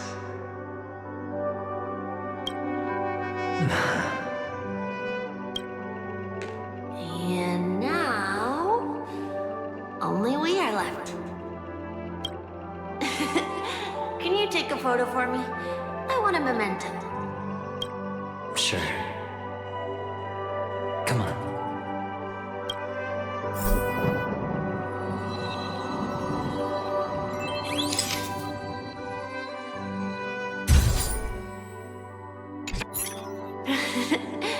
How nice. Now I can see what I look like too. Look at the lens when you're taking a photo the next time. Your expression will look more natural. Sure, I will. Then, mister, are you going back too? I can't leave yet. I still have a show to do. Oh, you're about to go on stage, aren't you? Let's go then. I'll take you to the stage. Sure. So you're an actor? No wonder your clothes are so stylish.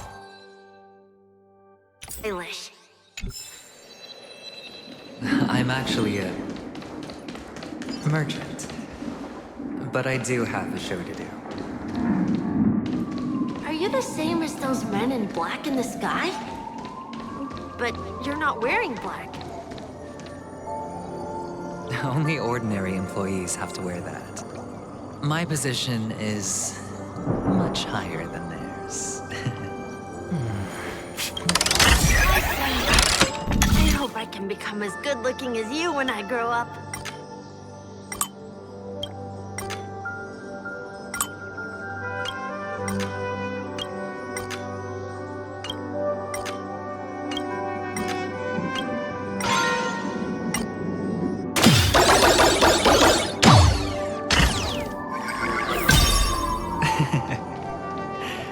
Of course you can. You'll be better and stronger than me.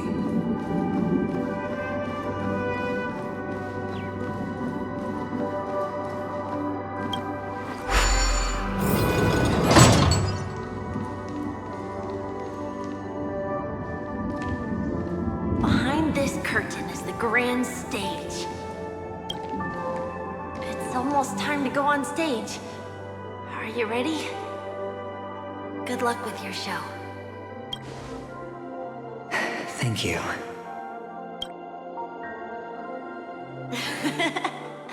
You still seem pretty nervous. Let's put our palms together. If you receive Gaiathra's blessing, you'll feel more relaxed. Putting our palms together is a simple ritual. By putting our palms together and reciting the prayer to Mama Funga, she will bless us. If you're not familiar, I can guide you. It's all right. I know how to do it. Of course I know. This is where we go our own way, Kakavasha. The catechins are coming. Why? The catechins have already taken all our money, food, and they killed our parents. What more do they want? Catechins are bloodthirsty, cruel, and insatiably greedy. They want everything only to end up with nothing. This is a trick, an act of revenge. Remember? Today is the day of the Kakava, and also your birthday. They know the Abjin will surely hold a festival today. With the aid of this rain, they will come to destroy our wagons and take everything they want. Little do the Catechins know, this time, we will fight back. The men in black that descend from the skies are on our side. The Catechins stand no chance against them, and will surely pay for their arrogance. Without this rain, the Catechins would never take action, and we would not have the chance to turn the tide. This is a gift from Gaiathra, and you are Kakavasha, whose good fortune will bless your sister with success. But people will die, and you will be in danger. How is that good fortune? Why are you all doing this? The Avgin always return their blood debts. Gaiathra calls for me, but Papa and Mama are waiting for me. I must answer the call. She will bless you with good fortune and help you survive. As long as you are alive, the blood of the Avgin will never run dry. So run, Kakavasha. Do not be afraid. And do not look back. Go to the other side of the mountain. The rain will accompany you, and the rain will bless you. As for us, we will reunite in Kakava's next aurora. May the goddess Gaiathra close her eyes 3 times. Keep your blood eternally pulsing. Let your journey be forever peaceful, and your schemes forever concealed. Farewell, Kakavasha. Newsflash from the Inter-Astral Peace broadcast. The IPC Marketing Development Department spokesperson confirms that a small-scale rebellion has broken out in the unclaimed region of Sigonia. The situation is now under control. The insurgents are from a local clan known as Kataka, which has a long history of disdain towards the IPC. This has caused a serious negative impact to the work of the IPC's Marketing Development Department. The clan launched a massive attack on the Abjin, who were under the protection of the IPC, resulting in 6,728 deaths and 3,452 missing. The casualties are currently under the care of the frontline trauma team. The spokesperson expresses his deepest condolences for this devastating humanitarian disaster. At the same time, delivering an important message on this matter to all interplanetary citizens. Finally, he proclaims, the hammer of preservation will fall on all beings, regardless of life or death, regardless of race, regardless of ideology, to uphold the basic rights we inherently possess.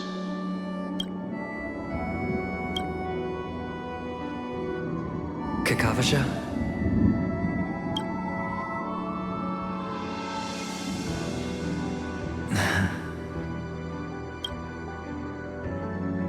Bye.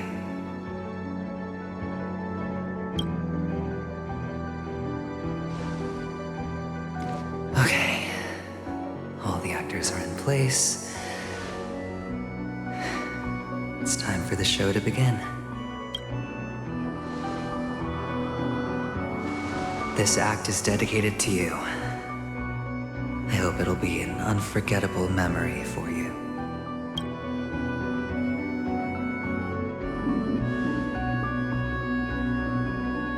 Kakavasha. By the way, before you go, I have a personal question. Do you truly want to destroy the world with your own hands? Let's assume, just assuming now, that every time I roll the dice, there's a possibility of achieving this particular outcome. Then I would be quite happy to make that wager.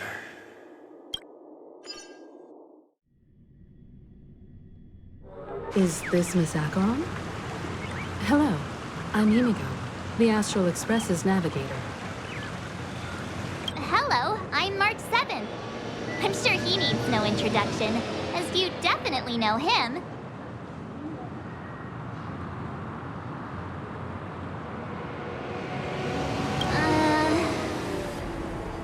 Hello?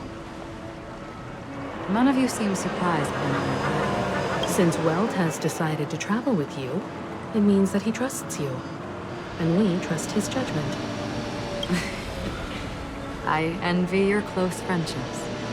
Miss Acheron here doesn't present a danger, and she's of no threat to the Astral Express. Aventurine's prior accusation was based on nothing more than his own subjectivity. Which is why, before we continue working together, he has a duty to explain himself. You want to create a situation where all three parties are present? There must be some deeper meaning behind Aventurine's actions. I suspect he's been aware of Penacony's secret from the beginning, and has been continuously strategizing to unveil it. In that sense, the Astral Express's role in his plans would be imperative. In the worst-case scenario, he may use us to do something unexpected. Assuming things do escalate to that stage, having an extra ally is a good insurance policy. Penacony has numerous factions, and the state of affairs is significantly more intricate than that of Belobog and the Xianzhou.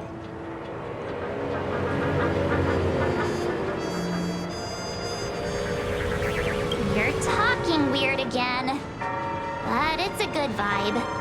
No matter what, we can't ignore the safety of Penacony. To solve the mystery of the Watchmaker, it is crucial to get the IPC's intel. The path ahead is fraught with danger. But what's trailblazing without a little danger? Sounds like we've reached a consensus. Now, Miss Acheron? I will accompany you, of course. Let's move out then! But where do we start looking for him? No need to rush. If he truly has laid a trap, he will definitely use every means to lure us in. Ladies and gentlemen, the most wondrous, most magnificent show in Penacony's history is about to begin. The IPC cordially invites everyone to Club Studio's theme park. Look. Should both the performers and spectators fail to arrive, won't all of Aventurine's plans be for nothing? Let's get going, everyone. The hour of trailblazing is upon us.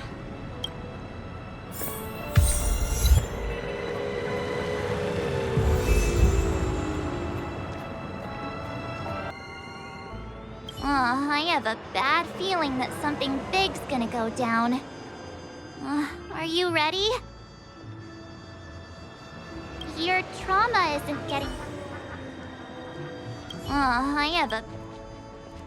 Let's waste no time and head to the theme park then. Mr. Yang.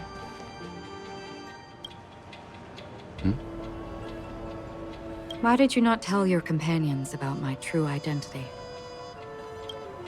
It's just like you said, an inability rather than an unwillingness. Plus, it's a long story, not something that can be summed up in a few words. But I chose to believe you, and my trust in you stems more from my own personal judgment. I also believe that if it were their choice to make, they would make the same one. Thank you. I'm grateful. To reciprocate, in the upcoming confrontation, if the odds aren't in the Astral Express's favor, I will stand with you, if my meager strength is required.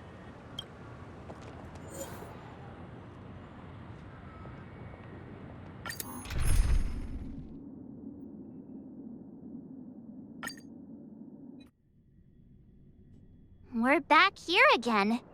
Aventurine actually chose a really conspicuous location. That guy's really taking it to a whole new level. Does he really think he's a superstar or something? Not a soul in sight. The hounds drove out the visitors, and now their whereabouts are unknown too. Everyone, pay attention. The other party has obviously come prepared.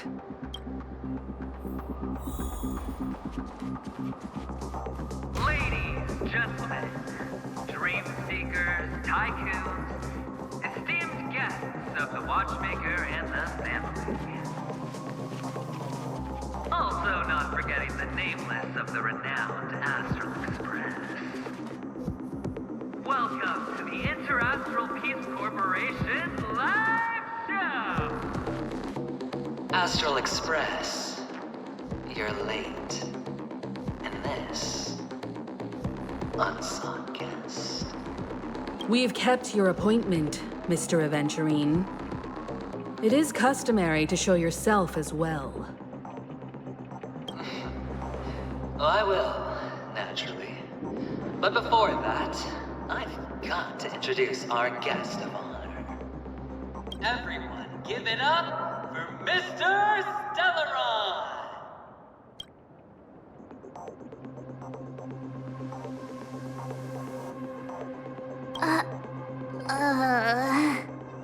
Let me remind you that in all likelihood, this stage and his identity have nothing to do with the wanted murderer. Oh, no, they do. Of course they do. Otherwise, why would I work so hard to gain your trust and then invite you all here? Because he's the only one who saw all 3 homicides. He is the key to proving that the family's death that does not exist in Dream's promise is nothing but a sham! 3 homicides? That's right, madam. The 3rd one is about to happen right now, right here, in Clock Studios theme park. A truly grand death. You,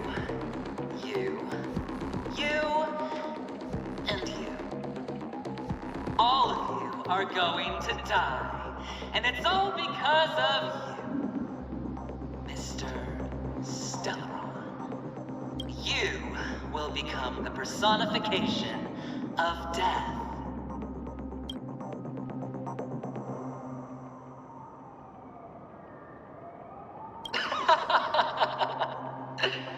I thought my intent was crystal clear. Let me be a little clearer. I will detonate the Stellaron in you and cause a teeny, tiny accident on Penacony. BAM!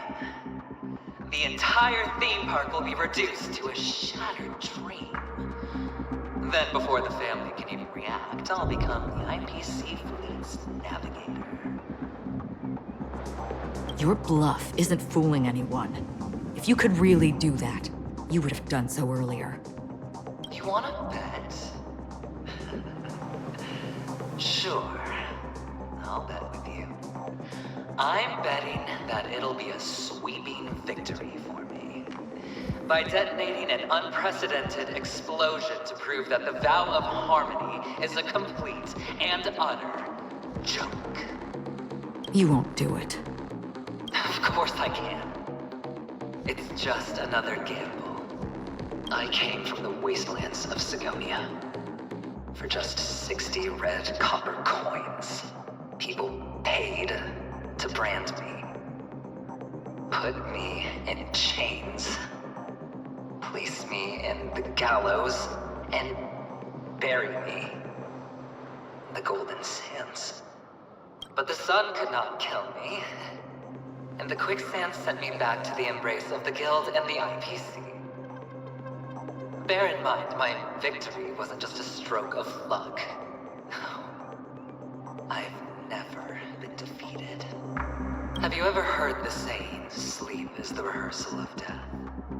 Why do the living sleep? Oh, because we are not ready for the final rest. Every night is practice for the end. You and I are escaping into our dreams for fear of death at this very moment. And death will surface in our dreams. Friends, the game has commenced, and you cannot choose to decline. Nor do you have any reason or grounds to! The dice are cast. Ladies and gentlemen, ready to unveil your cards? The architect's flawed stone. Of no value at all. I'm putting down the bet. I'm taking the gamble. I'm claiming the win. Oh, and fate spin the wheel. A daring gamble. Walking the brink of death for rebirth. Oh. For the Ember Lord! All right. Let's see who has the last laugh. Let the game begin!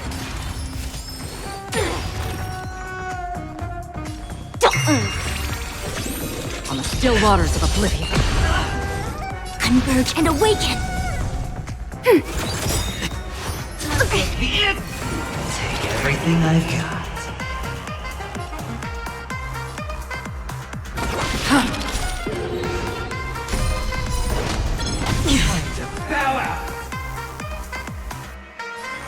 Feeling spiffy? A quick divination. Can you find the answer?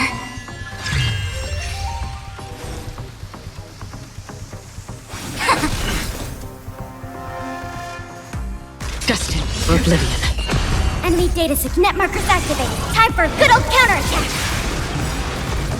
I weep for the departed. It too shall fall. Ready for another? Again? Final play coming down from above.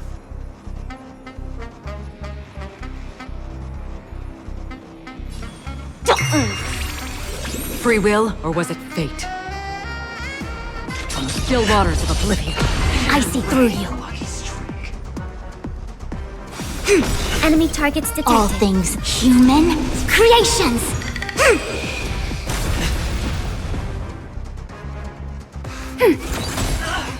Did that hurt?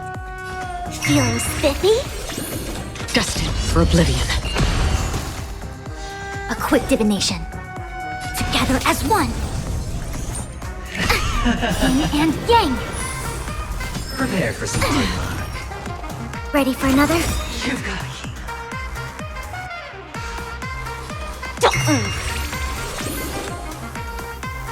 On the still waters of oblivion. I weep for the departed. It too shall fall.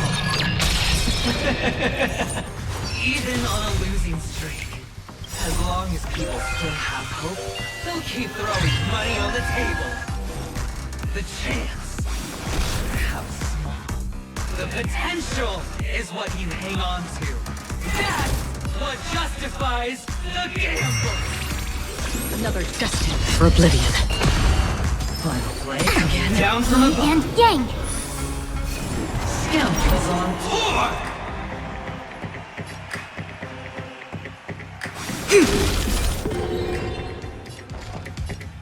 Ready for another? Enemy data secured. Net markers activated. Time for a good old counterattack!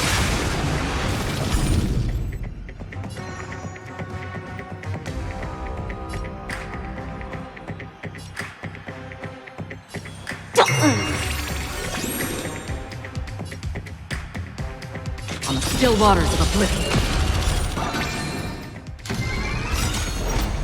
It's all or nothing! No matter. Enemy data secured. Net markers activated. Time for a good old counterattack! I weep for the departed. It too shall fall. No matter. Fancy this one! Let's play. Can you find the answer? All things human creations!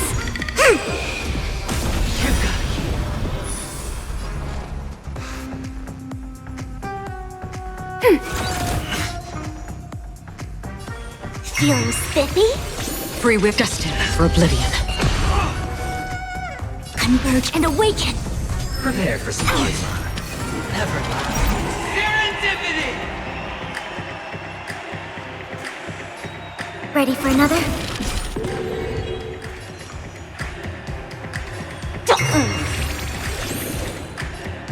On the still waters of oblivion.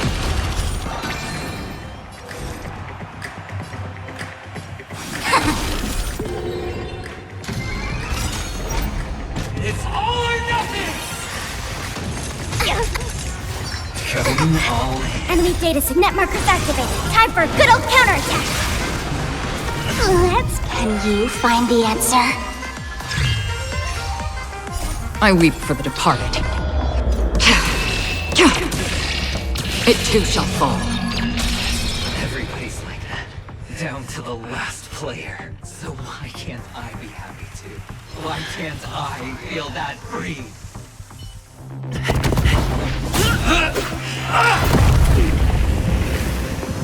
Always hide your ace with a straight face. I'm starting to get a little impatient with you all.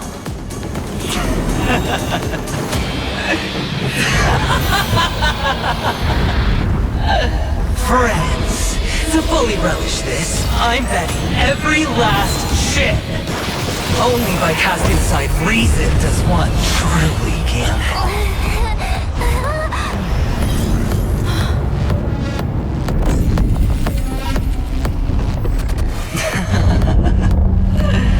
Emanator, I know you'll match my wager, right? You're leaving? Perhaps. I might pass through the place you mentioned. Penacony. What do you hope to find within a dream? I'm not looking for anything. They aren't in a dream. I'm afraid the family will not open the doors for you. Why? Because the path you walk is not accepted by the Harmony. Even if... that's not what I want. Precisely because it's not what you want. Because they are not like other eons. They have never glanced at anyone. And they never need to. They leave woven strands of fate for humans to walk. And together, they weave a great shadow. And this shadow silently envelops them. There are always those who rise from the shadows. They mostly become a part of the shadow. In your eyes, am I the same? You still have a strand of color, but not much. That is enough. Before they vanish completely, I will reach the Nihility's end.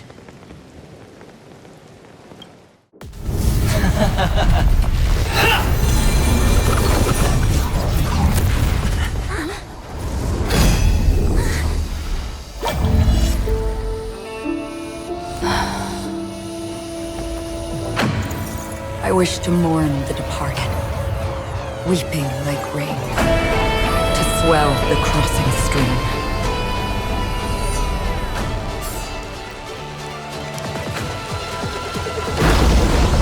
As the tide arrives, leading you back home.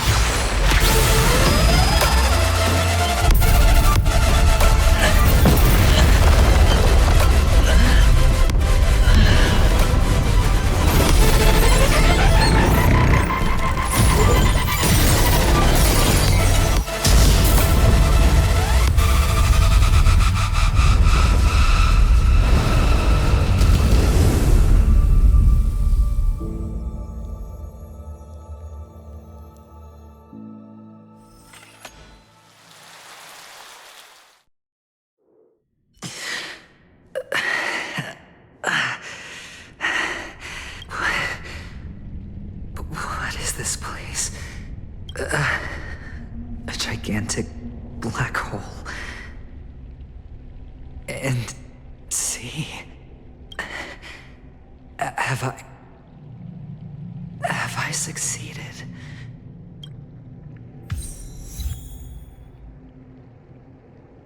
Welcome to this sad world, Kakavasha. Your good luck is the most precious wealth we all Avgin have. You came out alive after 2 days. It proves that you are the real deal. Wealth, status, power. The IPC will give you whatever you... As for us, we will reunite in Kakava's next Aurora. It's a pity this is not the place you were expecting.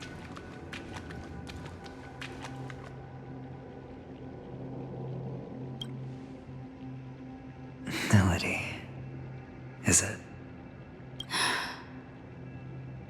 Perhaps to you, I am just an emanator who's hiding her identity. But the sleeping and shapeless never glance at anyone. They have no face, no form, and even less of a will to speak. The nihility envelops everyone equally.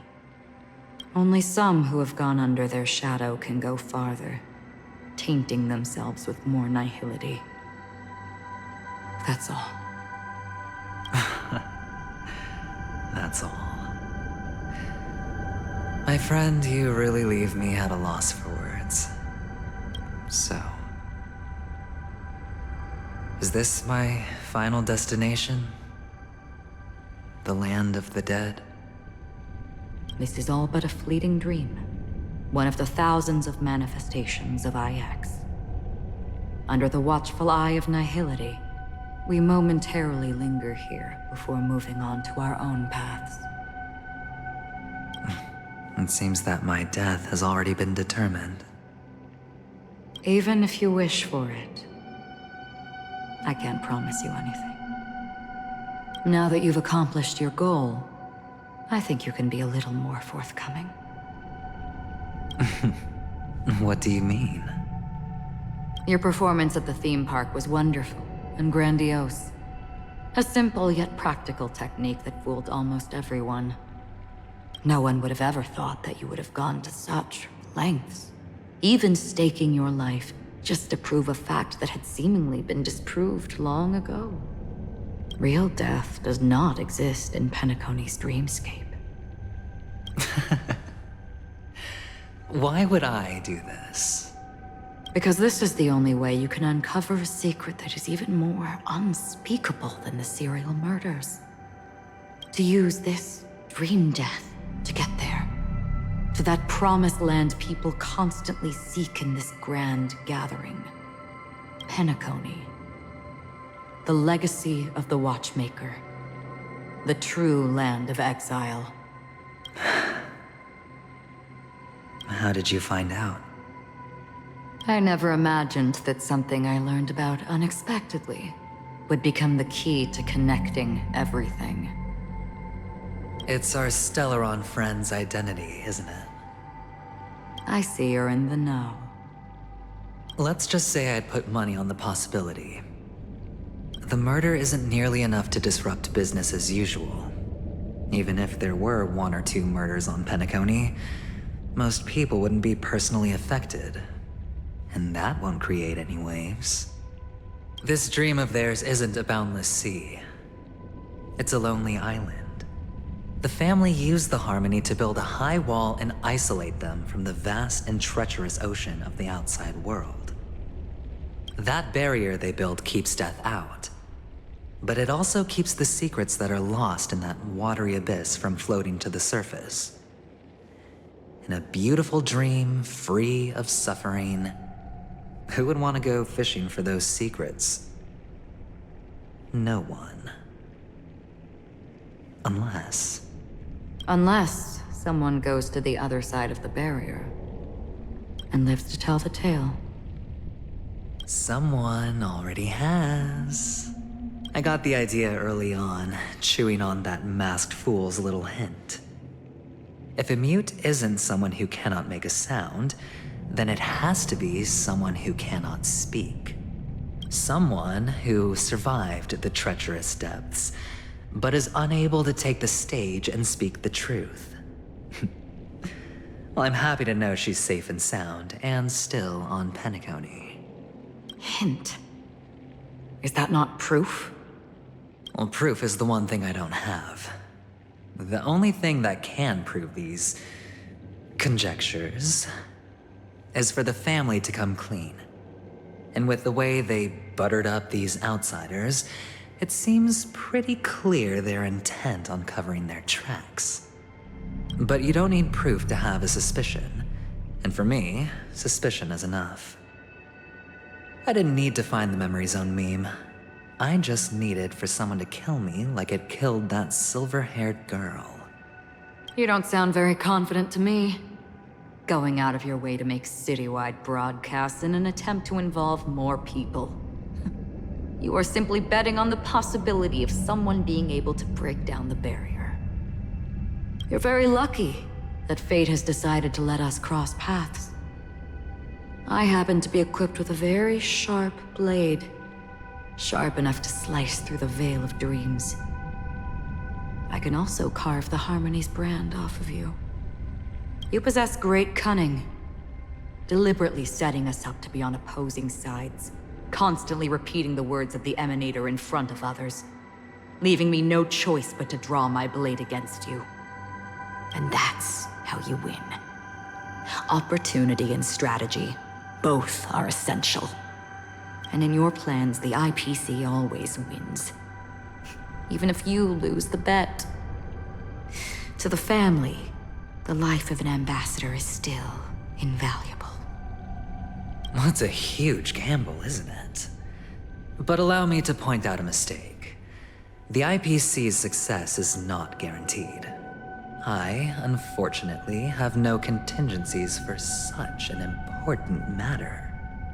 Detonating a Stellaron. I can't do it. The Aventurine Stone is too broken to even safeguard my escape from the stage. If, at the end of the day, you did not unsheath your blade, I would have lost the bet. It is pointless to discuss what-ifs. You have won. Your prize is an entry ticket into that deep sea. And after this, whether you can return from the abyss is another gamble of yours. Have you never wavered? Wavered? Of course I have. But I can only bank on my own good fortune. Because other than that, I have nothing. Wake up from this dream and go to where you should be. Your gamble is not over yet.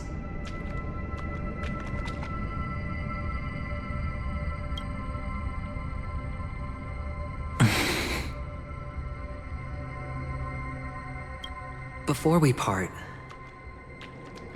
can you answer one more question? As someone who has traveled on that road, can you tell me, why are we born into this world? If it's just to die. I don't think this and never have. Nor do you. But the nihility envelops you and I. And everyone. And because of that, it's pointless.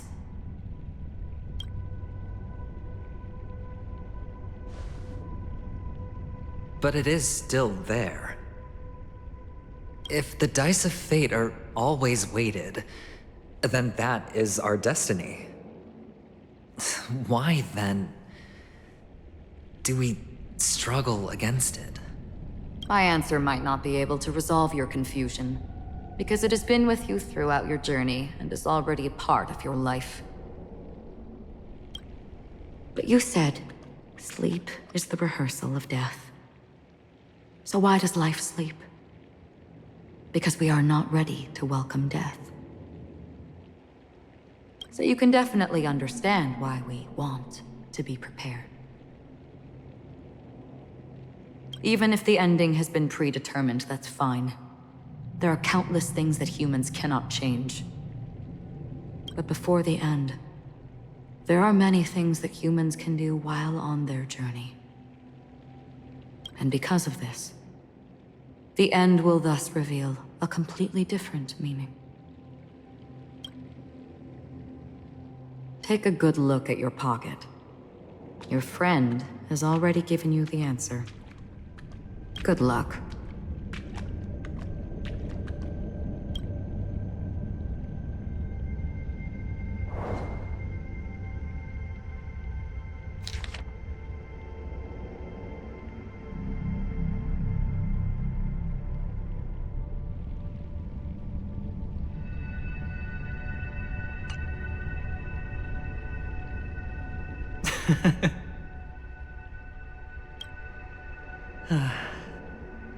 Then I shall get going.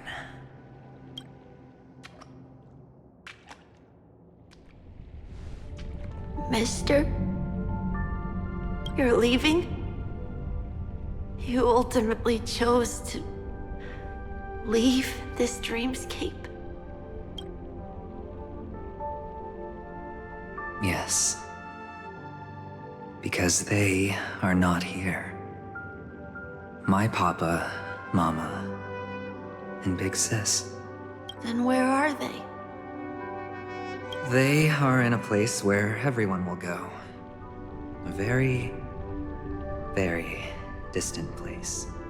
Then are you going to? I'll get there one day. But not now.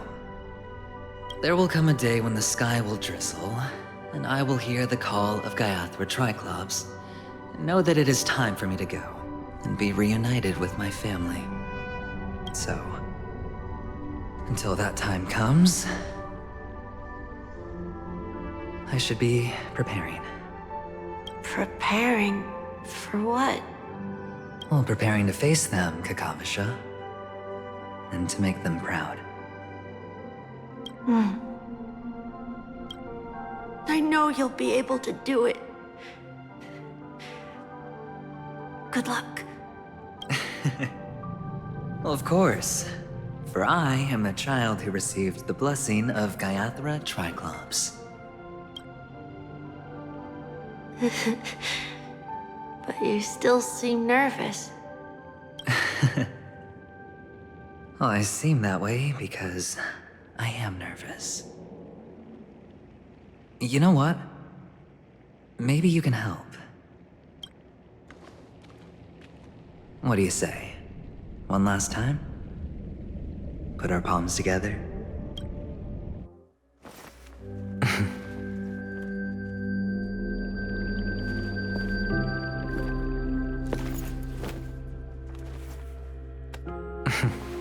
Are you going now? Yes.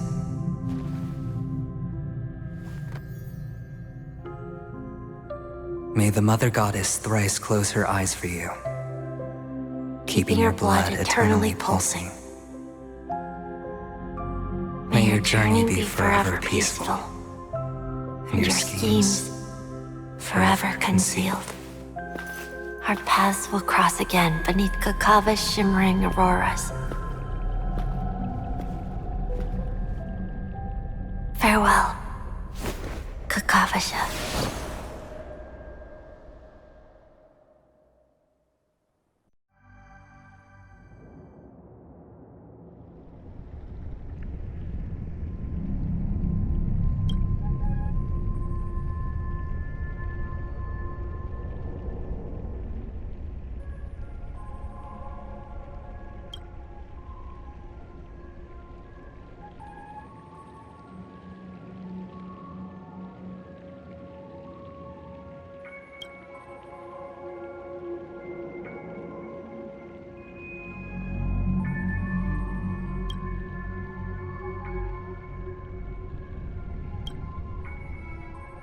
The light of the Aventurine Stone has disappeared.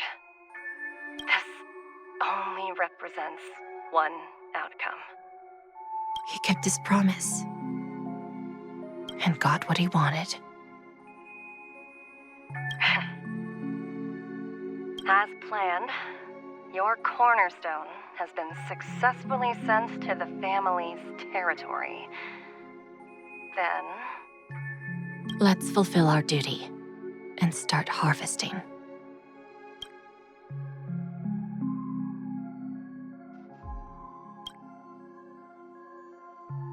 I come for an audience. I come to fill wine, and I come to claim. I bestow poison in the guise of sweet dew. Come the toil of spring and yield a fall. I patiently wait for the branches to be heavy with withered fruits. All for the Amber Lord.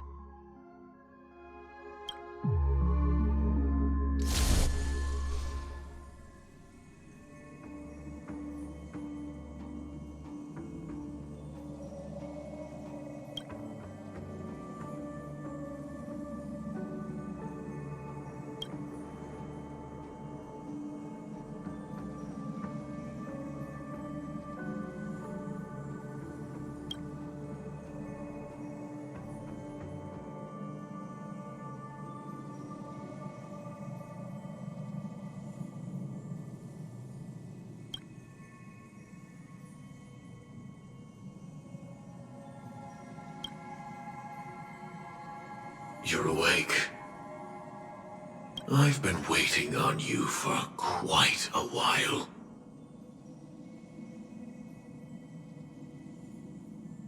A crevice between dreams. You've met me before. I'm Sam, a Stellaron hunter. I originally planned on showing up earlier to reveal some truths to you. But I encountered more roadblocks than expected. 11 times I've tried, but ended in failure. Before I knew it, this world and I became too intertwined, and it became too difficult to escape the constraints of the script. Elio is right. In this land of the dreams, you and I will reap unforgettable gains. I don't know people's hearts as well as he and Kafka do. Nor do I have a specialty like Silverwolf and Blade.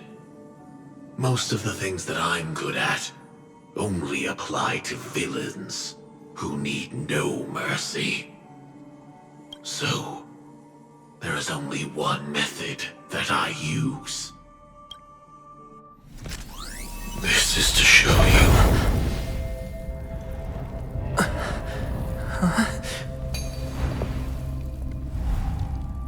All that I am.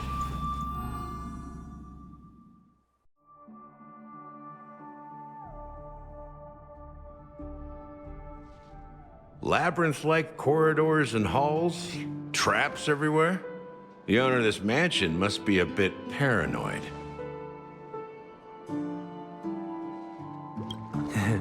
You are so funny, Mr. Security Officer. I hope that sense of humor of yours has helped you find the serial killer. Just expressing a personal opinion. Why? Did I hit a nerve? Mr. Gallagher, my patience is wearing thin. Neglecting duties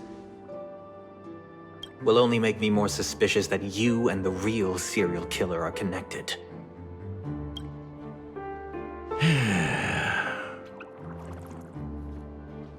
Scoundrel, punk, drunk, hooligan. I have heard this trash talk all too often. But I have never once thought that I'd be treated as an accomplice to a murderer. I take back what I said. Your problem isn't paranoia. You're just crazy, you know? Lunatic.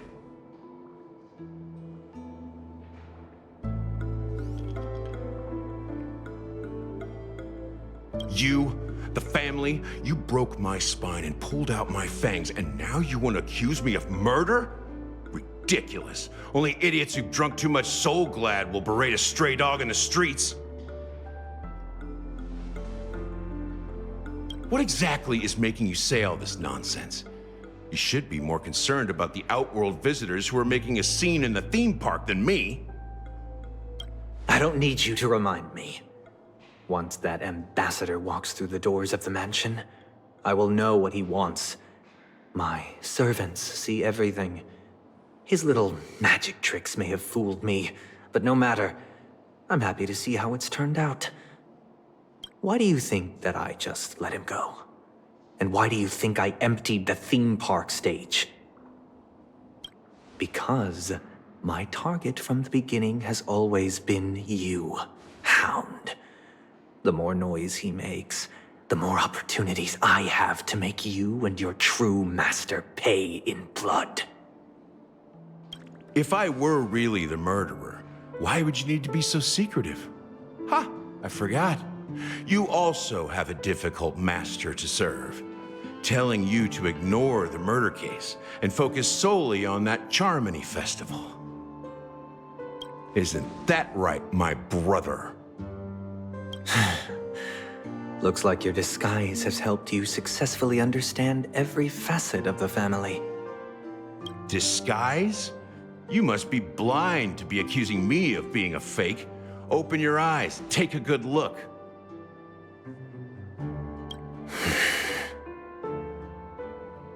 Indeed, every part of you is real. The brown hair, soft and curly like Benny's. The orange eyes, which make me miss the gaze of Sir Whitaker. That odd scar, the mark of Wolsey. And the gray vest, tie, hound emblem, bottle, the bartending, and your role as a security officer. These are all true traits. From all 52 loyal family members. When they are gathered, countless tiny truths are woven together into a lie. You collected a small piece of each of them and claimed them for yourself. Then you invented this facade, a complete Gallagher. Tell me I'm wrong.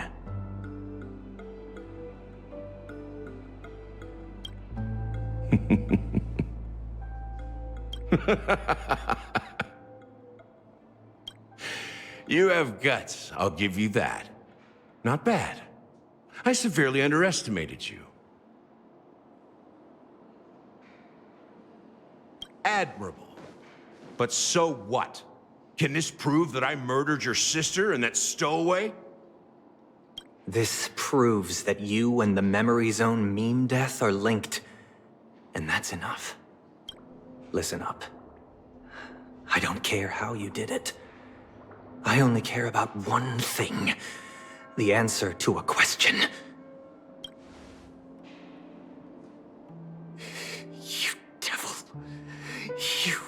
wretched, despicable dog! Why did you kill her?